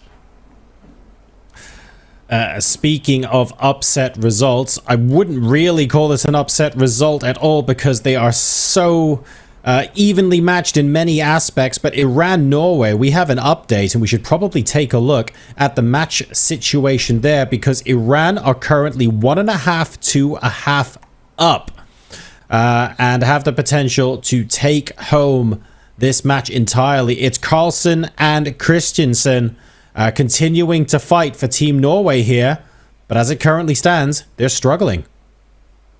Because we see Amin Tabatabai on screen right now. He has the white pieces on the second from the left, the blue board, and he needs to hold this game. He's just saying, I can make a draw if Parham can also do the same. And Parham, he's defending admirably, but we know against Magnus Carlsen, the games always will continue. So Christensen, with the black pieces, he survived the worst of it. He was in trouble at the opening. Now it's an endgame. He's doing okay. And for Magnus, I think the majority of his advantage is gone. And that gives Parham and the Iranians some great hope to win this match. I am used to seeing Magnus with a small advantage, able to continuously make that bigger and bigger and bigger as the match goes on. So I'm really surprised to see the evaluation here sneak back so far into the center. There are a bunch of mistakes made in time trouble, and you could see Magnus yesterday. He had what can only be called a shaky game against Mustafa Ilmaz, because the Turkish Grandmaster had Magnus on the ropes. He did survive in the endgame, but in this position, we look at the material count. White has 6 pawns, black only has 5, but c5 is about to drop, and this pawn here, John, this d4 pawn, that could quickly become a d3 and maybe a d2 pawn. So black has the activity, the best pawn on the board, a rook behind the passer, knights that are well coordinated, and white, the extra material for now, trying to perhaps later go after a second pawn, but you need to be very careful not to allow the d pawn to get too much further. Yeah, this is, there are so many, like the counter-attacking chances now for black are looking pretty strong now that we've hit time control.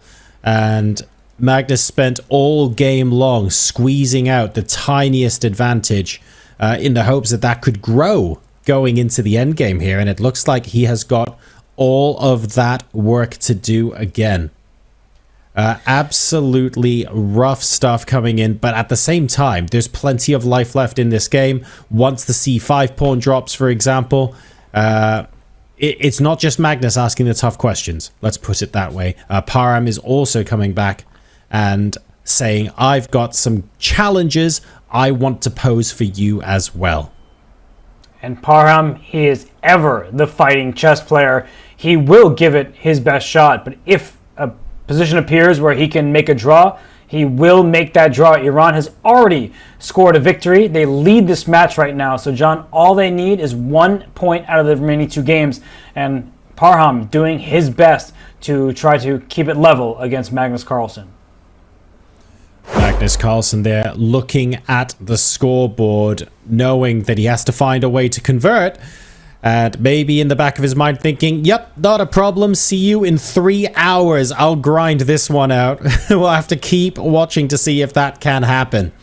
So from a former world champion to the current world champion, Vietnam versus China.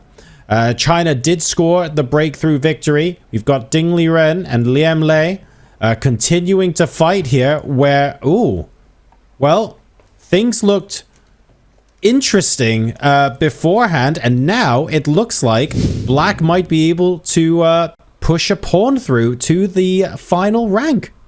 This would be an absolute disaster for China because they lead the match 2-1. This game looked pretty level throughout. This is an objectively winning position at this stage for Liam Lei.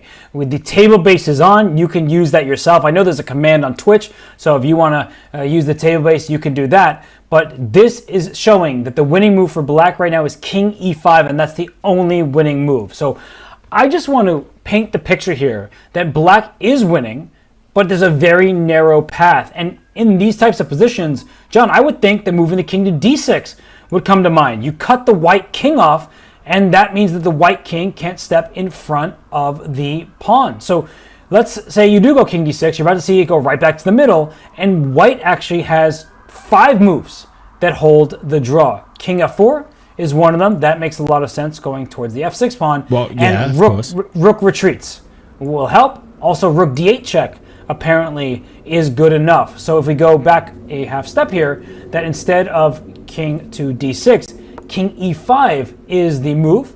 And what does white do here? Let's say white plays king to e3, then Black can play d4 check, and after king to d3, here is where it gets fun. You're not actually using the d4 pawn to promote, you're using it as a decoy, and the king comes out to f4, and this is the beauty of the endgame. If king takes d4 here, Black plays rook e2, you can always get your pawn to f5, and we saw this in the women's section the other day. You build a bridge in the end. So Black has the white king cut off, and you're going to use your extra pawn, get it to the other side, and that's how Black would win the game. And that's why you wanted to play king e5 instead of king f5, because you want to be able to step forward, get the pawn behind the king as well to reach this sort of position. That is, wow, this is incredible. So Ding Liren could be about to lose this game, but like you say, I guess we call it incredibly sharp. It's not sharp in like, it's a bit of a different way, right? When it comes to end games and table base, when we say sharp, we're not talking Sicilian dragon type sharp. We're talking there's a very concrete series of moves that you simply have to play. If you play them, you win. And if you misstep, instantaneously, you don't just lose a little bit of an advantage. It can be just a stone cold draw immediately. So it's very, very brutal. But this is all calculated out. Let's see if Liam Lei can convert. With over half an hour on the clock, I think his body language is looking a lot more relaxed than we saw him an hour ago. Well, he did play king to e5. I saw a move was made. It didn't come in to the board just yet, but it is on e5. So Liam Lei, he has an objectively winning position, and I wonder if Ding Liren knows it. He knows he's in trouble. He knows he's defending, trying to survive here, but this is objectively won territory for Liam Lei of Vietnam. And look at Ding Liren here, the world champion. So much has been said about his struggles. I mean, this is not the game you expected him to lose. Just a game that was a lot of nothing seemingly happening throughout it. He maybe thought that he could squeeze a little bit, but Black is a pawn ahead and going to use that pawn to his advantage. Liam Lei on an all-time high rating, and he's only climbing if he can score this victory. Do we want to take a quick look at maybe where the critical juncture was that led to this ending, Robert? Because I feel like when we last checked in with this game, sure, there were more pieces on the board, but like you say, there was a whole lot of nothing happening, and it felt really comfortable for both players. So I'd be curious to know what changed to allow this situation to come about. Well, I can easily do that because it didn't happen long ago. Rook d8 was the only move in this position that kept the relative balance. I don't want to call it a draw because black is up a pawn and white will have to defend, but rook d8 was required in this position. And moves like this may seem natural, getting behind a passed pawn, but black has all sorts of moves. King d5, get out in the front. Rook d7, offer a trade. You're up a pawn, try to get behind your pawn. And also just d5 as well is something to consider. So rook a8 played, and it was not correct because it allowed black to first push the pawn and then bring the king forward. And if we just look what the difference is, that if the rook went to d8 and black went d5, and white played king f3, and black played king e5, here after king e3, you don't have d4 check because the white rook covers the square. And if black says, I'm going to go over here to f5 with check, do you go to d4 to win the pawn? You're going to see the bar react. No, black is winning because black will do the same thing. King f4, rook e2, grab this pawn. Instead, you follow suit, king to f3, and black cannot make meaningful progress. If you go back to the e-file, so does the white king. If you bring your rook up to defend the pawn, white says you're frozen in place. Your king can't get back to e6. Your rook can't move, you lose the d5 pawn. Your pawn can't move because the rook has it covered. So black is not making any progress here. White has everything under control. So rook d8 was needed. Rook a8 was the mistake.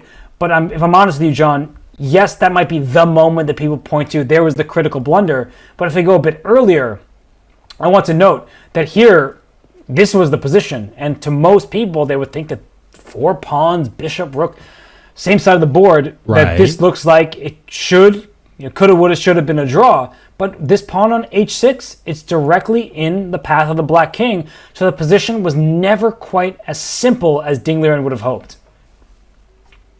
Wow, that is highly technical. Thank you very much for that, Robert. And super unfortunate for Ding Liren that he is now on the receiving end of this. Unfortunately, king e5 is now on the board, and Ding needs to think his way out of this. We have another potentially critical game here. We're going to go ahead and take a look at Praggnanandhaa because we are at a 1.5 match point situation. So the last board left to play is going to determine the outcome of the entire match. We'll see if the players can potentially swing it one way or another. We'll wait and see. Actually, hang on just a second. Let me just get confirmation of where we're going next because we have... is that Param and Magnus? Well, we have Fabi's game... We'll go to Magnus next. We'll go to Magnus The problem is there are too many good games. So you could throw me anywhere. You could just pick a name out of a hat, and I'm sure the game will be meaningful and quite good. And we're in an endgame here, John. So USA, Romania tied 1.5. Fabi needs to win from this position from the white side in order to secure match victory for the Americans. Okay, so what have we got going on here? Both sides have a knight. We've got a pair of rooks. There's an imbalance in the pawns. At least white has 3 connected rooks on... 3 connected rooks, I wish, man. 3 connected pawns on the king side. Black only has 2, but black does have the 2-to-1 pawn majority on the queen side. Now, the rook on b1 for white is already facing down the pawn on b6. So white asking questions there, and I'm sure... Fabi would love to be able to pick up that pawn and say, I'm happy to slowly grind this a pawn up on the king side. It doesn't necessarily look like it's going to be that straightforward. The pawn on a4 is under attack for white too. Knight now asking the rook a couple of questions. We could simply be falling back to c6. So it's a little bit technical, but at the same time, we need a positional imbalance to make up for the material equality here if Fabi wants to make any progress. This is a difficult moment for Deach. I know the evaluation bars in the middle, seeming to make it seem at least that everything is okay.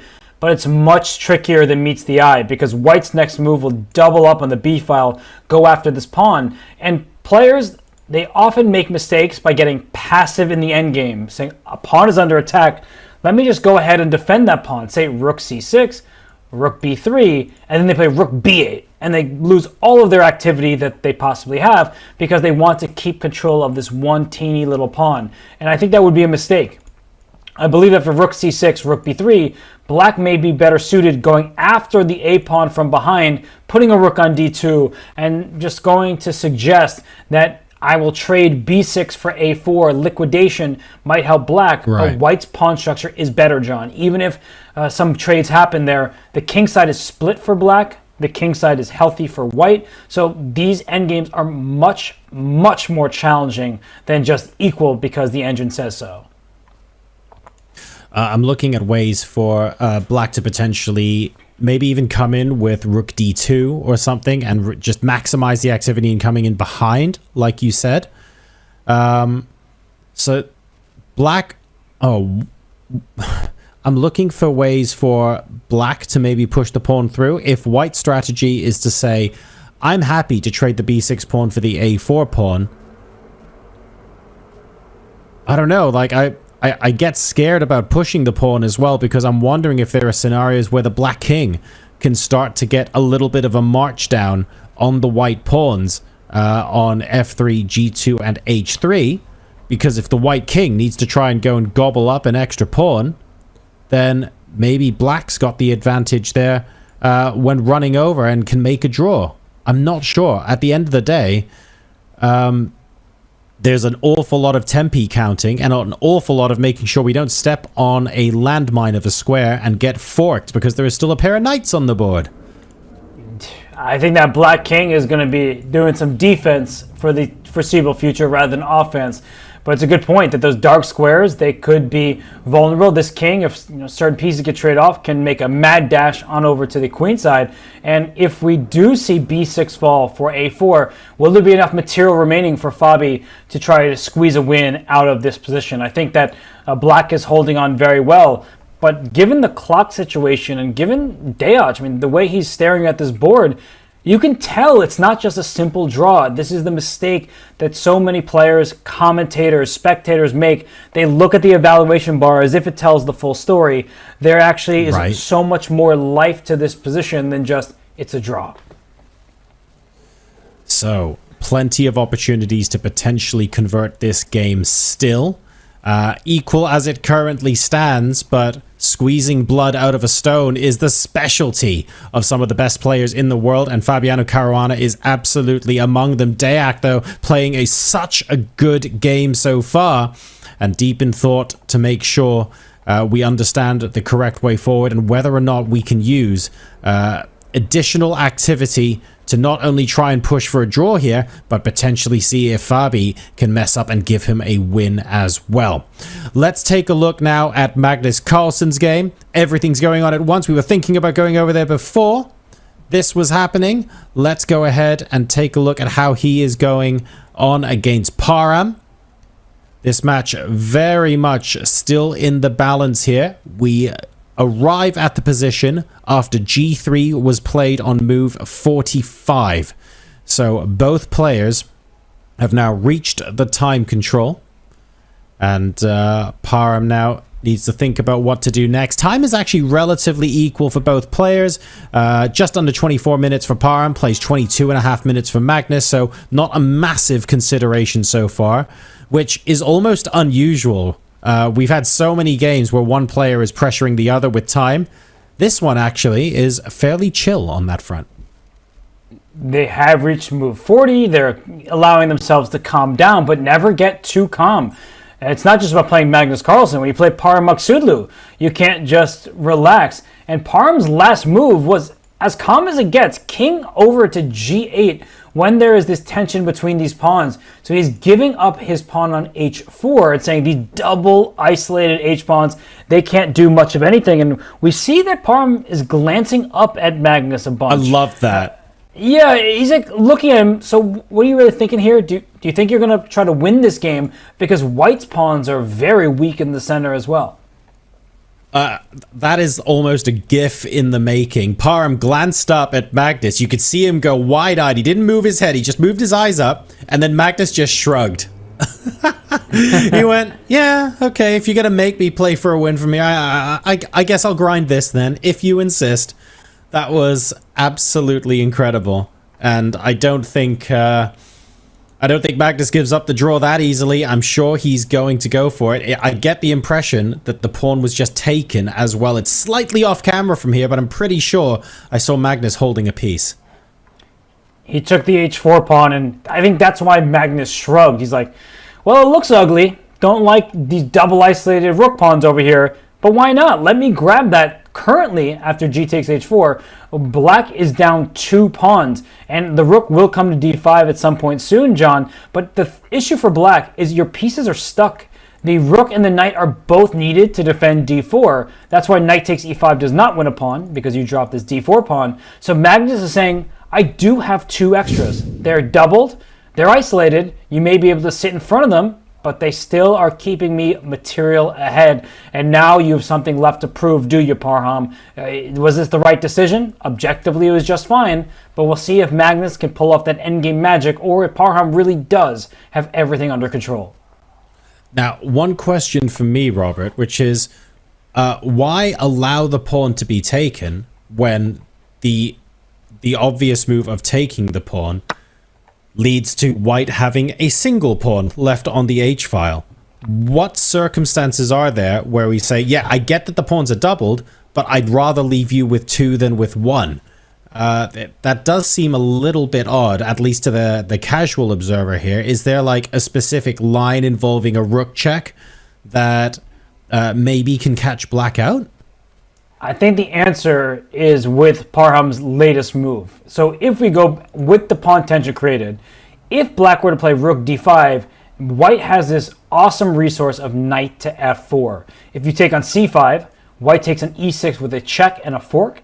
If you take on e5, white goes in the other direction with a fork. So the king on f8 is actually quite misplaced because within checking distance of a knight on f4. And that's really what this was about. It wasn't about the pawn count. That, yeah, he could have taken on g3, white would go king g2, then black can move the king somewhere on the g-file, but perhaps Parham saw that the white king gets a little bit more active. He didn't want to see that last piece participate in this game. But what he's doing is giving up h4 and playing rook to d5. Now, what I would advise him against is playing a rook capture on the next move. Because let's say white plays king to g2 and black takes on c5. White does have knight takes d4 here because no pins will work as there's a check against this black king to get out of the pin. And in endgames like this, well, maybe this is good enough, but you see already, rook check, and this is where I was going with this, is I'm going to pick up the b7 pawn. And let's say you go to h6, I go take on this pawn over here. There's potential for a white win. White is 2 pawns ahead. It kind of just looks like 1, but you can create passed pawns on opposite sides of the board, and rook b5 at any moment is a sort of game-ending threat. Oh, goodness. Yeah, so that's... I mean, if we did get to this position, I wouldn't want to do any more analysis. I'd be thinking, hang on a second, this really is, especially for players of this caliber, that is well and truly over. So you're right, we can't afford, if we're black, to liquidate into a position where this is even possible. And it wouldn't surprise me if Magnus has already seen that possibility, and that's why maybe Parham here is trying to steer us away from that. So I think we have indeed got rook d5 on the board. Has Magnus moved the king? Yes, Magnus has moved the king up as well.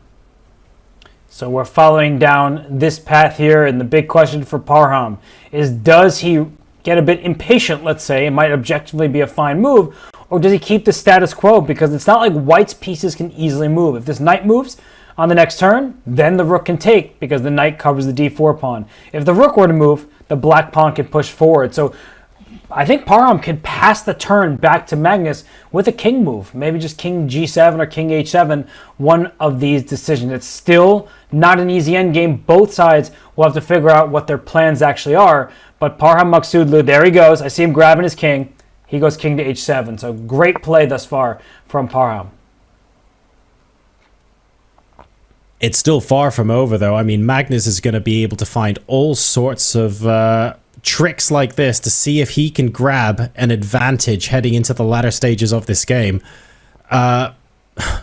Is Parham just in for a wild ride at this point? Does he have any hope of potentially getting some sort of counterplay to make Magnus sweat a bit as well? Or from a pressure point of view, is this now consigned to being one-way traffic?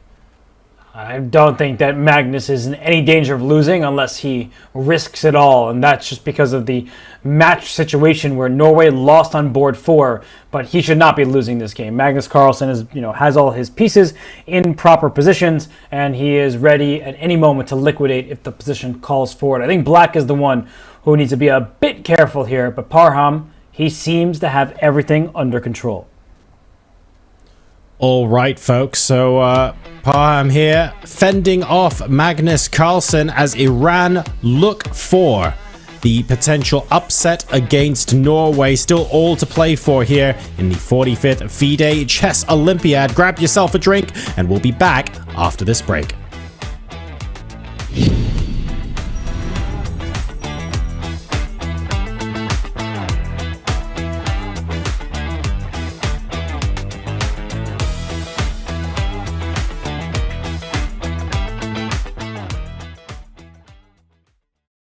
What is your chess personality? All right, let's see. How do you react when opponents talk trash? I started it. What's up, bro?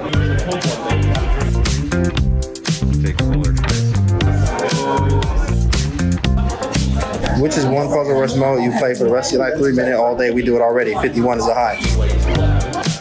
Right. What would you play in this position? Take on h7 or calm move? Oh, that's a great gift. Bishop takes h7, knight g5, queen h5. In this position, which would you play first? Knight f3 or f4? Or f4 all day. You know what that is. Which time control do you do more? Bullet, absolutely. A little bit rapid these days. It's Friday night. You lost on time. What do you do? No, we tilt till 4 a.m., baby. I am a artist. Nice. I'm a romantic.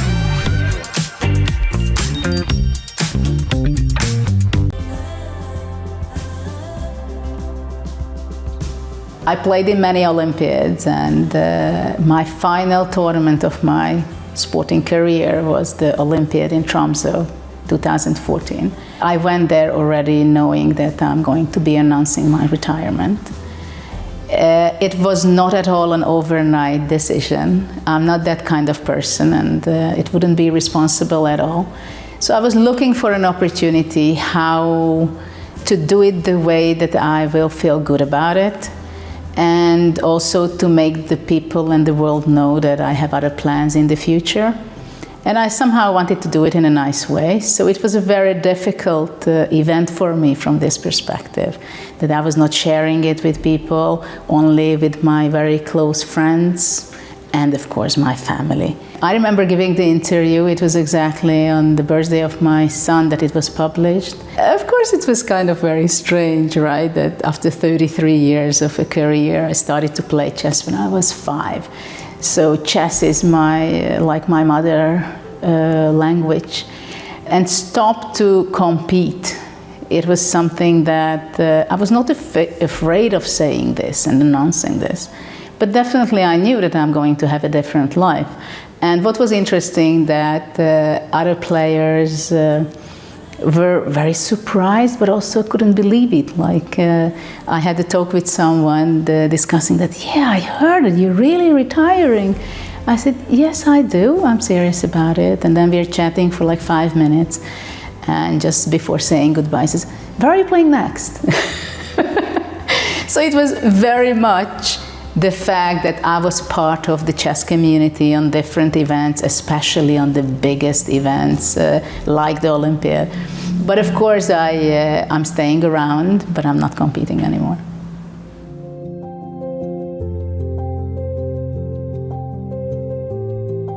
Chess Olympiads are always fun. I've been in 10 Olympiads. I was playing for a women's team. I was playing in the open section. I was a captain also, and I was a commentator.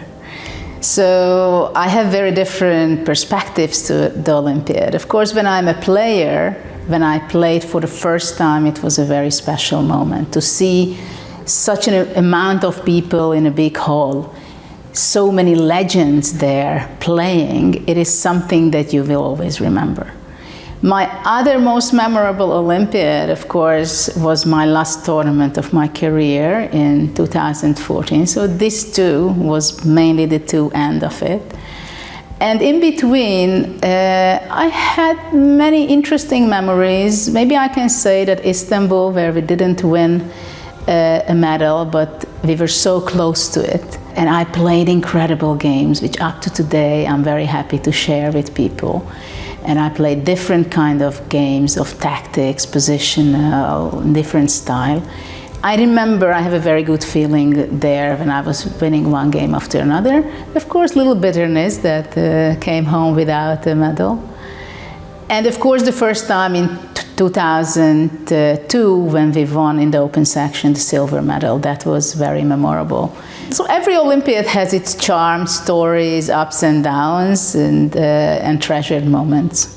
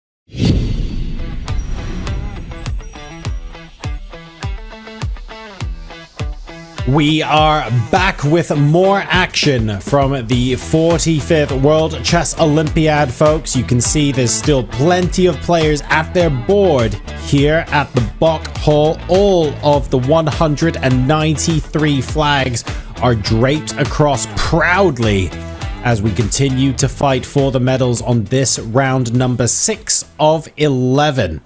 We're going to take a look at some of the crucial matches in the women's section of the competition now. And specifically, we have what could be a decisive game in Georgia versus Mongolia. All 3 of the games that have finished so far, by the way, have ended in draws. So this is the critical game. If white wins, Mongolia wins the match. If black wins, Georgia wins the match. If they draw, the match is drawn and the match points are split. As it currently stands, though, black is looking like they are in an absolutely commanding position. Look at where that knight is placed. That is a beast.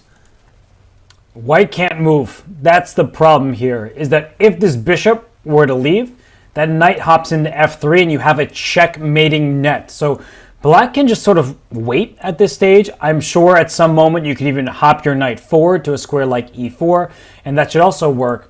But really, white can't do anything, John. So it's actually that simple in this ending. And look at the moves she played, g6. What would your move suggestion be as white right now? Oh, goodness. Yeah, I don't know. There's literally nothing. That is That is rough. And of course, if you play king to g1, for example, you then have the sequence knight to h3 check. And the king moves back to h1, because if you go to f1, then the rook comes across to deliver checkmate, which is awkward. So you head back to h1 instead, and then you have knight f2 check, winning the bishop on d1. White is very, very much in Zugzwang right now. You don't want to be making any of these moves, but you have to make a move. Can we get away with... Well, you obviously don't want to play a5, so the only other piece you can conceivably move that isn't instantly just giving up a pawn maybe is something like rook f1? Yeah. And gosh, rook f1. What a horrible move to have to make.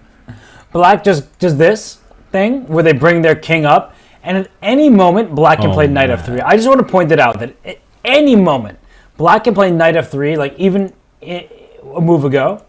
If Black plays knight f3, it wasn't the best at this moment, but my point is that White has to take this knight on f3, because if you move your rook away, rook takes h2 is checkmate.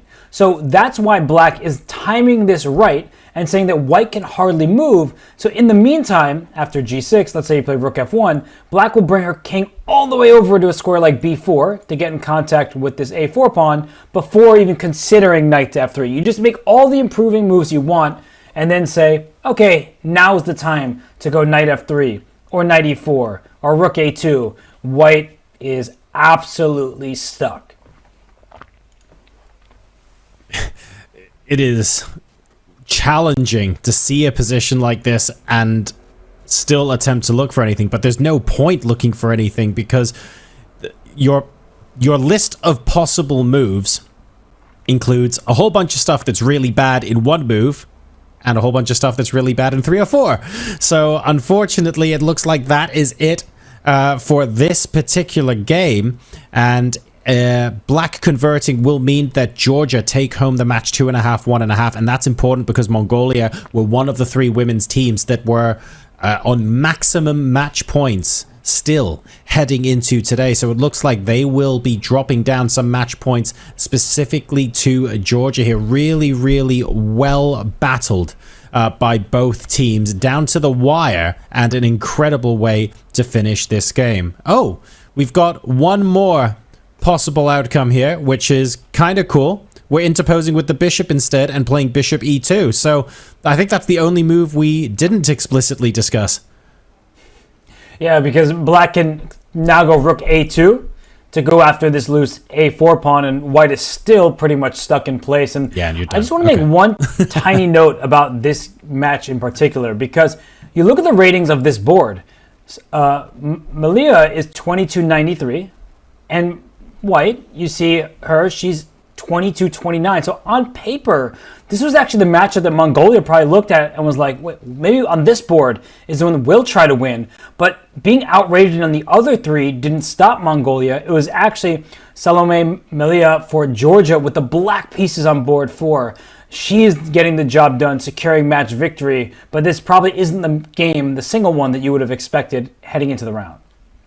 No, not at all. It's very, very closely fought on this board. So interesting from a team dynamic point of view as well. But sadly, that is going to mean that Mongolia dropped those match points. Very well played to Georgia and Malia. Let's go ahead and take a look at another match that could potentially be decided shortly. We have China and Poland. Now, you'll remember China were very, very close to being on a perfect game and match score heading into yesterday, and then they lost to Armenia. So that was a big, big moment in the Olympiad. They are now playing Poland, and they've actually had draws on their top 2 boards with only 2 boards remaining. So they might be going into this as among the favorites, but Poland are playing a great match so far. And are still technically, even though, you know, the eval bars are looking pretty much in the middle, but they're going to be trying to fight for a win here. This is all but over, and there's quite a long way to go. You see these games, you see that on the board in the red, it looks like there's even material, but king safety will be of the utmost importance. And in the rightmost board, the orange board, we see we're in an endgame with a very odd pawn structure. It's actually 6 pawns for each side, but double B and doubled C pawns for white, and black has those doubled E pawns in the center. So maybe we should take a look at that game because it's an unusual pawn structure. Bishops usually better than knights when they're pawns on both sides of the board. And right now I think is a critical moment, John, because the last move played, g4, black took it, white took back, and now there's a big moment for black. You do not want to take on g4. That will leave you with these isolated pawns in the center, and then the e4 pawn, it's not a pawn, excuse me, the e4 square is white's for the taking. Maybe the knight will wrap around. This is strategically horrendous for black. You don't play like this. But what I'm trying to claim is that black needs to keep control over these light squares, and maybe there's an argument for e4 right away, because if white takes this pawn, then black doesn't even take the pawn on e4, which is possible, but the rook takes back, then you give away a pawn. But f takes g4, and now we might have a dangerous outside pass pawn. The rook can wrap around and go to the king side. Maybe this is the way that black tries to play for a win.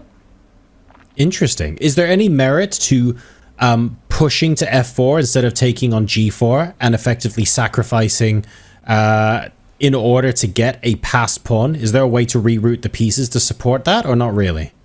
So it does look like a viable option because you have a connected passed pawn here. But the problem is that white gets to control those light squares. That even this knight at some moment could wrap around to f3 to look over the passed pawn into the black camp. But also white is first to the punch. That rook can get to the H file. What open files are there? Use the H file, yeah. Okay. The D file is open, but there's a white knight that's happily situated there. And the H file is open, so black would like to go rook H8 in one turn, but that's not how chess works. Okay, so the idea is there, but unfortunately it's just not fast enough. So keeping the tension, black does not ideally want to take on g4. Luckily, black doesn't have to. Is that the only flashpoint in the position? Is there a way, for example, for black to try and overload the knight on d3 so that the pawn on c5 maybe can be captured and there's some counterplay on the opposite side of the board? Or is everything now just on those pawns on that side? Yeah, I think that black probably should act now because white can in the future try for rook a1. Your point is a good one, that e4 is what black wants to get rid of this knight from d3, but the rook does cover the square a second time. But rook a1, rook h1, that's exactly what white wants to do. And don't forget about this little move, pawn to b4, because if black takes, and rook a6 at some moment could really hurt. That c6 pawn is tender, and this rook needs to get activity. So I don't think black has forever. That's my ultimate point, that the bishop is a relatively weak piece at the moment, defending pawns, that I think it's the moment to strike. e4 takes, and f takes g4. This now becomes a position with all three results possible. Understood. Okay. Let's have a very brief look at the other board, board 3 in this matchup, because obviously boards 1 and 2 were both draws. So if we do a quick flying pass to see if anything is going on there, just in case that influences what the players try to do or what the potential outcomes might be here. So this is board 3. What are we looking at here? We've got the queen and rook on the e file for black. Although it's pointing at a bishop at the moment, I'm not really seeing there being too much danger there. The bishop on e1 looks really odd for black. I feel like it naturally wants to come out to c3 and start pointing towards the black king. I'm not seeing anything mesmerizing, but I feel like I would prefer to play white here. Just the board is so open that even if the knight has a nice square in the middle of the board, I feel like I want the bishop pair any day. That's right, and the black king, it's not going to find true safety because this bishop and this queen, they can line up locked and loaded trying to go deliver a checkmate on h7. And if this bishop stays on a2, it stares across the diagonal. So black isn't in grave danger at the moment, but it does feel like white can have some fun. I'm looking at the clock though. That is what is leaving China. I think, when the better side of things. The clock, that's her best ally right now. She's worse on the board, better on the clock. It's going to be a big decision soon for these players. Well, I'm really glad you said that, Robert, because speaking of the clock and China, I think, even if it's briefly, we have to go back to China, Vietnam in the open section, because Ding Liren is in a situation now where he is seriously down on the clock and struggling. I feel like this has been a lot more complicated than either player would want. And yes, okay, the eval bar is looking like one-way traffic at the moment in favor of Vietnam, but I would like to point out that while we were covering the women's section, Robert, that eval bar went back into the middle and went back towards Vietnam. This is not an easy position for either one of these super grandmasters to calculate. And I think the moves and the potential result really prove it. This really is a roller coaster of a game. It has been a roller coaster of a game, even though it's been kind of peaceful. It's gone from equal, better for black, winning for black, back to a draw. And then we see where we're at now. It's clear that Liam Lei is in charge. So Ding Liren, he has very little time. He brought his king back to e1 when it was checked. And it seems like moves are being made. We hope that they reach the board ASAP. But it looks like, as I see it, the black rook is over here on h2. And the point is that if this pawn is captured, the king slides in. Opposition helps deliver a checkmate. It's one of the first things you learn and how to checkmate your opponent. King and rook versus king. And it's just like that. The black king keeps the white king in a box, and the black rook delivers the checkmate. So the rook slid on over to h2. The black king is not only hitting the pawn, but can go up to e3 as well. And I think white is struggling to find a turn.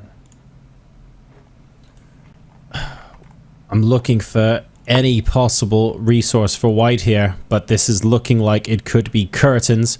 Once the king comes down, of course, to a square like e3 or f3, the rook can't slide across to check because the pawn is in the way. This is not only problematic, I think I don't want to call this position over because it has honestly swung so much, but when you have the white king stuck on the back rank like this, when the black king can come in and offer opposition for one of the simplest checkmates in the game that so many chess players learn early on, shortly after they learn how the pieces move, we've simplified this horrendously complex rook and pawn endgame. Like, let's not understate that.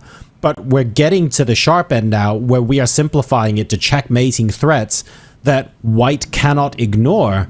And as a result, I'm basically thinking we can just call it now. 24 minutes plays 49 seconds as well. I mean, everything is stacked against Ding. Yeah, this game should be over. It's already in quite straightforward territory for a player as strong as Liam Lei. You can see Ding, he's looking at this board. He also knows that black objectively is winning. And here's Liam Lei. You see him ready to make his move. He can take this pawn, give up the f5 pawn with check, and then bring his king to e3, and we see him grab it. He's winning this game, John. He knows, he's calculated it out now. So there we go. He's moved up, knows that it's not that simple. You can't just grab that pawn and win the game. And I think it gets more and more simple with every passing move. Ding Liren playing out these moves. You can see he's playing even quicker than he was before, which sounds silly because he was in time trouble, but he sees the end now. He knows what's going on. And the moves are happening so quickly that the board is struggling to catch up. That's a shame, but I will try my best to keep up with them. There's a king on e3. The rook e5 went with check. And now Liam Lei looks like he did it, bringing his king up to d2, trying to escort the pawn to the other side.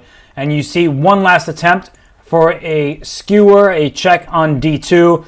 Come on, John. We don't think that Liam Lei is going to blunder that, do we? Well, there's a reason why you don't resign until the position's completely hopeless, and it's almost reassuring to see that at 2700 level you still play these moves. It's important to still play them out on the board because you never know. I'll take that 1 in a million times that's I don't know, someone sleepwalks into a mistake because they just assume it's going to work and it turns out it doesn't, right? You still have to play the moves out on the board. But yeah, you're right. This is very, very much over now. And wow, Vietnam hold China to a draw in this match. That is an absolutely pivotal result for Liam Lei and the Vietnamese team. And we see that I think the pawn did push to d3. I'm trying my best to keep up with the players and their rapid pace here, but that pawn is getting closer to the other side. Look at Ding Liren looking up. He knows that this game is lost for him, and Liam Lei, he is hitting his personal peak, but he's also leading Vietnam to the peak of this event, John. They have won all their matches to this point. They will tie China with this victory. They will indeed. They are absolutely incredible. It's so hard to call Vietnam the dark horses of the tournament. Like, I've seen them called that. I've been looking up what people are saying online. When you have players like Liam Lei, can you really call them underdogs in any sort of scenario? I wouldn't necessarily call Liam Lei an underdog, for example, against Magnus Carlsen. I mean, these players are so unbelievably strong and they're so good at what they do. But on this occasion, it looks like they were able to rise to it once again and take a half match point off of China. This is incredible scenes that we are seeing here in Budapest. And you see that Ding Liren, he's still trying to hold on as best as he can, but he knows that his position is beyond hope. It's beyond repair. And a couple more accurate moves from Liam Lei, and Vietnam ties China heading into the rest day. Nobody could have expected Vietnam to be in a, well, I would call it share of first place, because India, I can't forget about them. They are taking it to Hungary right now, but Vietnam just that one match point behind. Yeah, exactly right. So if we get a draw in this match between China and Vietnam, then that means Hungary versus India. If there's a decisive result in that match, whoever wins that match will end up being the sole leader. And we've just had a result update as well, specifically for board 2. Prag and Leko have officially drawn their game. So much drama. Arjun has won his, so there we go. Advantage India. So it looks like we could have a sole leader at the end of this round for the first time. Incredible stuff, and we see moves continue to be played on this board. Liam Lei just a couple of accurate decisions away from victory over the world champion Ding Liren. And for India and Arjun Erigaisi, the fact that Arjun won that game, it was because of Sanan Shigerov's time trial. We talked about it earlier, John. As they were near move 40, there were a couple decisions that needed to be found, and then White was in some danger and couldn't get out of it. So great win for Arjun Erigaisi. He is actually unstoppable. He is such an incredible player, and it's just ridiculous to see. Playing this out now with the king maneuvering around the rook. Soon we will be able to simply push the pawn to its intended destination. The black rook now comes across now too. And unfortunately, we are continuing to stare down the barrel of the inevitable as your Ding Liren. This is not a fun place to be, Robert, but when you've won a lot of chess games in your career, you've lost a lot of chess games in your career, it is part of the game. What's going through your mind when you're playing out the remaining moves like this and the result of the game is assumed? Like, I'm guessing we are now comfortably beyond the point of any hope of redemption. So are you just using this as emotional reset time to console yourself and to get ready for the next game? What's going through Ding Liren's head? You're playing for your team. You know, if this were an individual game, he would just resign. He knows that the result is hardly in doubt. But for Team China, you have to at least give yourself a chance. But there's a resignation. So the question is answered. Liam Lei has answered the victory on board 4 for China with a win of his own. John, Vietnam 2, China 2. Here we go. Wow, extremely well played by Liam Lei and Vietnam. So they hold China to a draw, and what a crucial point that was. Still absolutely no emotion, not giving anything away on that face. I guess if you've been doing that for 5 or 6 hours, why start now? But the team are going to be so overjoyed with that result. However, it may well mean that we get... I'm not 100% sure, but does that mean that we're likely to get Vietnam-India tomorrow and China-Hungary? We can't predict pairings because there will be so many teams that are going to be joining, right? Hungary, if they lose the match to India, will be...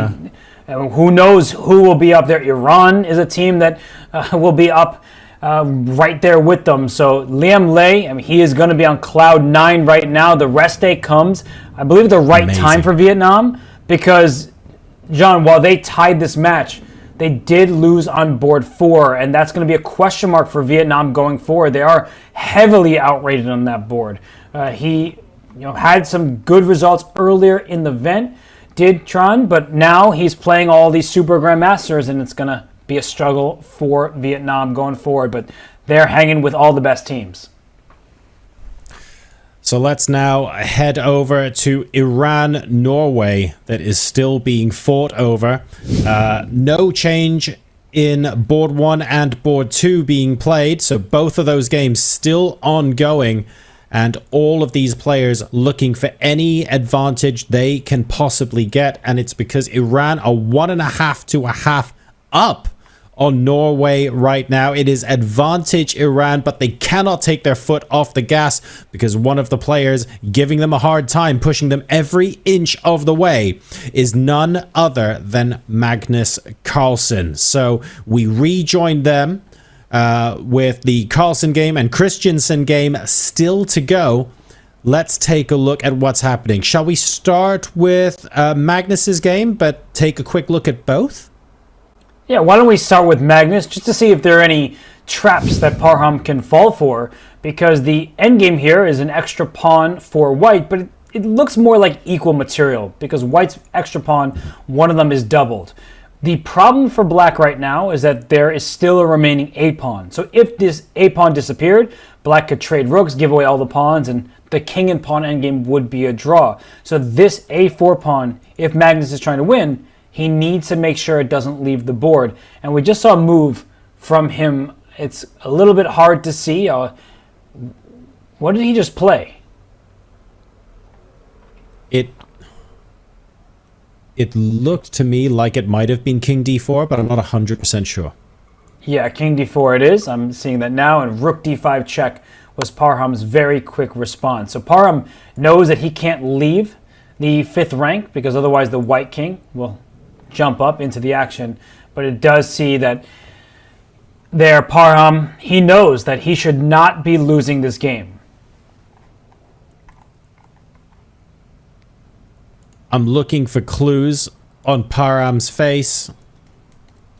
I think he knows what he needs to do in principle right now. Double checking exactly what he's doing and why, but that doesn't look like the face of someone who is particularly concerned, if I may say so. I feel like he has a plan. Magnus's job is to bluff Parham into believing that what Magnus is doing is going to work and pressure Parham into a mistake. But with those doubled pawns effectively functioning as one going into this endgame, I think he'll be all right. Yeah, it's just no forward progress for Magnus at this stage. The Norwegian fans, they often have come to rely on him. But when you're playing Parham, somebody who is near the top of his own game, and he's still so young, this is a player who never backs down. I mean, truly, Parham Magsulu is willing to duke it out in the sharpest of Sicilians. He'll get into endgame struggles if he needs to. It doesn't matter who he faces. He is confident and has full belief in himself. So this is looking like we're going to get a bit of piece shuffling here as Parham keeps the rook on that rank, saying, you know what, I'm just not going to be moving from here. How are you going to make progress? And asking the question of Magnus. let's go ahead and take a look at the other game now. So we have Christensen on board 2, still continuing to... Oh, I was going to say still continuing to fight for a win, but the camera has swapped, and quite clearly that game is now over. So I'm assuming, but do not have confirmation yet, that that game ended in a draw? It's got to be a draw, right? It was a draw, and you see that not just Christensen there. I see Gabriel Sargsyan from Armenia. Many players are gathering around Magnus's board, but none looking with more interest than Christensen, who seems a bit disappointed because his team, they're going to lose if Magnus cannot win. So all eyes on Magnus, a significant amount of pressure now on board number 1 to win. This is difficult to potentially impossible. Parham is asking the question, what can you do if I just shuffle my rook around the 5th rank? And you know what? Maybe there is no answer to that question. Maybe the position is simplified enough that that's it and there's nothing else Magnus can try. But if anybody in the world is going to find a potential opportunity to move forward, to make any iota of progress, it is going to be Magnus Carlsen. We are going to jump away from this for the moment, because the players do have increments and we might be shuffling for a little bit. We want to take a look at Vidit's game, which is still ongoing, India versus Hungary. Let's see if we can figure out how decisive this is and whether we have any update on the match result. I think last time I checked, India were 2-1 up with a game to play. So if Hungary can win this final board, then we've got the possibility of a drawn match. However, it looks like it's one-way traffic in favor of Vidit as it currently stands. Yeah, you mentioned the words Hungary and winning this game, and I just immediately was going to say, yeah, we both know there's no chance of that happening. Vidit has a knight that's attacking a pawn. Vidit's king on e5 is nicely used as a weapon in the endgame, and sure, there's going to be a check on c6 picking up this b4 pawn, but we know the h6 pawn is more valuable because the h5 pawn over here for white is closer to queening. So I believe Vidit has many ways to win this game. We should remind ourselves that a draw is good enough for India to win the match, but Vidit, he doesn't want to win the match and have his game peter out like he did yesterday. He wants to keep it up for all of India, and he wants to get this done. And, well, we just saw a swap, bishop for knight, and a king to e6. All right, yeah, exactly. We are liquidating now, making the position even more simple and punctuating this endgame with king to e6. Really forcing the issue and saying, look, I am absolutely in command here. There is nothing you can do. Yes, there is always a chance if you play the knight up and try and take one of the pawns on the other side, but I don't need to count the moves to know that that's so slow that white will have queened long before black can get that counterplay, unfortunately. And you can see Glodora, I mean, he knows that this game is out of reach for him. He did, I believe, the king went to d6, not to e6, as my misclick on the board, and that actually takes away all of black's counterplay chances. h6 is still loose. If you defend it with your knight, the white king just goes on over and starts taking these queenside pawns. So Vidit, he is mopping up right now. It looks like Team India is going to win 3-1, John. They appear to be the team to beat in this Olympiad. They are indeed, and it means that we will have a sole leader of the Olympiad after the end of this round. India will be 1 match point ahead of everybody else. That much will be guaranteed if they can secure the match victory in this game, which is why we are hanging around and taking a look at this.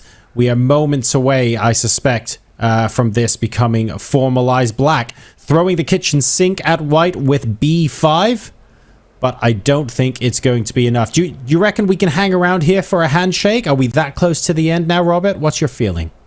I think that even if we don't get a handshake, we'll see that Vidit has everything under control. He can take, that should still be winning, but I would probably keep more pawns on the board. That way you don't run the risk of black sacrificing the knight for all of the remaining pawns. And you see Vidit, he is about to grab a piece. He's double, triple checking. He knows that this endgame should be winning, and he does capture, I think, and he knows that it's not spoiling anything. Sometimes you allow liquidation, you don't have enough material remaining. He did take on b5, but it's because he's going to go win both of the pawns. Then we have two pass pawns on opposite sides of the board. This is looking beyond hopeless now, unfortunately. There's no pawn push for counterplay or anything like that. The position that was already within sight of a victory is getting only more and more simple. So Vidit turning the screw and saying India are going to take this home, not by the smallest margin, but by a scoreline of 3-1 to become leaders of the field in the 45th FIDE Chess Olympiad. There is the resignation. That is the handshake.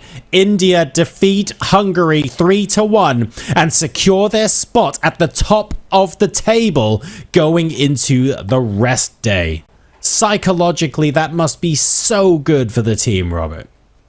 So good for the team, and so good in particular for Vidit Gujrathi. We don't need to ask questions about how Arjun Erigaisi is feeling. He's winning every single game he plays. But for Vidit Gujrathi, heading into the rest day, he spoiled that win against Shakir Mamedyarov. You might be feeling some nerves there, but then to win this game against Benjamin Gladura, to outlast him in the endgame, that is a great sign for India. And now, John, we go look over at USA versus Romania. All signs point to this match looking like a 2-2 tie unless Fabiano can somehow score victory from a position that theoretically should be a draw. Oh, well, take a look at this. We almost forgot about them an hour or two ago, but Caruana and Deac still continuing to fight tooth and nail over this board. I mean, 2 pawns and I'm guessing because of the imbalances, this is still quite technical to play, but there are many versions of this endgame where it's possible to sacrifice something essentially to ensure that you've only got a knight left and it's impossible to deliver mate. So I'm guessing for that reason, all of these funky sidelines are a lot more drawish than we perhaps think at first glance. Yeah, if white trades the rooks, there's no mating material remaining. So what Fabiano is hoping to do is keep rook and knight versus rook. Now, if there are no pawns left, it's still a draw. That's what these positions, the objective evaluation is a split point. And bishop and rook versus a lone rook is more complicated. So the annoying thing for Fabi is he knows that this game is a draw. Deac also is confident about that. And as the moves come in, you see Deac even leaving the board despite having under 5 minutes left on the clock. Yeah, I feel like that's the that exudes the confidence of somebody who knows this is going to be a draw and has calculated everything out, or has critically missed something and is about to blunder. No, just joking. He was only going a few paces away. It's fine. He's still taking this super seriously. I think he knows now that this particular game, he does need to be accurate. You can't afford to be too complacent. It's not like it's a lone rook and king versus a lone rook and king. It's more complicated than that. There is a material imbalance, and that creates all sorts of uncertainty in this game of chess. So don't get us wrong. It's, how do we put it? It's tedious, but straightforward. It might take a little bit of time, but the path forward to securing that half point should be relatively within sight now, I think.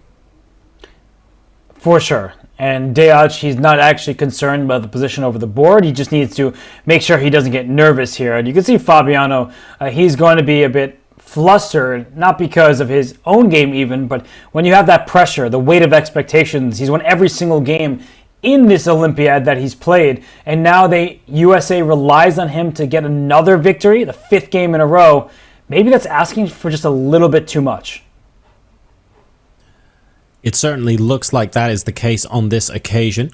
The king has been played down to h3 by the black side here. So looking for resources to try and do something, but keeping that king trapped there is so useful. You don't really want, as white, to go ahead and just quickly grab that pawn on f6. There's absolutely no need to do that right now. It's more important to stop the king from having any activity that can be used to support either of the pawns coming into queen. And that's really the bind that white is trying to keep black in, so that black never gets an opportunity for either of those pawns to see the light of day. And the black king, went up to h3 there, and this pawn can push forward as well. And you're absolutely right that white needs to get that black king stuck on the side of the board.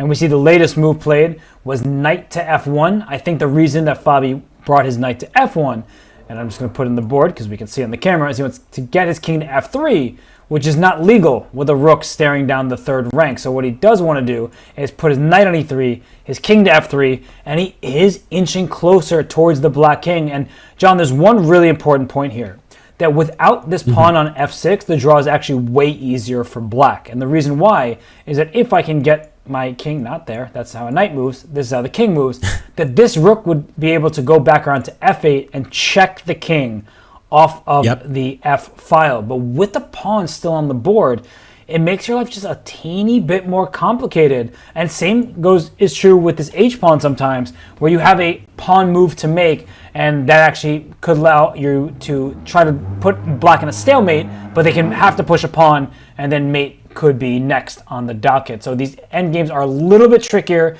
Then meet the eye, black down to about 3 minutes. So you could tell Fabi, he's getting up from the board. He wants to at least make it appear that Deac has some work left to do. And Deac is taking that potential threat quite seriously. Fabi's looking pretty chilled, not giving anything away with his body language, and Deac just wants to check and check and check again that there isn't something here that he might have missed. But the order of the day is to stay calm, keep calm and carry on. And I think if he's able to successfully do that, he should be able to comfortably hold the draw here. Bless you. Let's go ahead now and take a look at... Oh, Anish Giri is still playing. So the Netherlands still fighting on a board. I don't actually know what the match score is off the top of my head. Robert, you might know better than me. But we can go in and check in with Anish Giri and see how his board is doing. Let's see if I can find them there. And I can. Croatia. No, hang on. Where have we got there? Oh, yeah. Well, that was quick. Sorry, man. I was like 45 seconds too late. My bad. Well, we tried to show everybody Anish Giri's game, but the game concluded in favor of the Dutchman. So Team Netherlands will be happy about this going into the rest day. They win this match 3-1. Max Vormedam, not his Olympiad. He is struggling. They will hope, the Netherlands team, that he rebounds in the second half. Okay, so on camera at the moment is Norway. Norway playing against Iran. We did earlier on have Austria-Poland. I believe that match has just finished. So what we're going to do is not cut away to the board being reset. We just about managed to miss that Anish Giri win. Sorry about that, but congratulations to the Netherlands, who are able to secure that match victory. And as a result, we are back here with Magnus Carlsen. I want to raise one thing, Robert. The black rook has moved off of the 5th rank. Are we getting worried now? Still not worried, because white can't approach this a5 pawn, which is what the rook was doing on the 5th rank. And what Parham is counting on is the fact that he also has a passed pawn. So it's not like it's only Magnus who is an outside passed pawn. There is one in the center that can push on the next turn. So Parham's still in no danger, at least not yet. It would require him to collapse for Magnus to get this victory, but mistakes happen deep into rounds when fatigue sets in. And Magnus is the world's foremost expert at getting ridiculously strong chess players to collapse very, very deep into rounds, right? So we were talking earlier on in the tournament about David Howell and grind like a grandmaster, but really, Magnus Carlsen is absolutely where it's at. They're obviously good friends. They have a very similar attitude to looking for full points where full points do not exist, and Magnus can just magic them out of nowhere. That is why he is the world's strongest, the world's highest rated chess player. It is absolutely no fluke at all. So Parham here has to continue to stay mentally astute. I don't know what advice I would give to Parham at the moment. It just feels like Magnus keeps grinding until self-doubt just pops into your head out of nowhere, even if he knows it's a dead draw. I just feel like the margin for error is quite high here. And that's the good news for Parham, that even if somehow he dropped this e6 pawn, there will be plenty of positions where he's still surviving. White really wants to get this king on over to the queen side. Just can't get away with that with this pawn on the board. Black would then start pushing the pawn and kicking the rook away. So the presence of the e6 pawn means that black is not actually in danger, at least not that I can see. Oh dear. Magnus continuing to push. I believe that was a rook across to f4 with check. At least I think that's what it was. Parham moving the king in opposition to g6. So I'm trying to figure out where the winning attempt even comes from. Maybe rook to c4, try to get rook to c5, things like that. But it just doesn't feel like a position where... I mean, it's just hard, honestly. Like, you try to come up with winning strategies. That's really the goal that Magnus is trying to uncover here, but they don't exist unless Parham makes some kind of terrible mistake. In many other positions with more pieces on the board, you see where mistakes can happen. Here, it's just like you have to force it. You have to like throw the game away if you're Parham. It does feel that way a little bit. So Magnus still continuing to think of what strategy could lead him to the full point here. Parham continuing to stoically defend. Will a critical mistake come? Folks, we're going to take our final break of the broadcast. Don't fret, we are keeping the game on during the break, so you won't miss any of the action. Go ahead and grab yourself a drink or similar, and the last endgames on the broadcast will be shown to you live straight after this.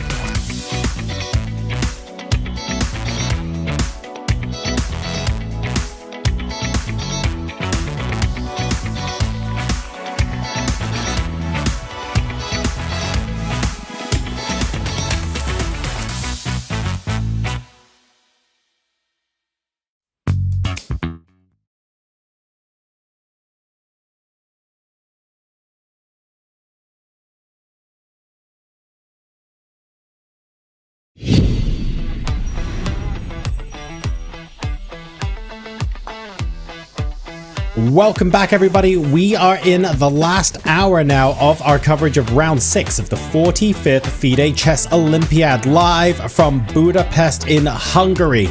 The Bach Hall is beginning to thin out, although you can see a small crowd gathering around the table of one Magnus Carlsen, who is doing his best to what I like to describe in chess terms as drawing blood from a stone, but there is every possibility he can do that, as Magnus is famous for doing. Additional games that are going on as well include Fabiano Caruana looking to try and convert his game for Team United States. So still a couple of key games going on, even though the majority of games have now finished. I'm John Sargent, joined by Grandmaster Robert Hess for what promises to be an exciting conclusion to this round's games. Robert, what's impressed you most so far about what we've seen this round? Well, so many things. Dragnev's queen takes h3 check stands out head and shoulders above the rest against Yanchistov's Duda. That was something Duda did not seem coming. He was very upset once it appeared on the board, and it allowed Austria to escape that game. And I don't know how the match ended up, but they were looking good. Yeah, that was an absolutely incredible way to end that game. Queen takes h3 was fantastically brilliant. We had, oh goodness. We also had the 3 double exclams in a row. That was fun. Don't get to see that every day. You mentioned there were some match results. We're not going to them live because all the games are finished, but some match results are actually quite interesting as well. We'll be covering some of those at the end of the broadcast, but don't forget, there are always upsets possible. There are always some individual upsets possible. We try and bring you some of them, but the fact is there's 193 teams in the open section and 181 teams in the women's section. We can't cover all of them at once, so there's loads and loads going on. This is what the status of things currently looks like, all right? We have China held to a 2-2 draw by Vietnam. A heroic effort from all concerned, but Liam Lei able to convert that final game against world champion Ding Liren. India then defeat Hungary 3-1, and that means that India go to the top of the standings. So very, very important. And we're now watching the final game between Norway and Iran to determine if Iran will be able to win this match. Taking a look at some of the results on the second page even. Germany bounced back with a 4-0 win over Venezuela as well. Bangladesh and Hungary B hold each other to a 2-2 draw. And with one game still to play, Serbia leading Chile 3-0, Robert. So a couple of things still going on here, and some of these matches still in the balance. Yeah, and just as you mentioned, Serbia might win 4-0 at this stage of the competition. That is important, and they've already played Team India. So for those teams that have been trailing, who may be looking up at India and saying they're unstoppable, you want to see how you can land on the podium nonetheless. But right now, Magnus Carlsen, he wants to settle for nothing less than a win in his individual game so that his team can tie this match. And he's doing his best, right? He is gaining a little bit of ground where suddenly his rook on e5 is staring at Parham's pawn over there on a5. So he gave up one of his doubled h-pawns. He may win a rook pawn on the other side of the board. And John, I can't believe I'm saying this, but there could be some winning chances for Magnus if Parham missteps. I'm worried now because with the passed a pawn potentially on the opposite side of the board, what this means is that the black king is going to be so far away that it's not completely clear how this game is going to end anymore. So Magnus just doing Magnus things, it does not mean that he's going to win this game by any stretch of the imagination. But we started this conversation saying, yep, the A-pawns are going to stay there. We're going to be playing against the doubled pawns. It's going to be interesting because we'll have something in the center, but generally speaking, black's rook stays where it is and we're all good. Suddenly, this is no longer This is no longer true anymore, Robert. We're getting some dynamism back into the game, and white might be staring down the barrel of a passed a-pawn on the opposite side of the board to black's king, and white's king will be faster going in that direction. And look at the clock. Both players are under 2 minutes. We're playing blitz. They get 30 seconds of time added with each and every move played. So for Magnus, he wants to use the clock as a weapon. And I actually think Parham, he's getting these moves off, but he is in serious time trouble. So the moves, they may trickle in here. We see that Magnus bringing his king back. I think it's zigging and zagging, avoiding checks, going back to h2. But we'll do our best to keep as up-to-date as possible on the board. Yes, indeed. So I guess the question now, the strategy now, is if those pawns get traded off, to what extent are we okay with the a-pawn getting pushed versus the e-pawn for Parham that is still on the board? It doesn't look like the king is immediately moving towards the opposite side of the board. Magnus is bringing the king back in, so I'm not sure what's happening anymore. All I know is that the rook has taken the black pawn on the opposite side of the board, and I'm getting increasingly worried. What now Magnus wants to do is establish his rook in a place where it defends that a-pawn. Like if he could get his rook to safety on the 4th rank and then run his king on over to the other side of the board, that could be something of note. But the problem is the black king will also get active. It's not like it's a one-way street here and only Magnus can do things and Parham just sits and does nothing. He will bring his own king forward, and that's what Parham will likely rely on. But you can see Parham has just made a move. I'm trying to keep us as up-to-date as possible here. Rook f3 played, and now it's Magnus on the clock. This is an incredible turn of events, and it doesn't even mean this game will end in anything other than a draw. But if someone asks you, Robert, what is the definition of fighting chess, and we see maybe, I don't know, I'm inclined to think of like crazy openings where in the middle game it's like the on-pre attack with, pun intended, with 5 or 6 pieces that can be taken on the board and all sorts of wild chess going. This is fighting chess.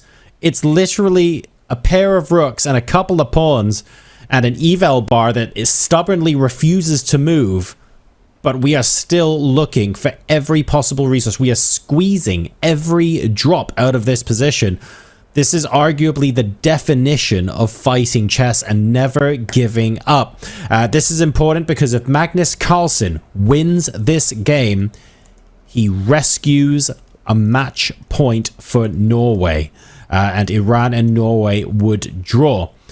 If this game ends in a draw, or if Magsudlu is able to win somehow, then Iran win the match against Norway. So very, very important here. This is why Magnus Carlsen is pressing so unbelievably hard for the win.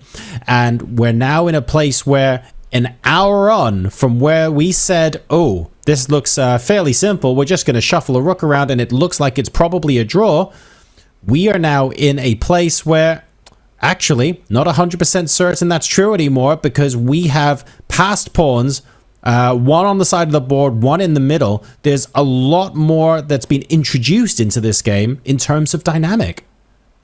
But looking at Magnus right now as he pushes his a-pawn, he still doesn't look like somebody who believes in his winning chances. And Parham, the good thing for him is both of these pawns are rook pawns. That sounds scary because it seems like with pawns split so far, your attention can only be in one direction. But you're not making progress here. That's the annoying thing. Sometimes a player can give up one pawn or make a trade and then bring their king in the other direction. But rook endgames with corner pawns, they have notoriously drawish tendencies when they're the only pawn remaining.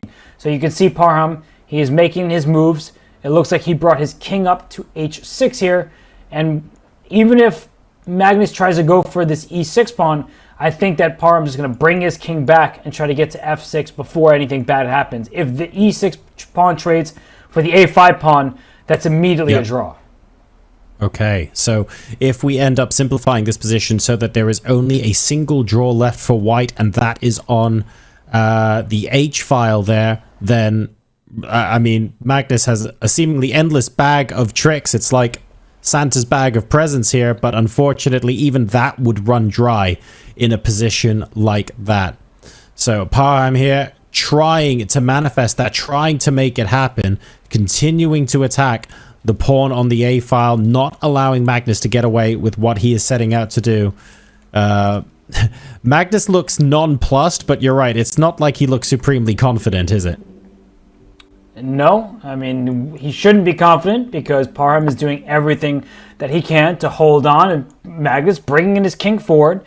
He would like to get that king as active as possible. If that king could get over to b7, we'd be having a different conversation. But Parham, he's going to keep checking this king, and if the king does decide to make a mad dash across, I mean, king f4 is my move, but if the check happens on the 4th rank, the white king can't even step onto the 5th rank, or you drop the pawn, and if you go backwards, you drop the h pawn. So one of these pawns will drop if white goes all out for the queen side.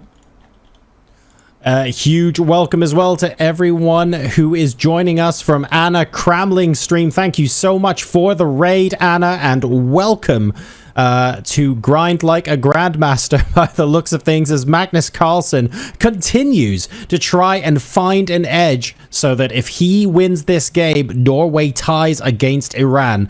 It might look fairly dry as a position, but if we showed you the position an hour ago, I reckon it was drier still, and Magnus is an absolute magician at being able to make something out of nothing, and suddenly, even though it's not there yet, suddenly there's a little bit of a glimmer of hope. And you see Parham quickly responding to Magnus's moves. Shout out again to Anna Cramling, also to Pia, her mother, playing for Team Sweden in the Women's Olympiad, and Father Juan is the captain of that team. It is a family affair. Also, it is representing the country of Sweden proudly, as Pia has done for decades now. So great to see the entire audience tuning in here, and this is Magnus Carlsen against Parham Magsudlu. Magnus somehow needs to win this game, which looks like an unwinnable position for Norway to tie the match.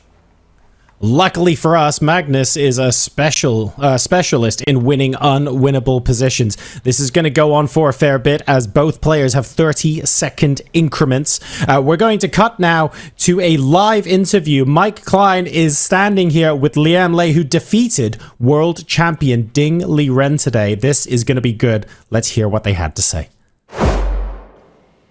Thanks, guys. We're here with Grandmaster Liam Lee of Vietnam top board. Just notched a big win as black against the world champion Ding Liren to tie the match, which has been continuing of your sensational run here at the Olympiad. Is that the biggest win of your life?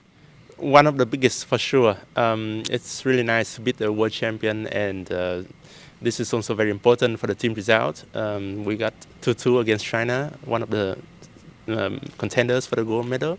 So I'm very happy with how my Vietnam team is performing so far, and look forward to the second half of the tournament. One thing I've been talking about is that you've been playing the same 4 grandmasters. Your alternate is an FM. How long can that continue before you get too tired? We'll see. We have been playing with the best lineup we could have so far, but the reserve player is also a very talented young player, and he will get the chance to play at some points for sure. And you're wearing 2 hats here. Besides leading Vietnam, you're also the head coach at Webster University, and this is typically a place that coaches recruit players. So do you think your win today is going to help you in your recruiting? I definitely hope so, and that's also one of the reasons why I am here, because I think there are so many good players here at the Olympiad, and I invite them, if they're interested in studying in America, invite them to get in touch with me, and I would like to offer them the chance to study at Webster University. We have the #1 chess team in America for the last 12 years already. All right, well, go to Webster. You might just learn how to beat a world champion. I still have all of my eligibility left, as I understand it, so maybe I'll put in an application. But Liam Lee, head coach of Webster, #1 board for Vietnam, and I hope that your recruitment doesn't get in the way of your hunt for the gold medal. Thanks for your time. Thank you very much. Back to you all.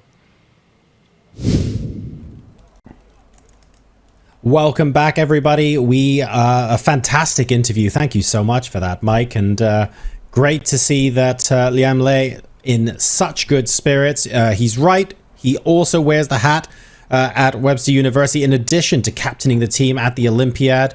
An absolutely phenomenal and extremely talented player. Congratulations on his win today. But once again, all eyes back on Magnus Carlsen, still looking to find a way to convert. We are now down, I think, to pawn and rook versus pawn and rook. So even that additional complication of the pawn on the H file, that extra pawn, that doesn't exist anymore, Robert. So this is getting simpler and simpler by the second. So you would think there is one trap that Magnus is setting up. So if I can ever so quickly show what could happen if the black king runs a little bit too far. It's the problem with the a pawn. Let's say black gets behind the pawn. Quickly, you take this pawn, king f7, rook h6, and you make a move like king e7. There it is. The evaluation goes all the way up because of a7. The pawn is untouchable. There will be a skewer on the 7th rank. If you say, I don't want any part of that, let me bring my king one step closer. I'm just going to go chase that pawn down. White has a rook h8, trying to promote the pawn. If you allow me one turn, I'm going to do that. You take my pawn, and I get a check once again, and I am going to skewer and win the rook on a7. So still life left in this position. Parham needs to be careful.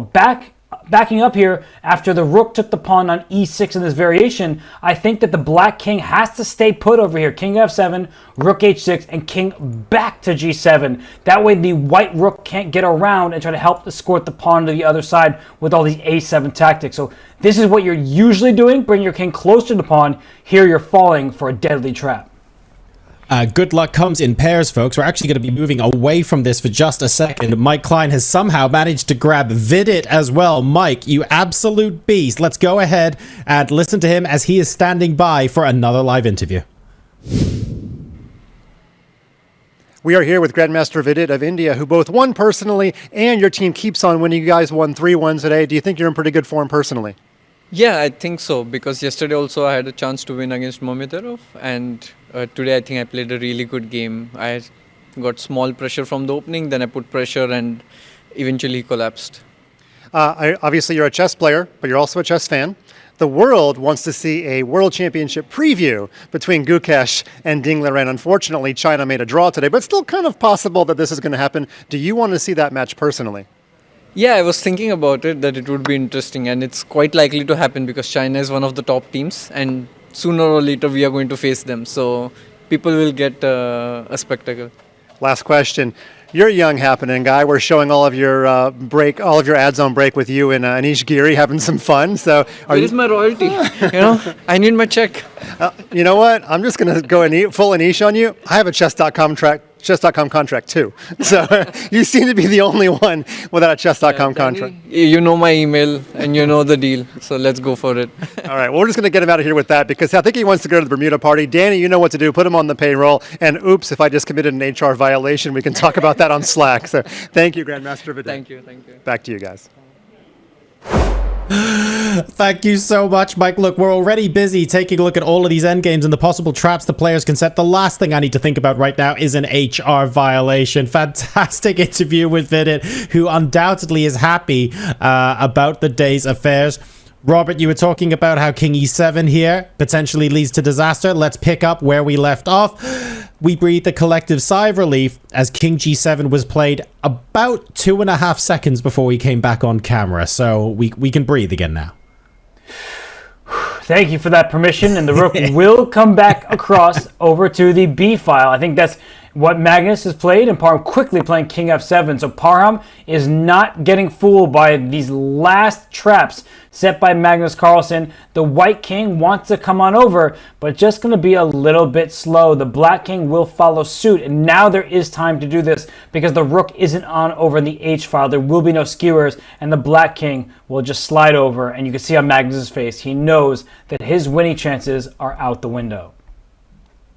I love, though, that Magnus still continued to set these traps. If Parham, after playing so many moves of trying to keep the draw, played king e7, that would have been a win for Magnus. So Magnus finding a way to continuously set these scenarios up. Credit to him, but oh, look at that handshake at Parm. The way he slumped back in his chair, you would think he had just run a marathon. Magnus somehow looks as daisy fresh as when he got into the playing hall. What an incredible way to end that game. That means, crucially, this is the Olympiad after all, Iran beat Norway in the standings. That is incredible. A fantastic match result for them. 2.5, 1.5. The decisive game came on the bottom board, but the ultimate save came up top. Parham Maksudlu with the black pieces held against Magnus Carlsen. You see everyone talking about what could have been, what happened. Maybe if they could repeat the position. We see people, I think, getting their cameras out for social media and all that stuff. But really, the talk of this Olympiad has been about India. China was doing really well. Vietnam came out of nowhere. But Iran, they continue on their rise. And it's not even that surprising to me, because for the last few Olympiads, even after Alireza Firouzja left Iran for France, they have been a mainstay towards the top. They're super dangerous. They're sharp on all four boards. Really, really well played. You can see the players now having a think about the position and what could have been done differently before. But they must be thinking, thank goodness tomorrow is a rest day at this point. Parham is going to absolutely love having a day off after that incredible game. And that's not the final incredible game we have for you this evening either, because Fabiano Caruana is still playing. Let's go live to the United States versus Romania, where everything is on the line here, folks. 3 draws have occurred in this match so far. The result of this game determines the result of the match, and at least theoretically, all 3 results are still possible. So we've managed to get down to knight and rook versus rook. The question now is, how easy is this for black to hold? Robert, we have a theoretical discussion here. What can go wrong for black? It's actually quite difficult to go wrong for Deac here, and this rook behind the knight is exactly what you want to do. Unlike when it's rook and bishop versus rook, if this were a bishop, and you can imagine it controlling the diagonal, there was already checkmate in one threatened. But now the white king will have to run over here, and the knight's a bit of a clumsy piece because the rook can just check it and there's no way to step in front. So this is a problem for Fabi. He does not have much in the way of winning chances. Deac knows exactly how to hold, and he has 5 minutes. He doesn't have 5 seconds. He has plenty of time to ensure, after each and every turn, that he's finding the correct defense. And what happens if the rook doesn't pin the knight to the king? So if we get into a situation where the knight is on the other side of the king, for example, does black then just relentlessly check the king until the king seeks shelter behind one of his pieces? Is that the idea?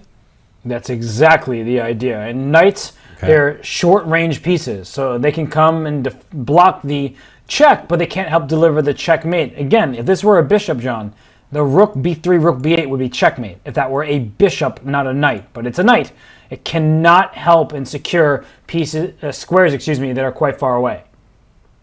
Okay, so as long as black continues doing that, white will not really be able to make progress in the position. I don't know how much longer this can potentially go on. I'm looking to see if there's a way. Well, there's going to be no way to force the rooks off, right? So it feels like black just has to sit there and continue to accept that this is what Fabi is going to be doing for the next 50 moves, I suppose. Move 89, I see the h-pawn was captured, so it's been a bit of time since then, but still plenty of opportunities left, and Fabi will try to exhaust them all. He doesn't just want to agree to a draw, otherwise he would have done that a long time ago, because USA needs this win from Fabi, but you can't just beg a guy to win every single game. It's playing a really strong player in Deac. This is... What's going through your mind if you're Deac right now, though? Because this is significantly different to what we just saw in the Magnus game, right?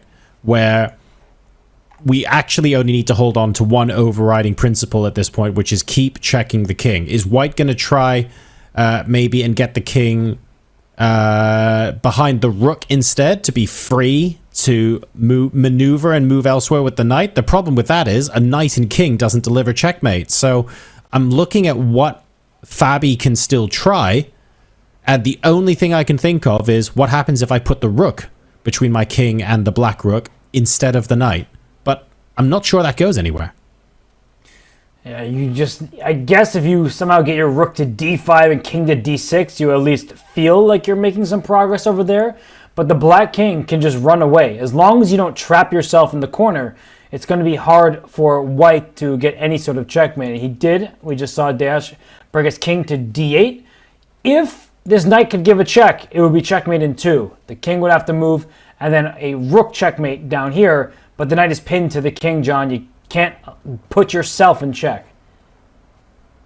Exactly right, and that's why it is critical that the rook keeps all of that in flux. You can see, I think it's smart at this point to sort of get up from the board and have a little bit of a walk around, because you've been under so much pressure for so long. It's also a bit of a psychological, I guess, message to your opponent to say, yep, all right, we now know this is a draw. I am going to take a little bit of a break. You carry on doing what you're doing, but I know how to save this now. And I think that's the implied message to Caruana here, to say, look, there's not much else you can do. Feel free to keep shuffling pieces around for a few moves, but I'm just going to keep moving my king in this manner and keeping your knight stuck to your king like super glue. I like that. It's like super glue. And yeah, it's not going to become detached. And for Bogdan Daniel Deac, it's a huge save for the team from Romania. Earlier in this game, what feels like an eternity ago, he was in some trouble. But now in front of all of our viewers, he's just saying, I got everything under control. Don't worry about me or my country. I mean, there's so many people watching to see if this result is going to be anything different as well. And maybe loads of people cheering him on too, because across Twitch, across YouTube, across chess.com, there are 25,000 people with their eyes glued to this endgame right now. It could not be higher stakes in this match. Caruana attempting to convert this for the United States. If he finds a win, if he makes his opponent slip up somewhere, the United States will take home both match points. Romania attempting to hang on. They secure the match draw. Remember, if this game ends in a draw. So there's a lot riding on this. It might look like a simple position, but psychologically, the stakes couldn't be higher. And you see, Fabi, that's the reason why he's still seated at this board. He doesn't want to be there. He knows that this position is a draw. He wants desperately to win. He wants to do it for his team. But there's not much to do because Deac has played great defense throughout this game. And Fabiano Caruana, to start with, he won 4 games in a row. But when your opponent's as strong as they are in the Olympiad, you can't just win because you want to. You have to outlast your opposition. And Deac here, he gets up, stretches legs, goes right back to it. He knows that he has this result ready for Romania. Hand hovering over the rook, just double checking there. Moves up to the 5th rank, just the other side of the knight. Absolutely not a problem at all. Fabiano will fight until the 50 rule, the 50 move rule even kicks in. I have very little doubt about that, considering what we have seen live so far. It's not far actually. They are currently on move 113 at least from what I've seen, maybe move 114. So yeah, this is very close to over. And for Team USA, it's the rest day, I guess, comes at a good moment because they are going to be on the heels of a tie to Romania, a team that they outrated quite heavily on every single board. So, one player needs to strike. That's it. you don't need to win every single game. You need just one of your high-rated players to get the job done. But for Team USA, they met very fierce resistance. And Fabi is still trying his best, but he knows that this is going to be a tied match. Alrighty, I've just done a quick double check. It looks like the last pawn was removed from the board on move 89. So if I add 50 to that, we can go up to a move 139. And I think we're currently on move 114. So it can still go on for a little while longer. If you're the teammates, if you're the rest of the Romanian team right now, Robert, are you celebrating? Are you an absolute ball of nerves in the players area or your hotel room watching this game go on? Are you somewhere in the middle? Like, how confident are we actually feeling? It's all good to say that the match result isn't in doubt, but until the score sheets are signed, you can never know. Well, they might be in the middle of the Bermuda party. I have no idea what they're getting up to right now. It's a rest day tomorrow. Bermuda party beginning probably soon, if not already. And, they're going to be keeping a close eye on this match. And that rook, it tumbled over briefly along the e-file, but down to e2 it goes, keeping the pin alive and keeping the draw for Romania. And Romania's I don't know if that's cursing or crushing. It looks like it could go either way. Crushing the medal dream of the U.S. It's too early to talk about dream crushers and medal losing opportunities unless you start losing a bunch of matches or fall too far behind. But we still have 5 rounds left after this, John. Team USA, they need to get it together. But of course, they're still well within the realm of medal contention. Yeah, we don't talk about medical at the Bermuda party. I learned that very early on in the broadcast. We are all good there. The rook coming across now, and the black rook stubbornly refusing to leave the e-file. It looks like this will continue. We've got about 20 to 25 moves left to go before the situation is forced and the draw will be declared, or I shouldn't say declared, actually, can be claimed. I beg your pardon.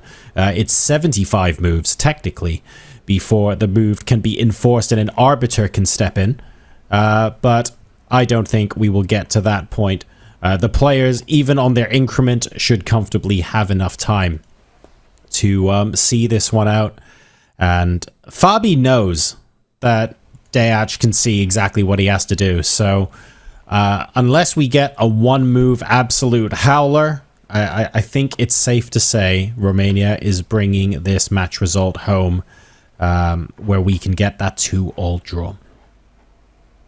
And you can see on Fabi's face, how badly he wants a different result for the team. And Deac has been making his moves. The board is just trying to catch up to them. He's not in trouble of losing on time. That's bad news for Team USA fans because they need something to latch onto. And yeah, as the moves just all came in at once, you see that still 2+ minutes on the clock for Deac. And Romania, they have not done particularly well, at least as individuals in this event. A bunch of them were losing rating points, but this could be the start of their push towards the medals. We don't just talk about Team USA. Romania is proving that they can hang with the best of them. Exactly right. And what better way to do that than against one of the teams that are favorites in the event? The United States have admittedly had some hiccups, but they've had hiccups against really strong players and really strong teams. This is not like someone came in from nowhere that we've never heard of and absolutely had them battered about or anything like that. They've simply been playing against really strong opposition. In fact, after the end of this round, unless we see an unlikely turn of results here, we will only have a single team out of 193 teams, Robert, that will still be on a perfect score. It's not possible to always maintain that, and there's every possibility that later on in the tournament, India start dropping some match points as well. Even though they are that strong, nobody is impervious to the pressure. And the level of talent at the Olympiad is unsurpassed. It is the biggest event on the chess calendar. So there's plenty of life yet, and I feel like the tournament, from a who's going to be at the sharp end point of view, is just getting started.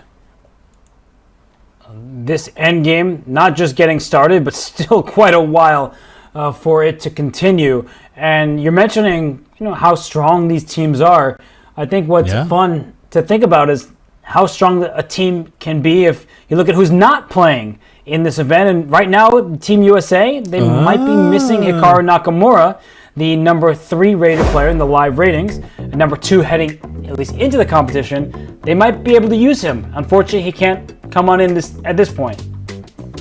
That's a really good point, actually. Like, to what extent would Hikaru's addition in this team have made for a potentially different result? We do not know. And that's a question that unfortunately is a what if, and we never will be able to fully know. But yeah, there are some notable missing players. That said, we have seen teams really step up their game despite missing players this tournament. Until they lost to Armenia, China was on a near perfect score, and that's without their top 4 women players in the women's section of the tournament as well. So it's a lovely platform to get additional players to step up and show that they mean business and they can perform just as well as their compatriots who might have otherwise been there. So you can't just be thinking about these things as a player. You just have to be thinking about how you can squeeze the absolute maximum you possibly can out of every game and prove to the world that you deserve that place. And we are seeing a lot of players step up on the Chinese team. They weren't able to continue their momentum, but to be honest, they still can come back and win the whole thing, as can the United States. A match draw here is by no means a nail in the coffin for their chances in this tournament. It's way too early to be making suggestions like that. So, still a lot to play for. The issue, though, for Team USA in terms of the gold medal is they're about to be a match and a half behind the team from India. So I'm just seeing these final moves, and before the game concludes. But yeah, the Team USA is about to be a match and a half, 3 match points behind. It's perhaps getting to that point where they need to go all out in the remaining matches just to have a chance at the gold, and they might just have to settle for a lesser medal. Maybe. That's also on the assumption that Team India would go on and just win all of their matches, right?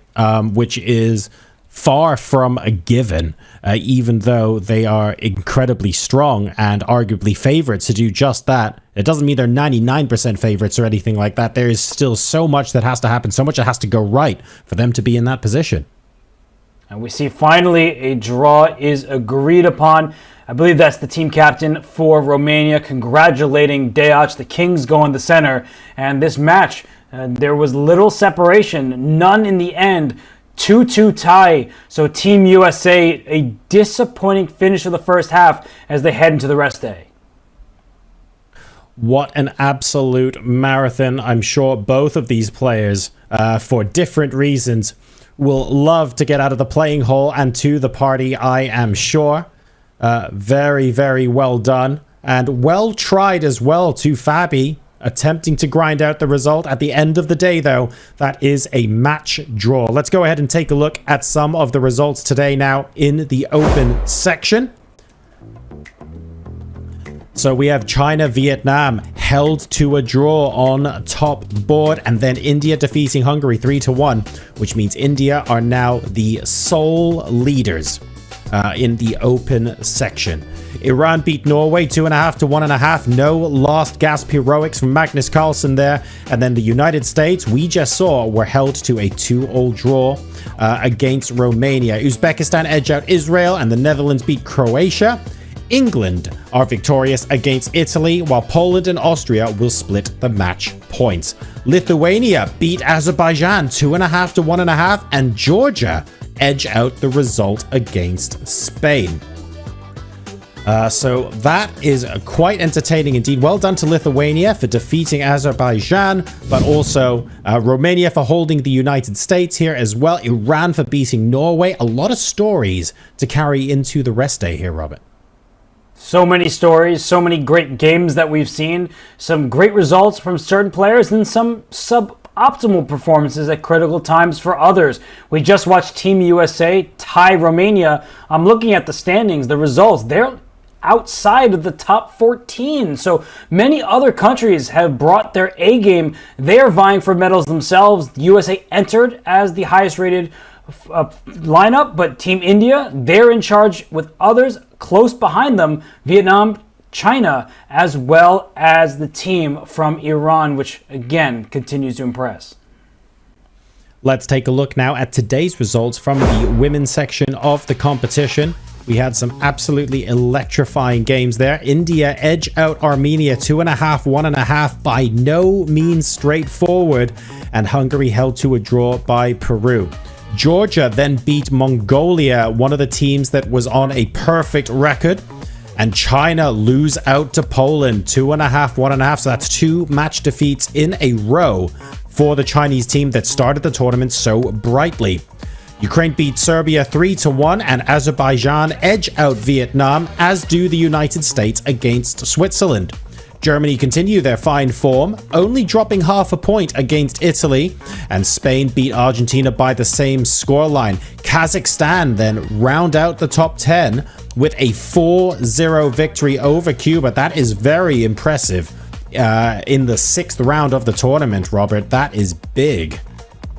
4-0, 3.5 half. Those are some big margins for some great teams against some awesome competition. And Team USA survived a tough one there against Switzerland. They looked like they were going to lose, but Carissa Yip wins on board 2. Alice Lee joins her on the 3rd board. So Team USA beats Switzerland in the women's. They remain just behind the teams from Poland, Georgia, and of course India at the top. So John, when you ask me about the Olympiad as we head into the rest day, it's all about India. They are leading both the open and the women's section with perfect match scores. Exactly right. How long can that last in both sections? Are India potentially unbeatable in both? Only the chess will tell us when we return, but it won't actually be tomorrow. Let's take a look at the schedule and what you can all expect. So after the end of today, we have the rest day tomorrow, but do not forget, if you are in or around Budapest, it is not a rest day there. We've got the Judith Polgar Chess Festival going on, and you'll need to line up early. There are going to be thousands of people queuing to get into that, and it's an absolutely excellent event. It's now in its 10th year, so the 10th anniversary this year as well. It's going to be an epic event. If you do get the chance and you're in the area, we highly recommend you check it out. We are then back at 9 o'clock in the morning Eastern Time, 3 o'clock in the afternoon Central European Summer Time for around 7, 8, and 9. And we're going into 10 and 11 as well. If you imagine the graphic going off the edge of your screen there, it's relatively straightforward. It's the same time, same place every single day from Wednesday onwards until the end of the tournament. So that is it for today, and for the players in Budapest, it means we are going to be going to the Bermuda party. Can't tell you very much more about that, but I'm sure it will be an excellent experience and a chance, a crucial chance, for players to recharge their batteries. Robert, lots of action today.